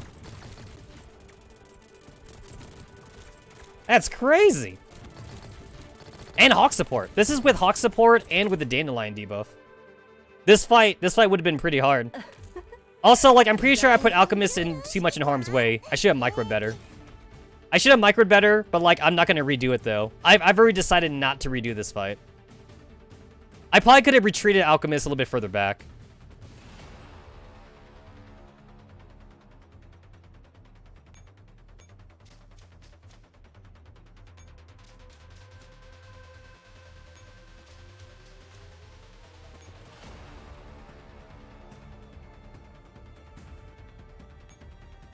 Man, I haven't used M4 in a while. Oh, shit. I thought there was a fucking line right there. There's no line right there. Oh, I can't go that way. I cannot go that way. All right, then.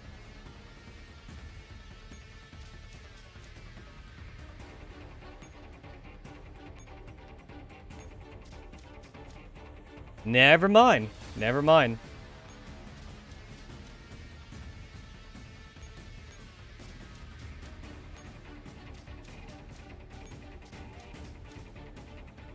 Rip Prison Guard. Prison Guard. Prison Guard, he's a goner. He's a goner.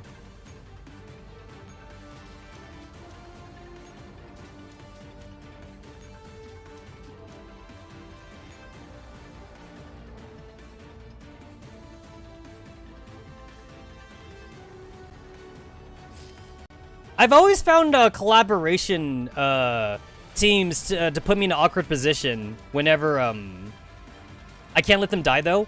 Oh, correction. I could only lose 2. There's 5. There's 5 of them on the map. But, like, the game says I need 3 to live. So, actually, I could lose 1. That's why I'm not worried. That's why I'm not worried. If I was more worried, I'd, like, parachute fairy shenanigans or something. I could have saved him. I definitely could have saved him, by the way. I have a parachute fairy on the map. But I'm going to let him die because I don't need him. Thankfully, the merciful Mika gods have said that you don't need to save them all.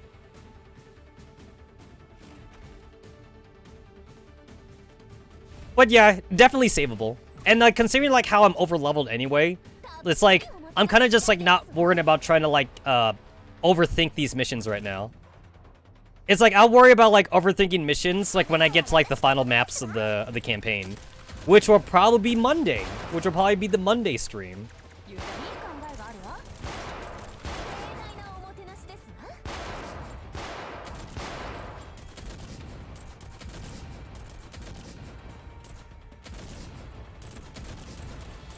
No! Damn. Alright, damn it.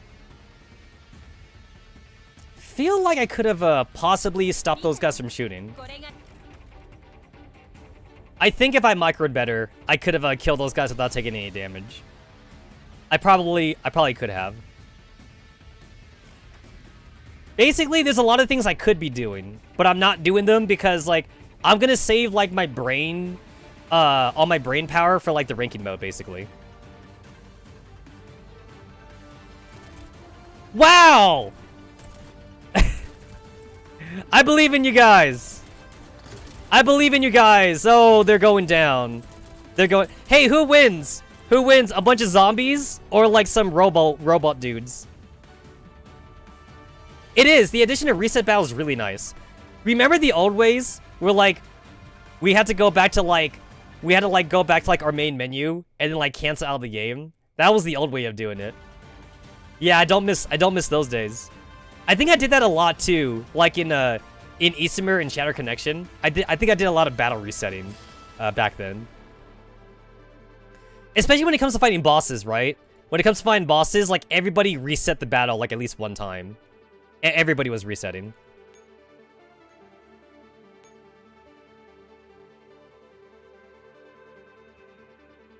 Oh, hold on. Alright, I'll give you a shield just in case. It's like I'm damaged, but like there's no reason why I shouldn't be able to win this. Fuck it. Yeah, no reason why I shouldn't be able to win this.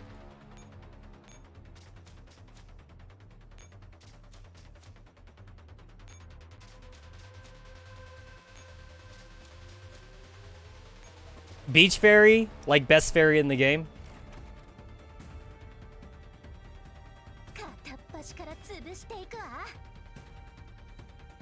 The comp does get screwed a little bit if you use Dandelion and they have laser beams. Oh, yeah. Huh.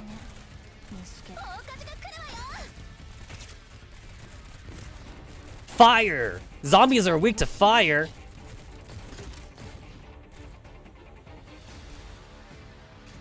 I never tested this out. I feel like Artillery Fairy and Airstrike Fairy could just solo some missions by themselves.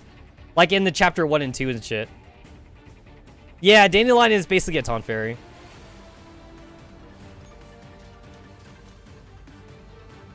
For my rifle team, it actually doesn't matter too much if they go in the center, because I keep my rifles in the corners, actually. In the center, I have M1911 to, like, buff both my rifles. So for me, I'm not losing a rifle, Link. Yeah, I got KSVK in the number 1 position, and I got Type 88 in number 7 position. So, like, for me, I'm okay.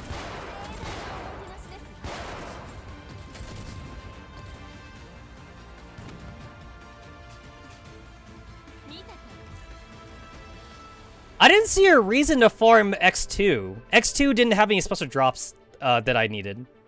I only farm Infinity 1 because Infinity 1 has like Deringer, and like you know Deringer is like the new T-Doll. So I only farm Infinity 1. Infinity 2 didn't seem like it had anything for me.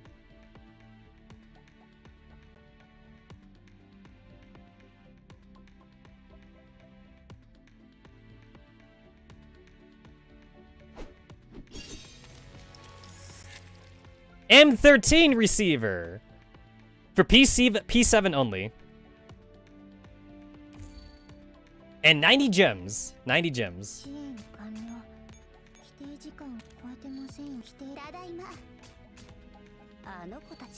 You know, it still annoys me that like they don't update the bingo missions to like for Paradias and for KCCO.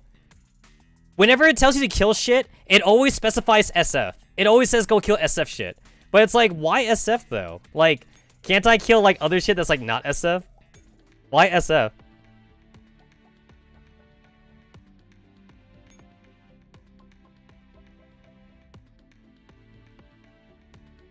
It's not just that too, the weekly missions. The weekly missions are also bullshit. Because like the weekly missions also specify SF.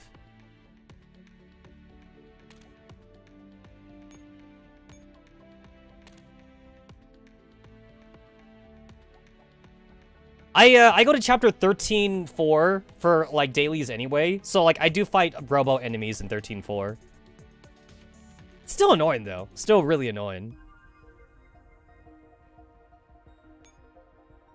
I guess here's the question.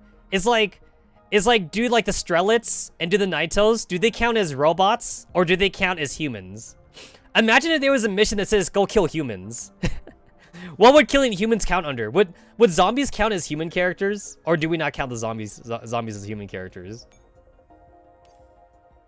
Because now there are human enemies in the game. So we got robots, we got armored units, and we have humans. We have like fully mechanical units. And then like, I guess Naitos and Ringleaders might be considered different. Another thing that's also kind of weird is that like when it says go kill armored units, is like technically that kind of describes most enemies in the game though. Like logistically that kind of considered most enemies. Like even the regular SF units, it's like if they're robots, they're kind of are armored. If they're robots. Robots are armored on some level. But no, they mean heavy armor though. When they say go kill armored units, they mean go kill heavy armor. I mean, you go to chapter 1 and there's prowlers around, you know? It's like, that's armored. You don't need armor piercing, but it's armored.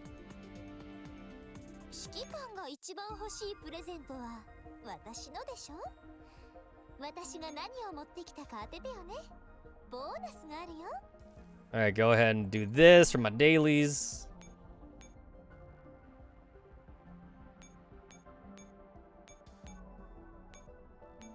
This is a first world problem, but it's like I specifically keep a unit now, like that's not fully enhanced, so I can do the daily, because like I have so many units that are maxed out right now. So it's like I need to keep someone not enhanced on purpose. It's literally like a fucking first world problem, because this is a goddamn daily mission to enhance.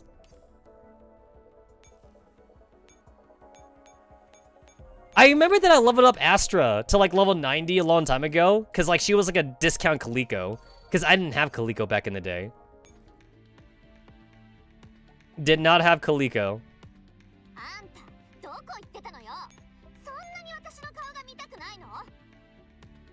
You accidentally recreated GFL when you're writing some anime BS? You know what? You know what? Cap though, it's really easy to get influenced by your favorite shit.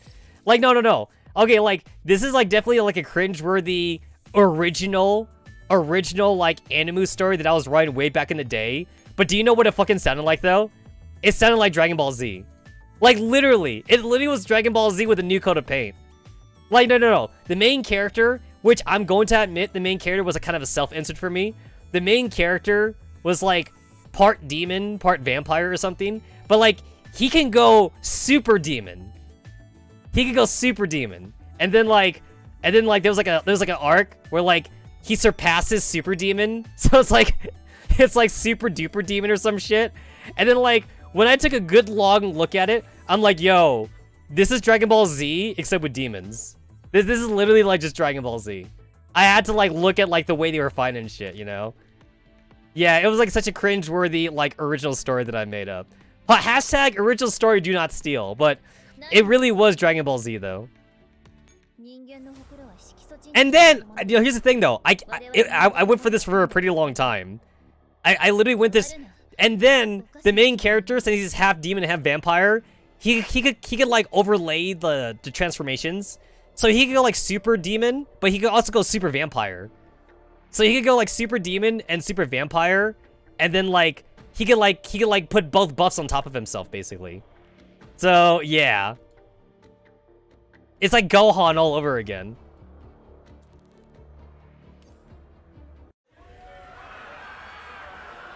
So half of these guys are zombies.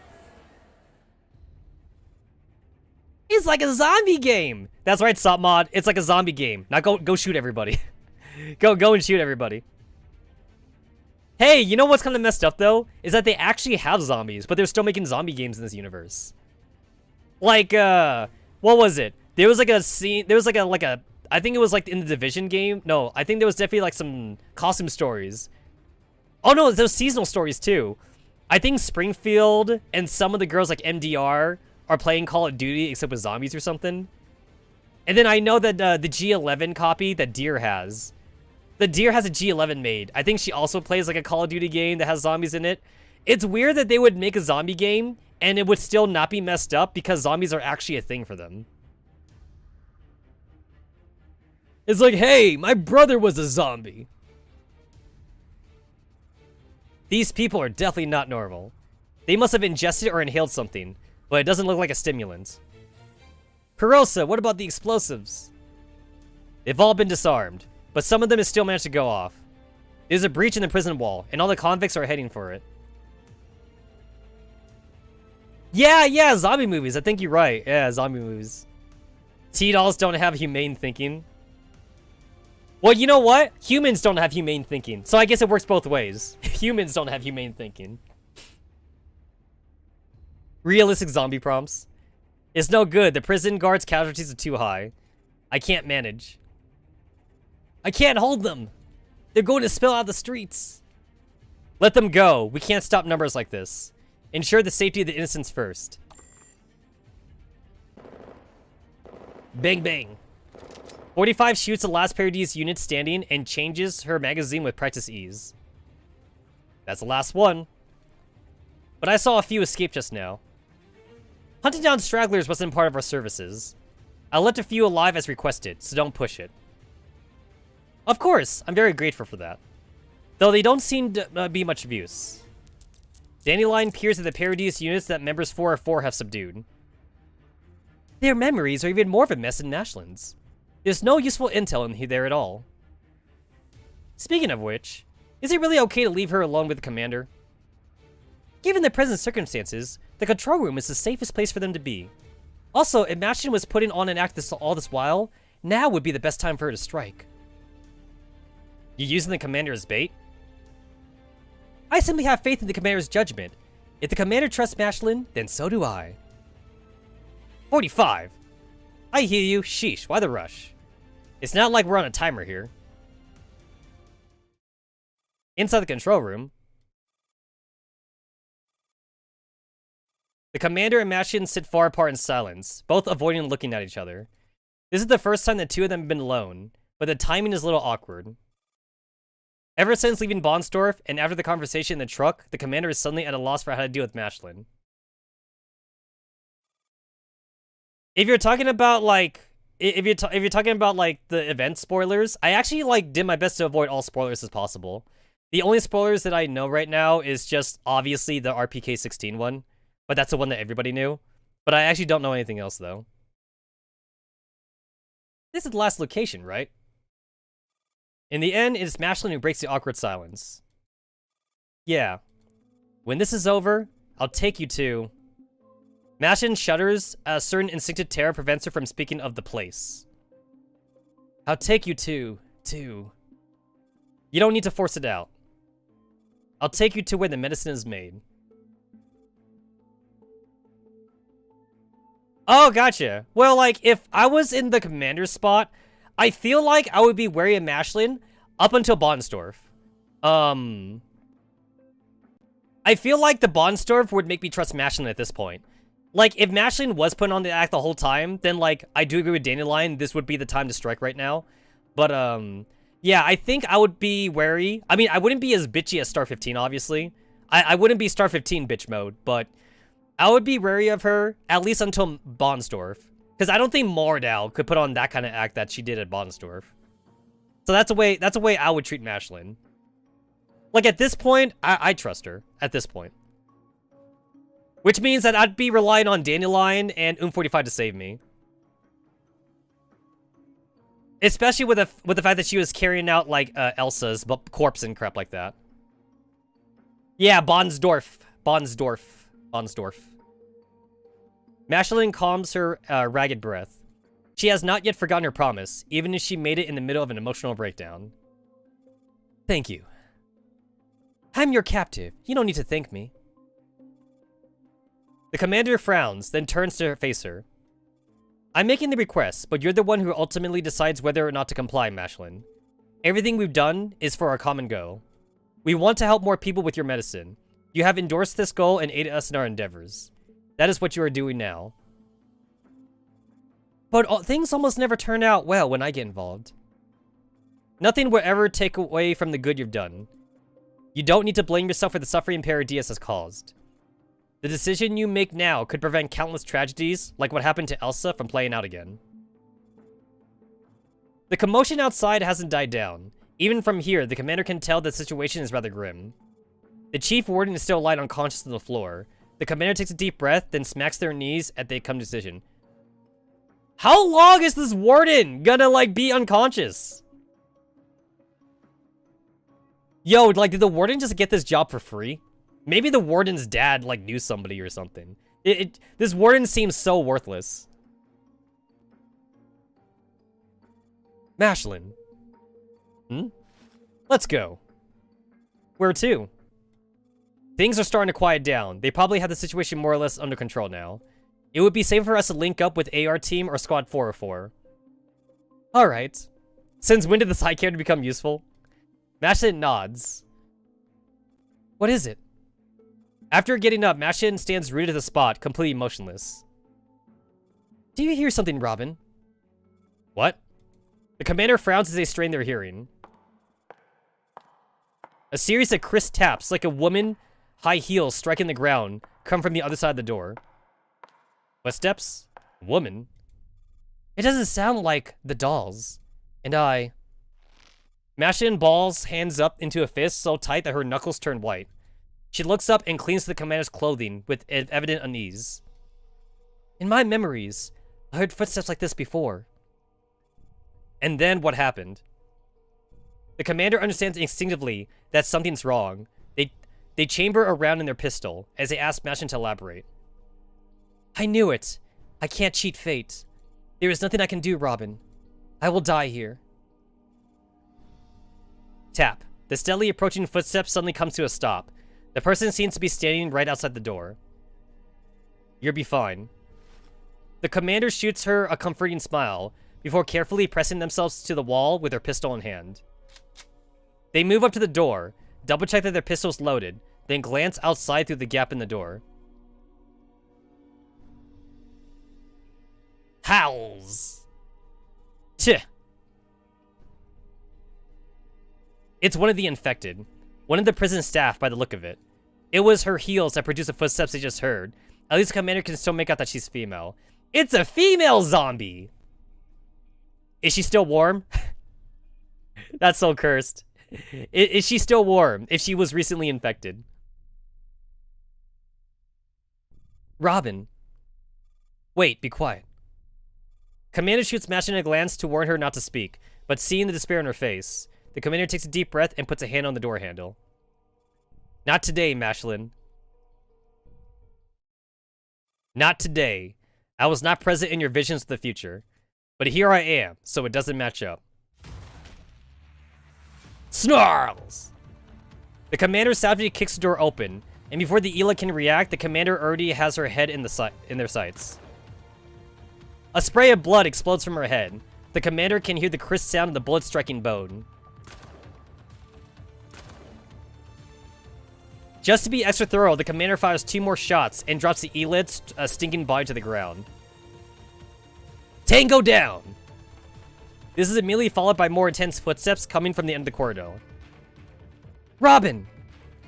Wait, don't panic. 45 emerges from around the corner in a tactical roll, her muzzle pointed squarely at the commander. What the heck? I thought you were dead. Seeing that the person still standing is her employer, she quickly lowers her gun. Commander, are you alright? Dandelion strolls out casually from behind. As she greets the commander, her gaze falls on Mashlin. I'm fine. The commander also breathes a sigh of relief at the arrival of Squad 404.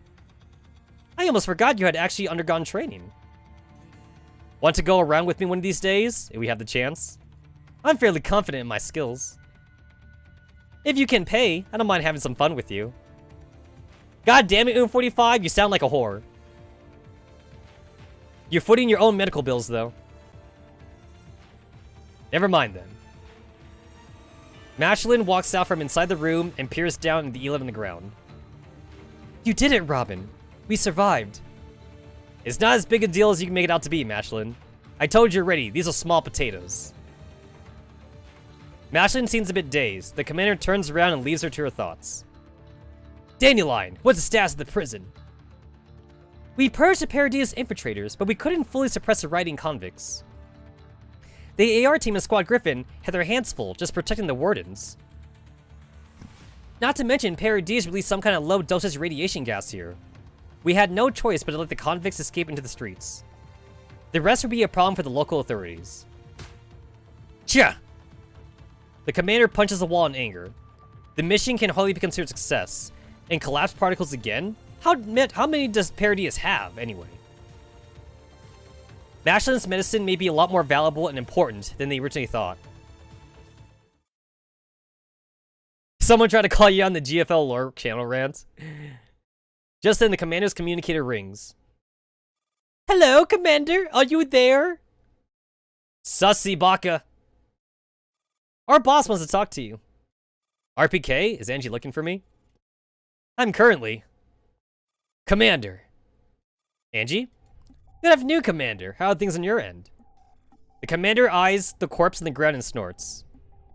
Going well. I guess we just found a lead. How about you? I'm getting by.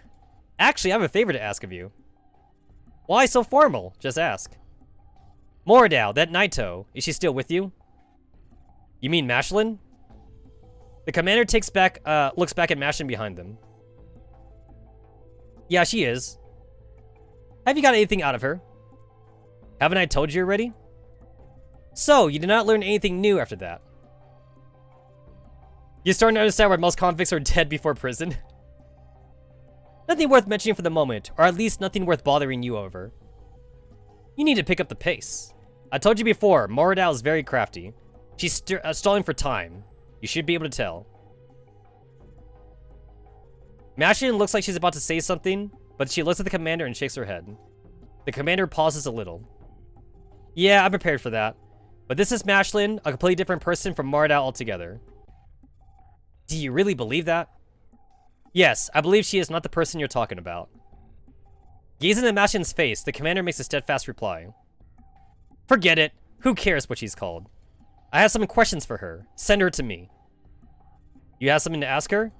But I've told you everything she knows. Then she must be hiding something.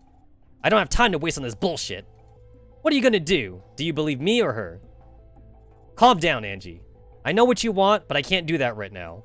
She's revealed something about a medicine that's very effective against Elid, and we're handling it right now. An Elid medicine?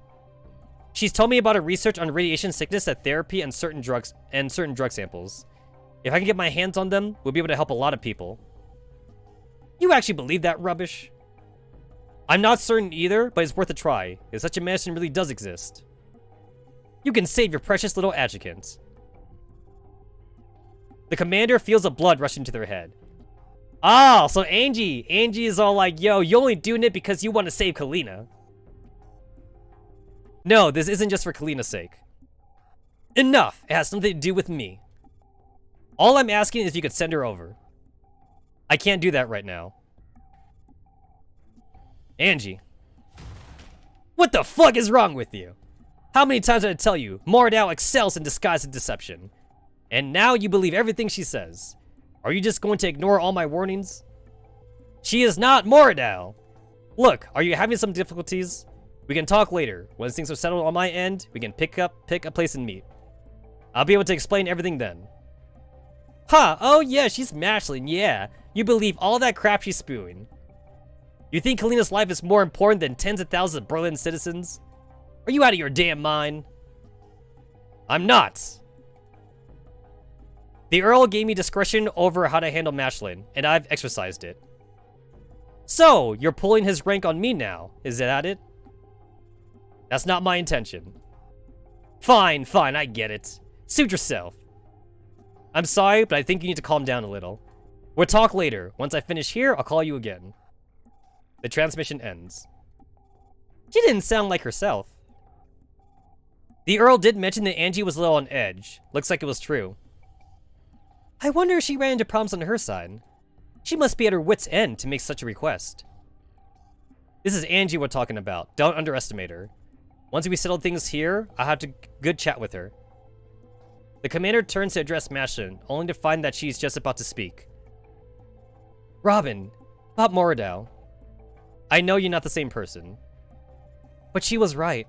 Moradau is very devious and calculating. She would disguise herself, enter herself close to you, and wait for the right moment to strike. That is definitely something she's capable of. But I trust you. You're just an ordinary person who wants to do good. Mashlin claps her hand. She seems to have made up her mind. I trust you too, Robin. I have a set of coordinates for you. Coordinates? Looking at Mashlin, the commander comes to a realization. Oh, that was the last of this, which means there's the Angie stuff. There's all the Angie bullshit. And then it's like whoops, hold on.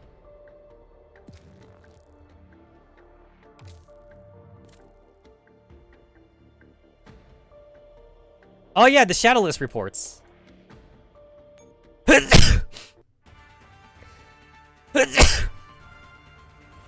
Hey, look it, we were just there. We were literally just here. The police has sealed up the surrounding areas. Also at the scene are members of the Class Particle Disaster Response Group. Prison staff injured at the incident have been treated, and all the escaped convicts have been recaptured by the police. In a statement by the police, they claim that the prison riot has been curbed, but out of safety concerns, citizens are advised to avoid going out during nighttime to avoid any accidents.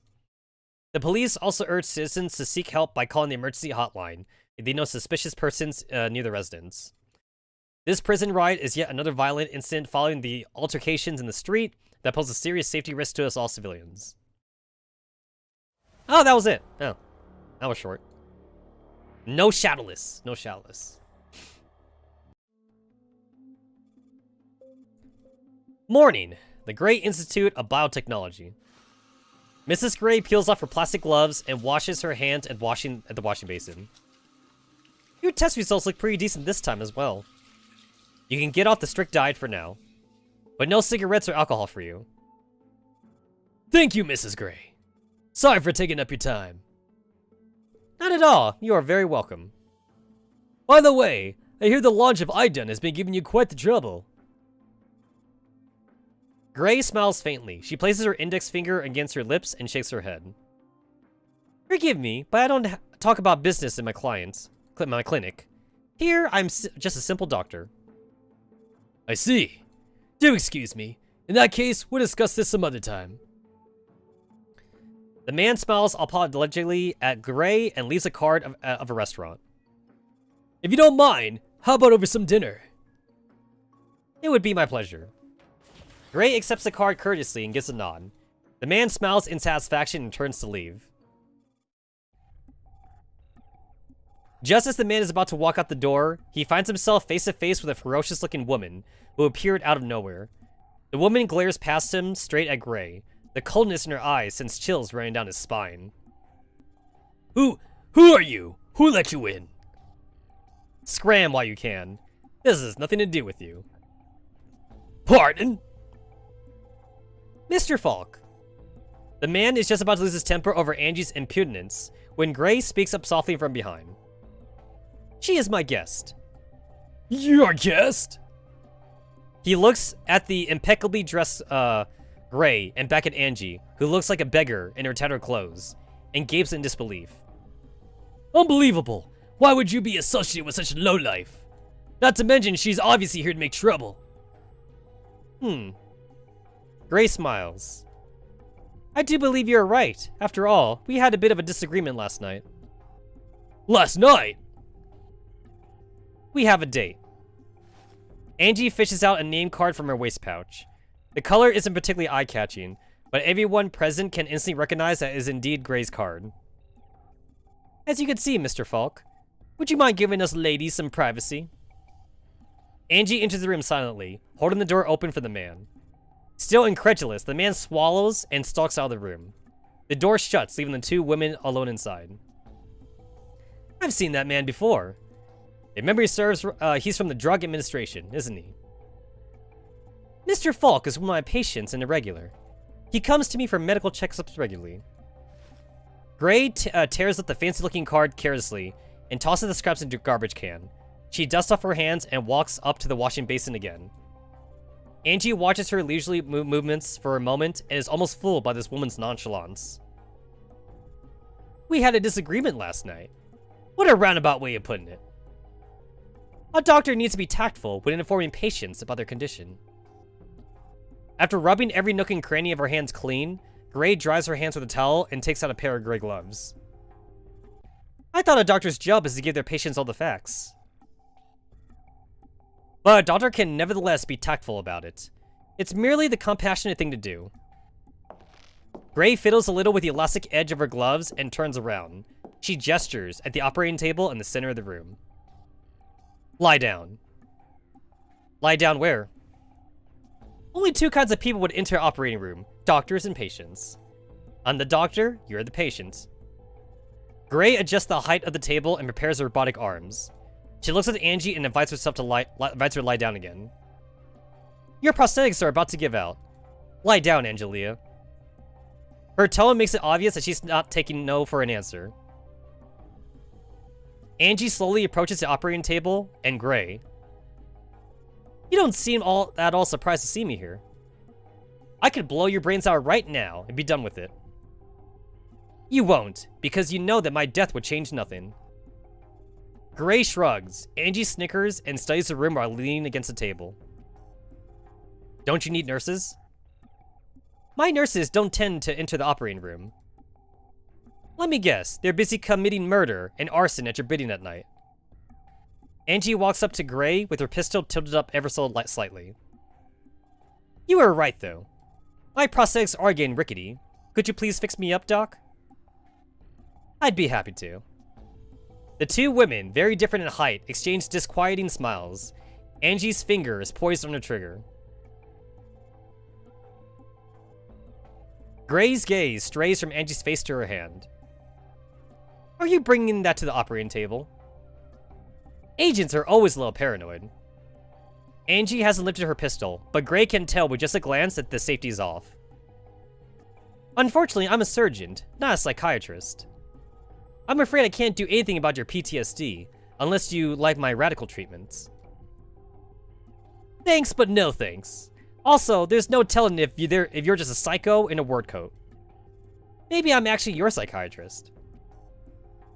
What an amusing thought. I like psychiatrist.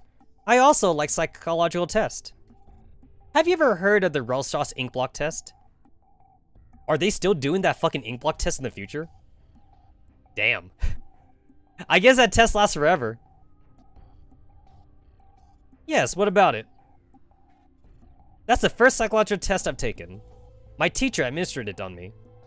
I've never taken that test. I've never taken that ink block test. You had teachers? Didn't you? What is that test? Oh, it's that test where like a psychiatrist or doctor, they get like a piece of paper, they put like an ink, they get one drop of ink and they like splatter it, they drop it on the paper and then they fold the paper in half. They fold the paper in half and then they unfold it and then they ask the patient what did they see. It's a psychological test because like It's a random ink block. So like it's not like the doctor meant to draw anything. However, the patient though, depending on like how crazy they are, they might see something in the ink block. Like for example, it's like if the patient has PTSD, like, you know, they may be all like, "Oh, I see a battlefield and I see an explosion in that corner or something." You know? Or like maybe if like it's a woman who lost her son or something, then like maybe she would be like, "Oh, I see my son's face on there or something." So the Rorschach ink block test basically like it identifies like what's going on in the patient's mind right now because like they see what they want to see. Because again, the ink is random. The ink is random. The doctor just puts a drop or two of ink on a piece of paper and they slap it essentially. So it's completely random. They normally don't look like anything. They look like an ink splotch, but in the eyes of a crazy person, they look like something. And that's what the psychiatrist is trying to find out. Because the thing is that like you just can't ask a crazy person like what they're thinking about. You just can't ask them that, you know, because they'll lie. Most crazy people lie about that. They're like, "What are you thinking about right now?" And the crazy person would be all like, "Oh, like I'm thinking about like what I had for breakfast or something," you know? So they do the ink block test and then they ask them what they see. It's a different way to phrase the question. It's like, "What do you see?" And then, you know, then like they answer the way they want to answer, you know? I see death. I see a battlefield. I see my lost child. I see like my blood or something or whatever like that. So it's a way to get someone to admit what's on their mind without actually asking them that. It's a very interesting test, but I've never experienced it myself though. Which means I'm probably sane. Angie never looks away from Gray. After a while, she slides into the operating table and lies down slowly. Her pistol is still in her hand, but she has placed her bionic arm on the arm support. Gray puts on the loop and picks out several tools that Angie has never seen from her shelf. Oh, that's cool. Step into my operating table. That's pretty cool, actually.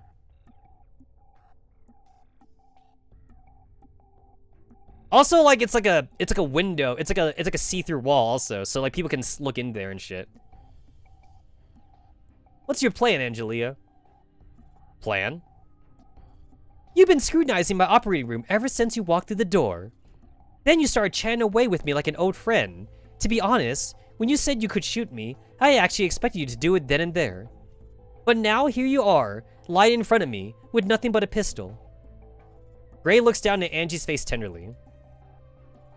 Like a fish on a chopping block. I know you're bold, but I didn't expect you to go so far. So, are you gonna kill me now? You won't get a better chance than this. I'm lying just inches away from you. You just had to slit my throat with that scalpel, and now cease being a nuisance. We're both gambling with very high stakes. Well, are you making a move or not?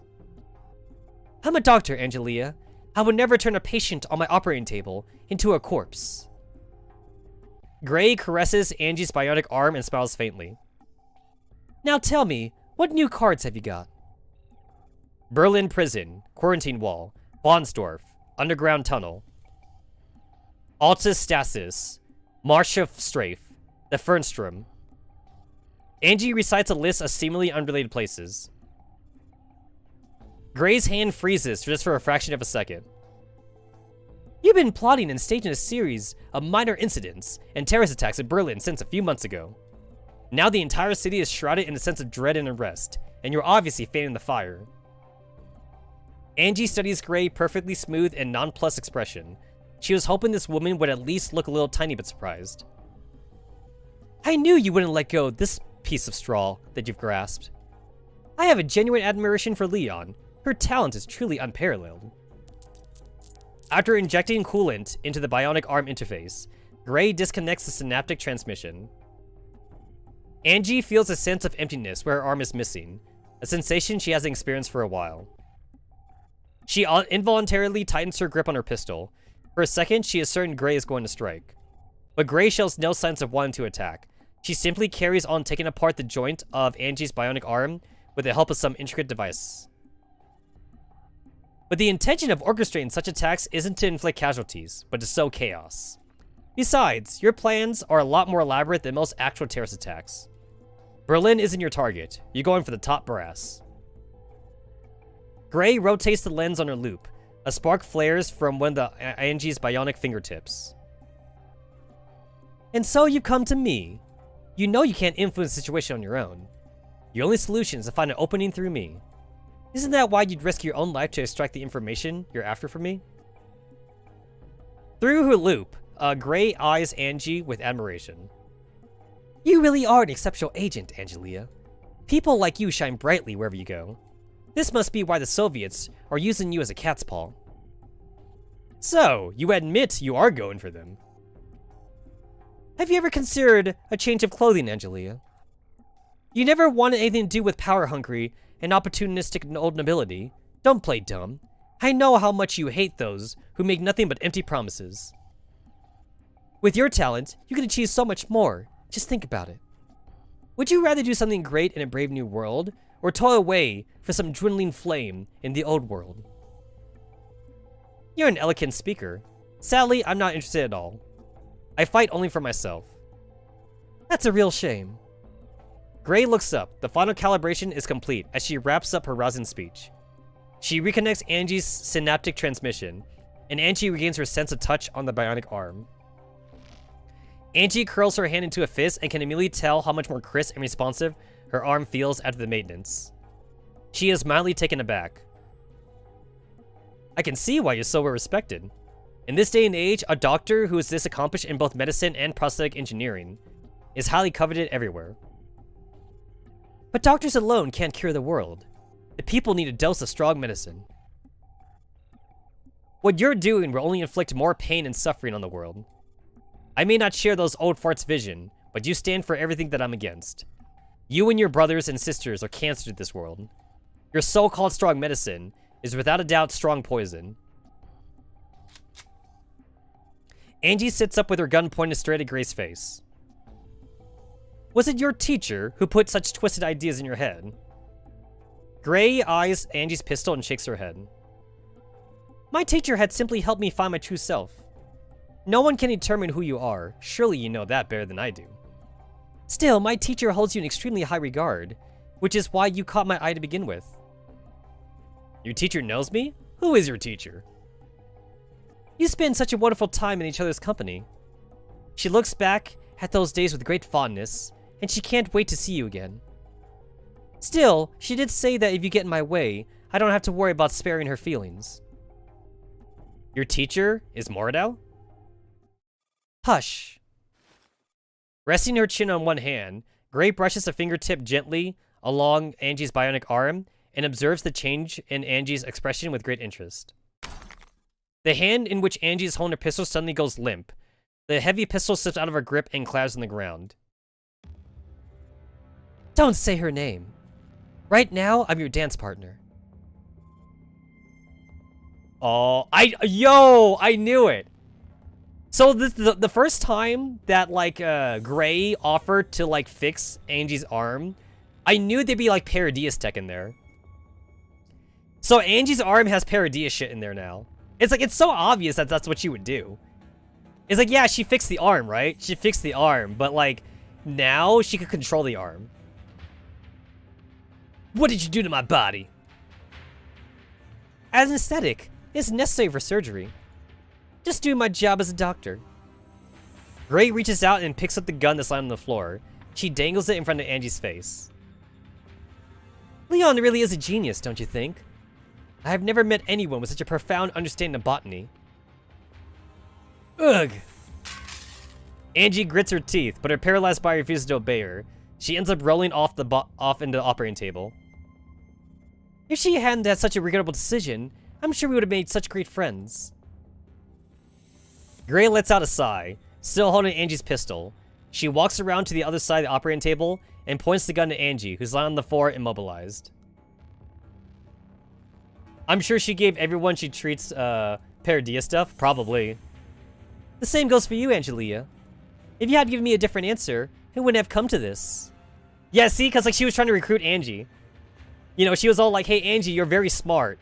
Maybe you could work for a new world, which is Paradias' model. Paradias wants to work for a new world, so If Angie had said yes, then like she wouldn't have done that. You're also a Naito. Is she also gonna get offended by that? Correct. I confessed. I'm quite surprised. You did not suspect me at all, even after what happened with Moradao. This is entirely unlike you. Because I remember when she called Moradao a Naito, Moradao took offense to that. Moradao was all like, no, I am not a Naito. I'm better than a Naito. The Lady of Ashes is a legendary prodigy in the medical field and has been renowned for over 10 years. Your background is spotless, unless you've been setting the stage since 10 years ago. Otherwise, this can't possibly. That is indeed something that's easily overlooked. Gray nods in acknowledgement. Angie flips herself with great difficulty, and she stares at Gray's ageless face. She is suddenly struck by a terrible realization. Gray is dead, isn't she? Oh. They replaced Gray, the real Gray, with a Naito Gray. Ah. Like Moradao. Moradao did say the same shit, right? Moradao replaced the real Moradao with a Naito Moradao. So Gray replaced the original Gray with the Gray Naito.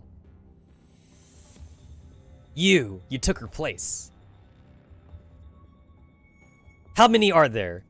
I know you can't be the only one. How many Naitos have infiltrated human society? You ask too many questions, Angelia. But count yourself lucky. I will not kill you just yet. We are quite interested in some of the information that you have. Gray shrugs and bends down to Angie's eye level, as if she's fawning over a child. Angie starts gasping for air. Gray watches her and smiles gleefully. You're too arrogant, Angelia. Why have you come alone? Heh. Angie looks back at Gray and suddenly lets out a chuckle. What's so funny? It's hilarious. You really are Moradao's pupil. William isn't gay enough for any male Naitos, so arrest the female employees. We go in medieval. You even make the exact same mistake. Gray's face blanches instantly. The wall of Gray's clinic is blown apart. A single round flies through the billowing dust and knocks a pistol right out of Gray's hand before she can react. Chih! The pistol clouds into the floor. When she looks back again, Angie has already dragged her paralyzed body away from her. Target locked on. Be careful. Angie is in close proximity. Subduing the target. AK-15 raises her rifle again and pulls the trigger. A metallic clang rings out. Something has darted out from behind Gray and blocked the bullet. It is a long and slender metal tendril with a sharp blade at the tip. It looks like a scorpion's tail. In the face of the menacing dolls, Gray has no intention of getting into a fight. With a single leap, she reaches the wall in the back. She shoots one last threatening look at Angie before finally turning away. Then her powerful tail smashes the glass over an emergency button before AK-15 can stop her. The wall behind Gray suddenly swivels and Gray is pissed. Yo! She got a tail? That's kind of hot. Not a furry, but she got a tail? That's hot, yo. Crap, a trap door. 15. It's built with special material. I can't find it. The alarm goes off and heavy metal gates come slamming down on all four walls of the operating room. Angie, we need to retreat. We won't make it if we don't go now. Damn it. With AK-15's help, Angie scrambles back to her feet. Quick, we're going back. Where? Angie growls through her gritted teeth. The sanatorium. I bet she's headed straight to Leon.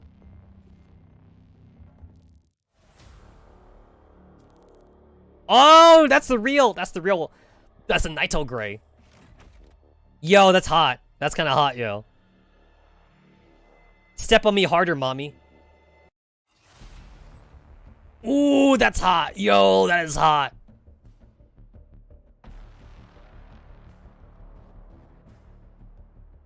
Oh, yo. Yo, that's pretty cool. That's actually amazing right there. Yo, where was the tail though? Like, does the tail like go inside of her body or something? Or like, is it made out of like a special material that can like compress itself? I guess I'm going to assume it's made out of like a compressible material, and maybe she wraps the tail on her waist or something. It either like goes inside of her, or like she wraps it around herself. That's pretty tight though. That's pretty tight. Angie is awaiting rescue. I guess that makes sense. And then we're playing as 94 and AK-15. So we got a rescue hostage. You can obtain defense gate access from enemies patrolling nearby. Yeah, I see. I see.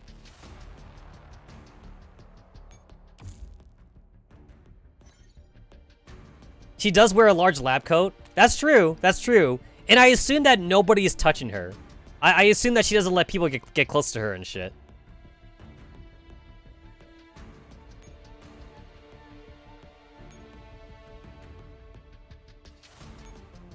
Alright, I guess I'm starting off with this one. This is the weaker one. I'm gonna start with this one.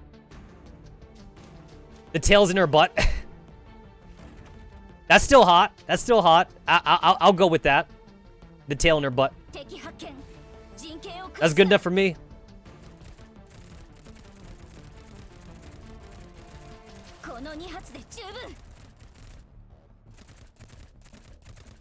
It's too bad that the game forces me to use like the pre-made characters for like the Angie route, because I so would like to cheese. I would want to find out like how to cheese these maps if I could use like my own commander units.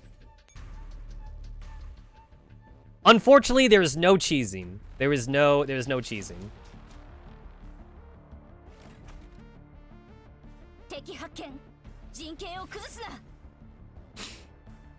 Yeah, I think I'm gonna do like maybe like a 12-hour stream on Monday. See if I can like try and like get through the ranking mode for like the map and stuff like that. If I can, if I put my mind to it, I could probably do like a 12-hour stream, 10-hour stream on Monday. I'll see how that goes. I'll see how I feel on Monday. In the meantime, I have work. Like, I have work later on. However, I have a night shift, so actually I got time. So that's why I'm still streaming right now. I have a night shift, so actually, like, I'm gonna be awake anyway. Normally, like, if I had like a morning shift, I'd be signing off right now. But like, I have a night shift, so yeah. Jesus, I don't think there's anything I can really do here. There's like no amount of micro is gonna save me.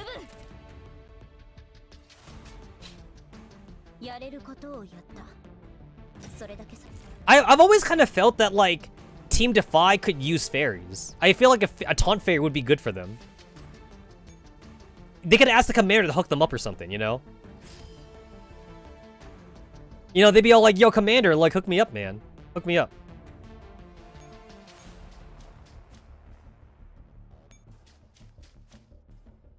Are you kidding me? Oh, wow, this guy has like a hella long, like, patrol range. Alright, never mind then.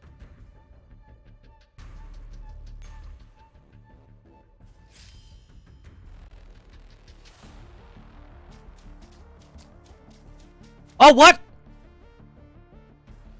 Oh. Okay. All right. Well, guys, this is the timeline where Angie dies.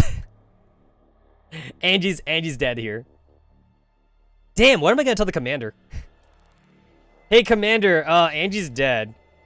Can you imagine being like AN94 and you're all like, hey, Angie's dead. Can I join Griffin now? You gotta ask to join Griffin. I mean, where else is AN94 gonna go, right? Where do they go? Where do they go if Angie's dead?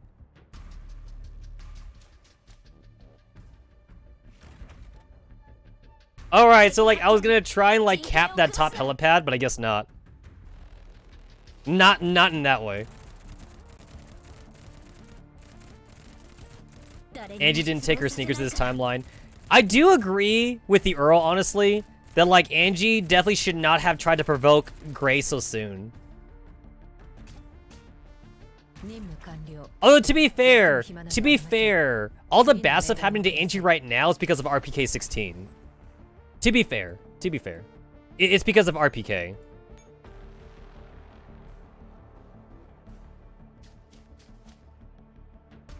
Oh, so that door opens. 敵発見陣形を崩すな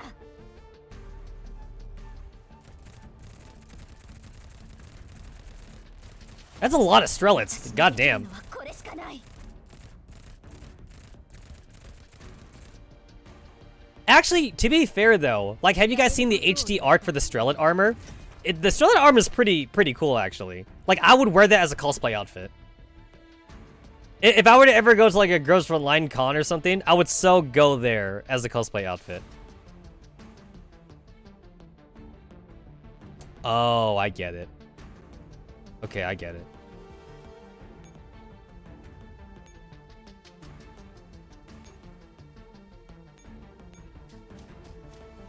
Or if I want to trigger people, I'd be cosplaying Igor. If I want to trigger people, I'd be Igor. I'd have a sign. I have a sign that says Igor did nothing wrong. 誰にも失望させないから I'll have like a flag. I'll have like a KCCO flag or something. 誰にも失望させないから Igor did nothing wrong. やれることをやったそれだけさ指揮官こそ Actually, like, realistically though, like, I think if I were to actually cosplay legitimately as somebody in Girls Frontline, I think I could cosplay as Deer. I could probably be Deer or something. I don't think I'd want to do like I don't think I'd want to wear like a commander coat actually. And the reason why like I don't want to wear a commander coat is because like I don't think the commander uniform is that good looking. It's alright. It's okay. But like I think like most of the other clothing they've shown in this game is better than the commander uniform. And also like I think that's kind of a cop-out too. Like to wear like a red beret and then like a red like coat or something and be like, I'm my OC commander. Like that sounds like such a cop-out.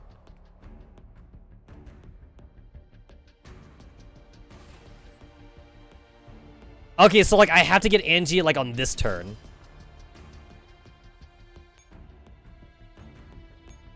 Okay, so that puts me right in the line of of gray, so I can't do that. I can't do that either. I could do that though. Okay, I could do that. Okay, that's good. That's good. That's good. Okay, that's good. Oh, I have no ammo. All right, in this timeline, Angie also dies. 陣形を崩すな Yeah, Angie dies in this timeline too.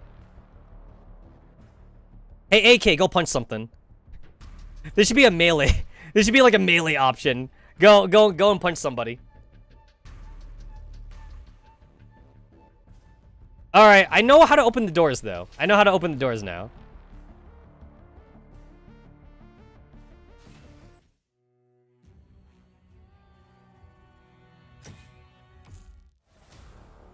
To be fair, AK looks like she could punch somebody.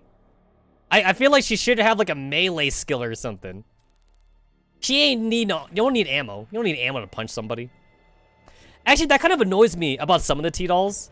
Some of the T-dolls like actually have like melee skills, but then like they need ammo. Like they need ammo to actually like shoot shit, and that kind of annoys me. I wish there was an option for like melee dolls to like be able to fight without ammo, basically. I wish that was an option. Okay, you're not supposed to fight this dude, but like I'm gonna go see what happens. I'm gonna see what happens if I fight him. You're not supposed to fight him, but I'm gonna see. 敵発見陣形を崩すな Oh, that's a lot of dudes. That's actually a lot of dudes. Okay. That's a shit ton of dudes. 私にできるのはこれしかない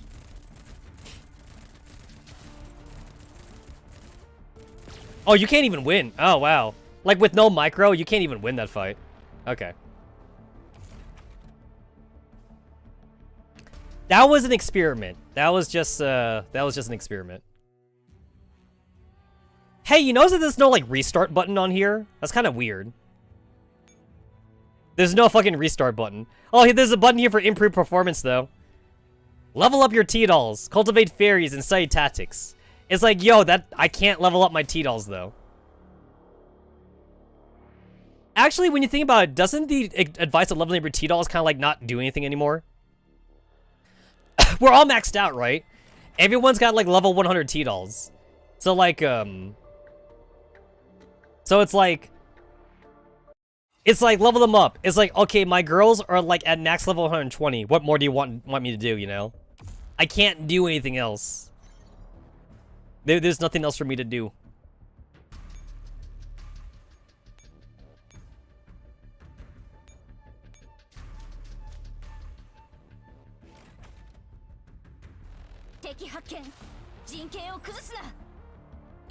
Oh, I didn't even realize it. You don't start this map off with like max ammo. I didn't realize that. I was like, no wonder like it seems like I can't shoot anything. You don't have max ammo. I just noticed it just now. I guess that kind of makes sense lore-wise.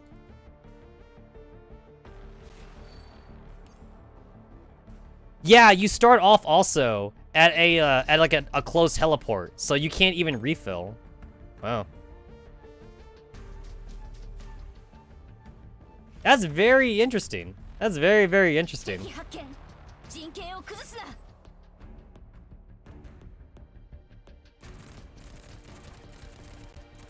So that means like you gotta pick. You gotta like pick your fights.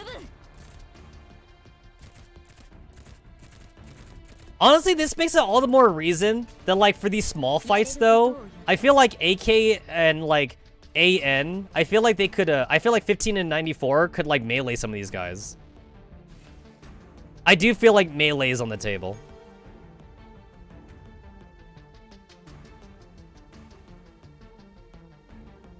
Okay, so I know that you're gonna move down. I know that you're moving down.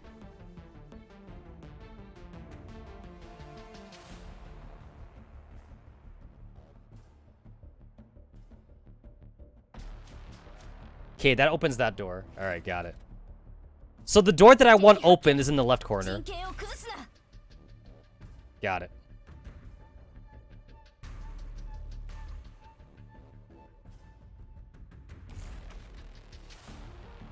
I know that this is kind of like just like the gameplay not matching up with like the story, but it does seem kind of weird that like I need to open up these doors, but like not use like a bean or something to like blow up the wall, because that's what they did. 94 and 15 blew up a wall, but like there's no like capture bean option or anything like that.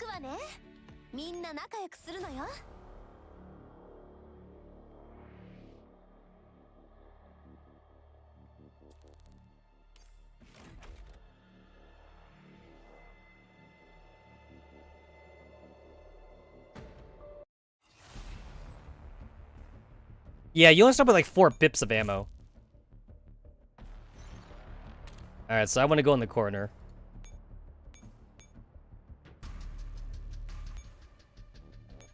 Oh! I gotta click on her again.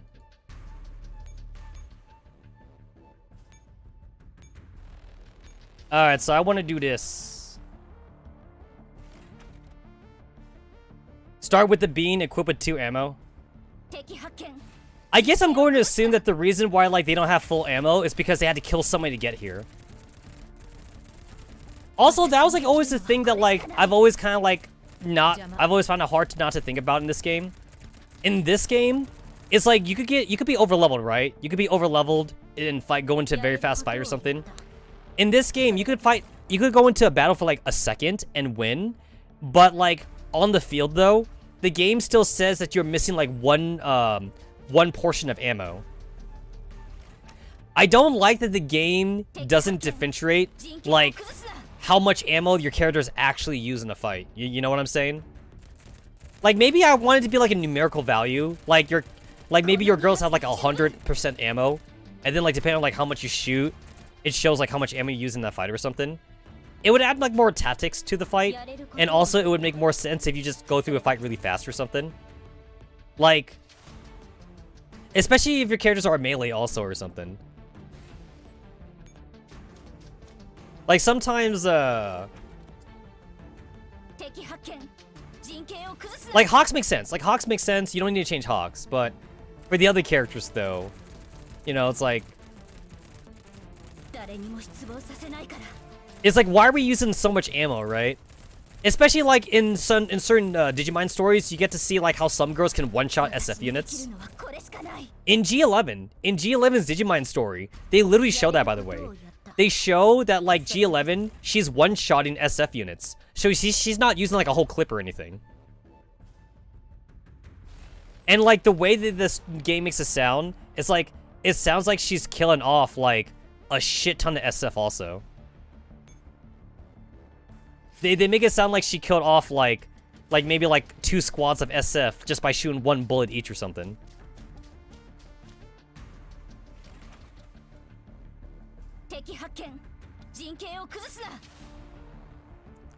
So I want to go in that corner to unlock the door.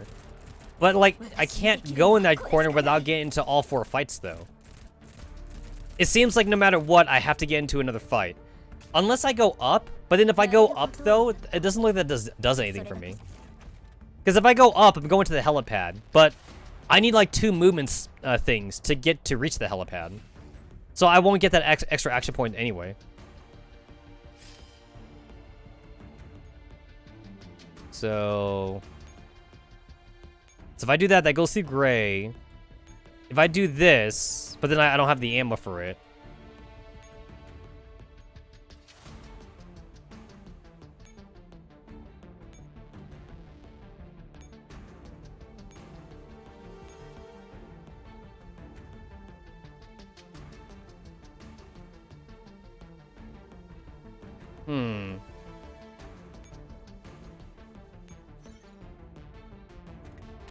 So I can get to Angie, but I can't shoot anything though. But I can get to her though.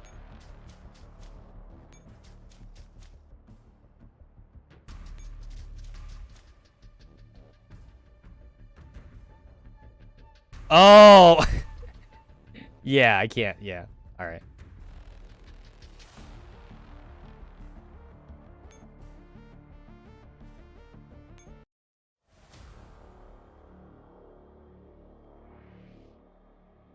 Okay, I guess I'll also do the thing that the game also wants me to do. So I'll go back to chapter 2 then. Okay, so I'll do the other thing that the game also wants me to do.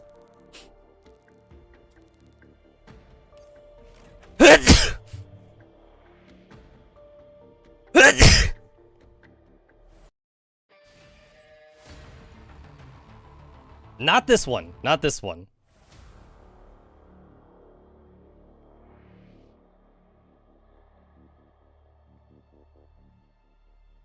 Okay, wait, that's the commander side.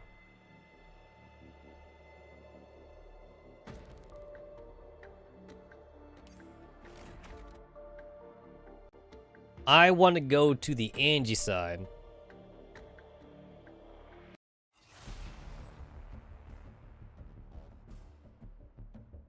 Okay, that is the Angie side, except that's not the mission I want, though.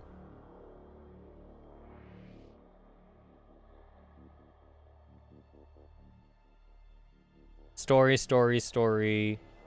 Here we go. That's the one I want. So, I guess I'm going to assume that the game wants me to walk into that stage with a bean already in hand, and this is the stage where I can get a bean.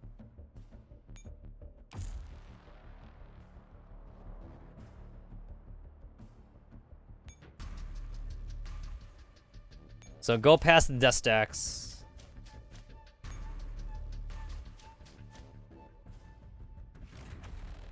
I kind of wish there was another way they could have shown off death stacks in this game. I don't know how.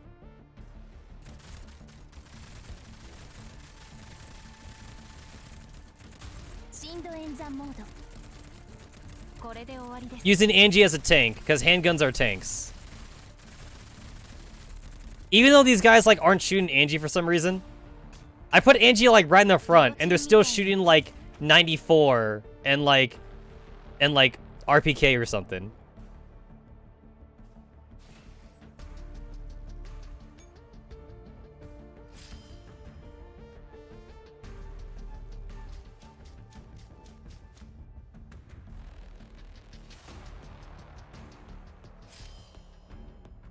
Alright, so this one.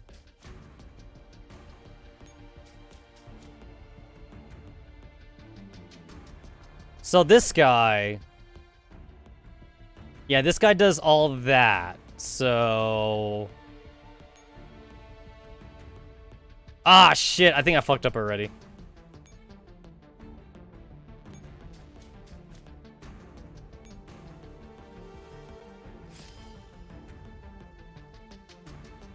I should have gone in the corner. The corner is where I should have gone.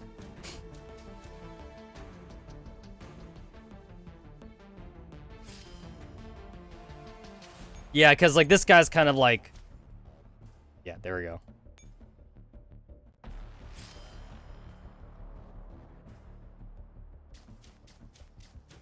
Alright, there we go. Because I'm, like, limited on action points here. 1... 2, 3. Alright, there we go. It doesn't matter, like, if this guy, like, moves up or to the right. I can walk around him either way. It doesn't matter.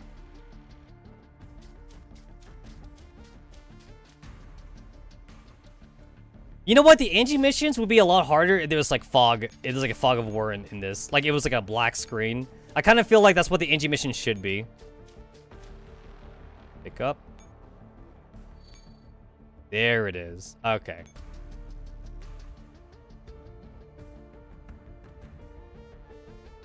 Alright, cool. I got my bomb. I got my bomb. Alright, I'm gonna follow what the story did. I'm gonna blow my way through that door. Alright, so I go back to chapter 3.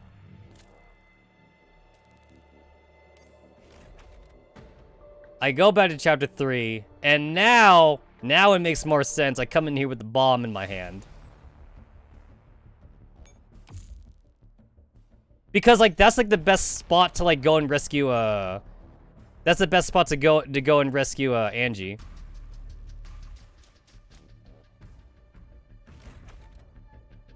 I guess they expect you to follow the story then, because they want you to use a bomb then.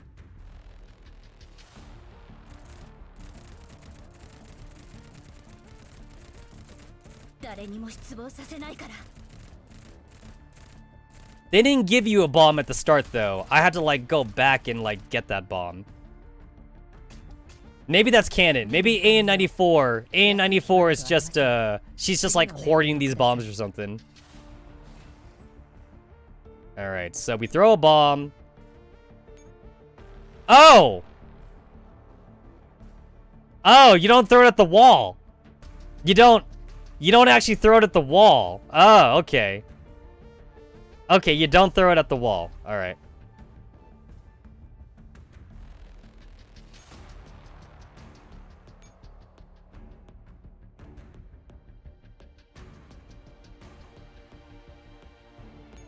Wait, do you? Yeah. You throw it at enemies. Okay. So I'll fight this dude then. I'll fight this dude, then I'll throw it at that dude?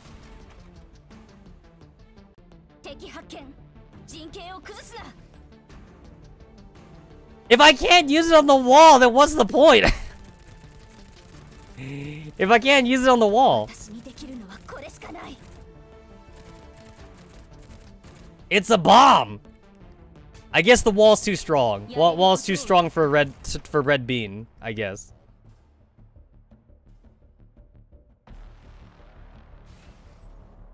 Alright, I'll throw a bomb at you, because you're the stronger one anyway. There we go, he dead.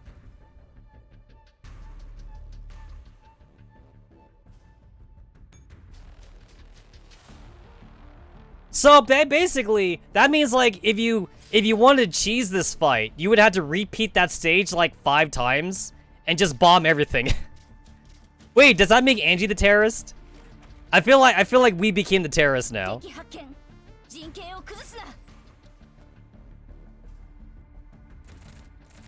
Angie, what are you doing? What? I'm using red beans on the enemy. But Angie, not like this. Not like this, Angie.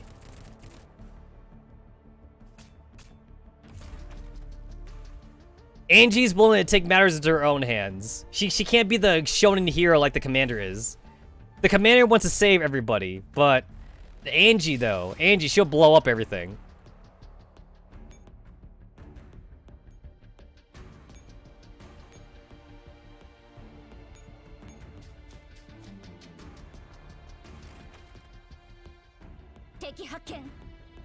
Angie said it the best. So like, Commander is like Karager, and then Angie's like Griffin. Because even with, because like for the Earl, like I definitely do sense like he's a little bit two-faced. I mean, he's still a good person though. Like, I could definitely tell that like, even though like he's a little two-faced, he's probably still at least a good person. But like, he's probably more extreme than Karager though. Like Karager and the Commander have like that wide-eyed expression. You know, they got like that like sense of naivety to them or something. But then like Angie and Earl though, they're a lot more methodical about their approach. All right, now we just go over to the helipad.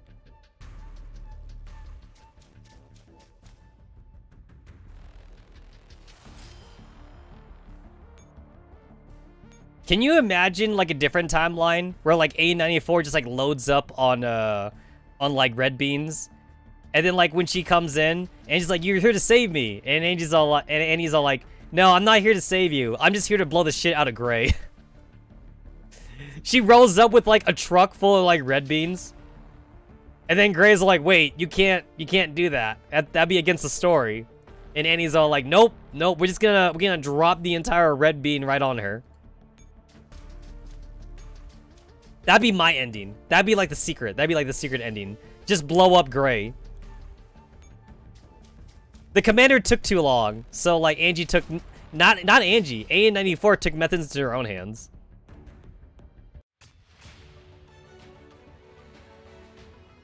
There we go.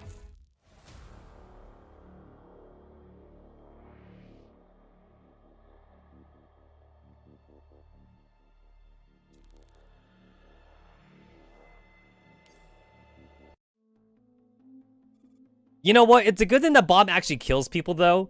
I would have been really disappointed if all it does is weaken people. Because if it just weakens them, then like I would still need to use ammo. It's a red bean, though. They gotta die from that. Earlier that day, Galatea Sanatorium. In Leon's word, the television is showing the news coverage of the terrorist attack on Galatea's medical storage facility somewhere in the outskirts of Berlin that occurred yesterday. The facility has been reduced to ashes, and all fruits of their research stored within have gone up in smoke. You actually went and did it. I've warned you. Staring at the vial Angie has placed on the table, Leon grips at the armrest of the chair anxiously with her uninjured hand. I just want you to understand. Not only do I have what it takes to throw down the gauntlet to Gray, I did it, and I live to tell the tale. I am capable of offering you protection. I've told you before, I want no part in this anymore. You know what? Like, this gets me too, about the way that, like, Mika does her storytelling. It's like, Leon is supposed to be injured. She's not supposed to be in the stupid lab coat anymore. She's supposed to be wearing, like, a war dress or whatever. And she's also in a wheelchair. This picture does not convey anything to me about the state that Leon's in. And also, apparently, she got, like, a canister. Like, she got, like, a canister, and she has, like, papers on her and shit.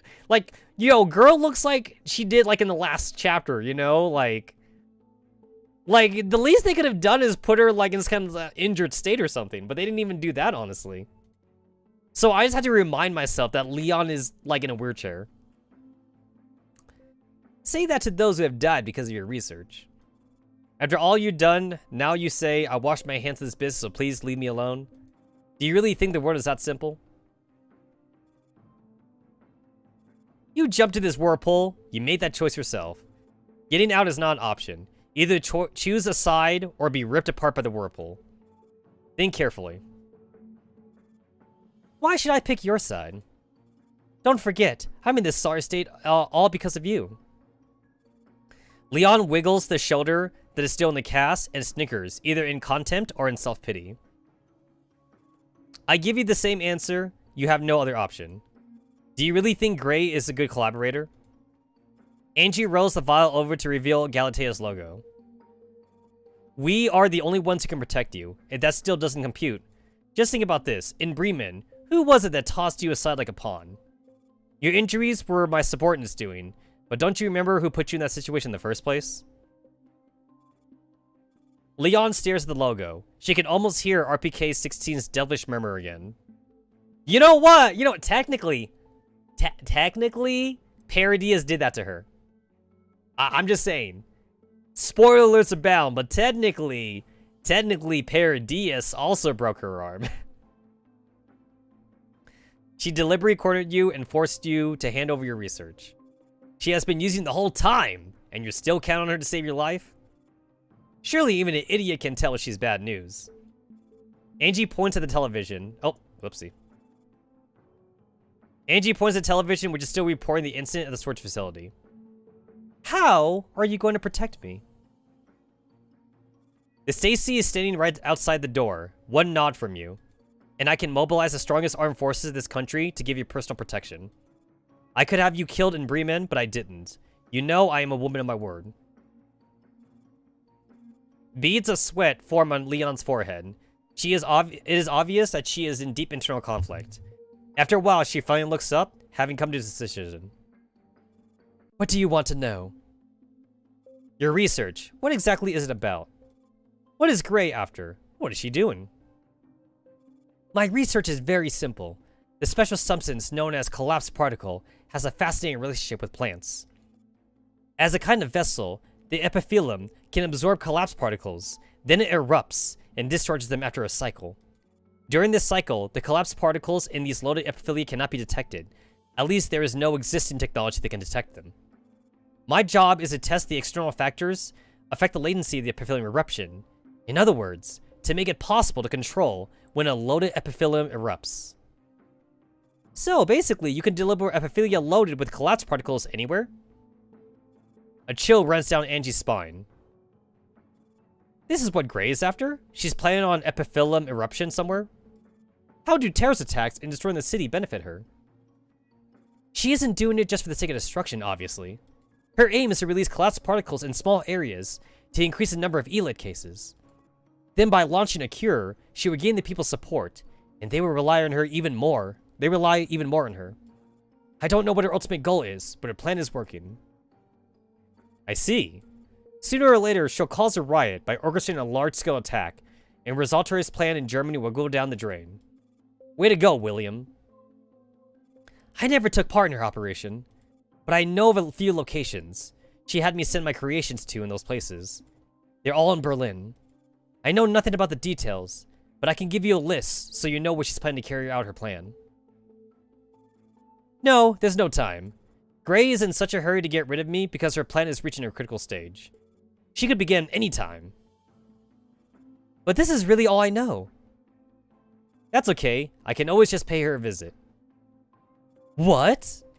Are you crazy? It's worth a shot. Angie stands up with her fist clenched. Then, as she suddenly remembers something, she rummages through her pockets and fishes out a name card. Besides, she invited me herself. Do you really promise you'll keep me safe? Leon looks at Angie, apprehension written all over her face. Don't worry. Angie stuffs Gray's card back into her pocket. I promise. That's cool. That's cool. Okay then. It is 2:30 a.m. my time. I'm gonna stop here because I'm hungry. I'm gonna eat myself some dinner. But we will reconvene back on Monday though, where I gotta do everything else in Mirror Stage. So yeah, we're definitely doing a last minute stream. So I think 10-hour stream on Monday or some shit. I don't know. I'll figure it out. So thanks for hanging out, my boys. And I see you bitches later. Bye-za.